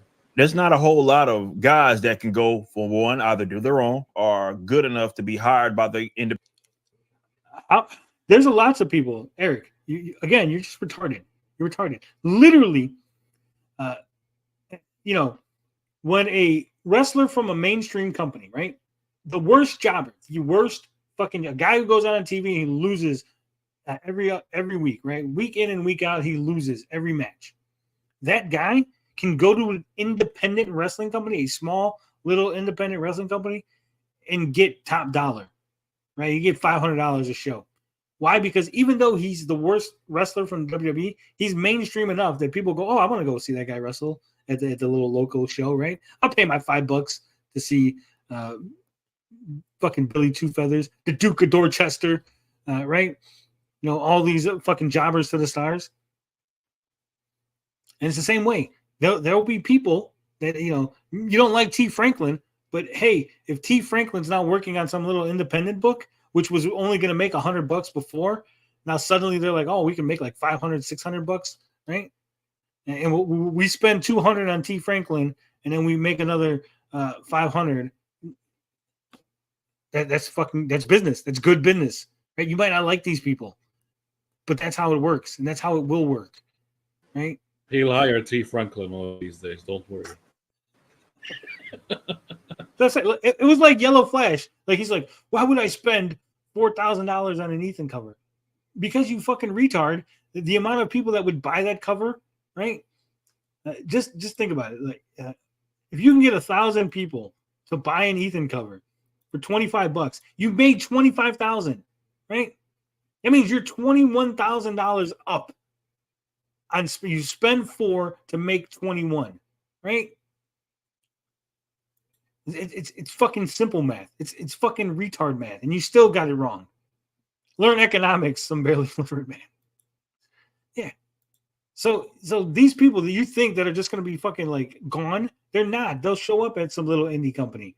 They'll go, hey, you know what? Give me 10% of sales, and I'll draw the book, right? Independent guys that are doing well. There's just not a lot of money to go around. There's only a couple of entities. What do you mean there's not a lot? Eric,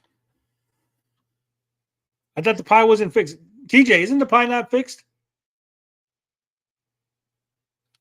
Did TJ leave? TJ still here? TJ, I thought the pie wasn't fixed, man. Now Eric's telling me that there's no money to go around, which means it's a fixed pie. The fuck? What the fuck? that can afford to just shit out money and give it to people. And it's largely Marvel and DC, and that's about it. Thanks for watching right now. TJ's gone again. We lost TJ. TJ was struck dumb. It's internet. We've been here 4 hours. 4 hours. Fuck. Frogman Friday, 4 hours. It never happens.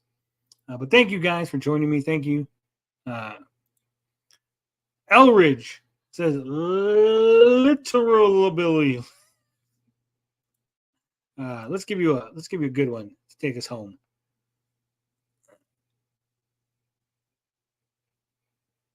You niggas, I'm living my best life. Back and forth with you niggas, I'm living my best life. Back and forth with you niggas, I'm living my best life. Back and forth with you niggas, I'm living my best life. Back and forth with you niggas, I'm living my best life. Back and forth with you niggas, I'm living my best life. Back and forth with you niggas, I'm living my best life. Back and forth with you niggas, I'm living my best life. Back and forth with you niggas, I'm living my best life. Back and forth with you niggas. All right, everybody. That's the stream. So much pie. Thank you guys for watching. Thank you for going on this journey with me, with my buddies. Hopefully, and we get this comic out. You guys enjoy it. You guys want more. You guys know I got ideas. You know I got fucking plans. I got things. And also, for the 38 of you watching, just know that when I write a tweet, I'm very specific in how I write it, right? So pay attention. Sometimes there's little Easter eggs in those tweets, just like you guys caught, when I said his, you go, oh shit, it's the same guy. They're all the same guy. I go, yeah. So, as always, love, peace, booty grease. Smiller out, Tony in.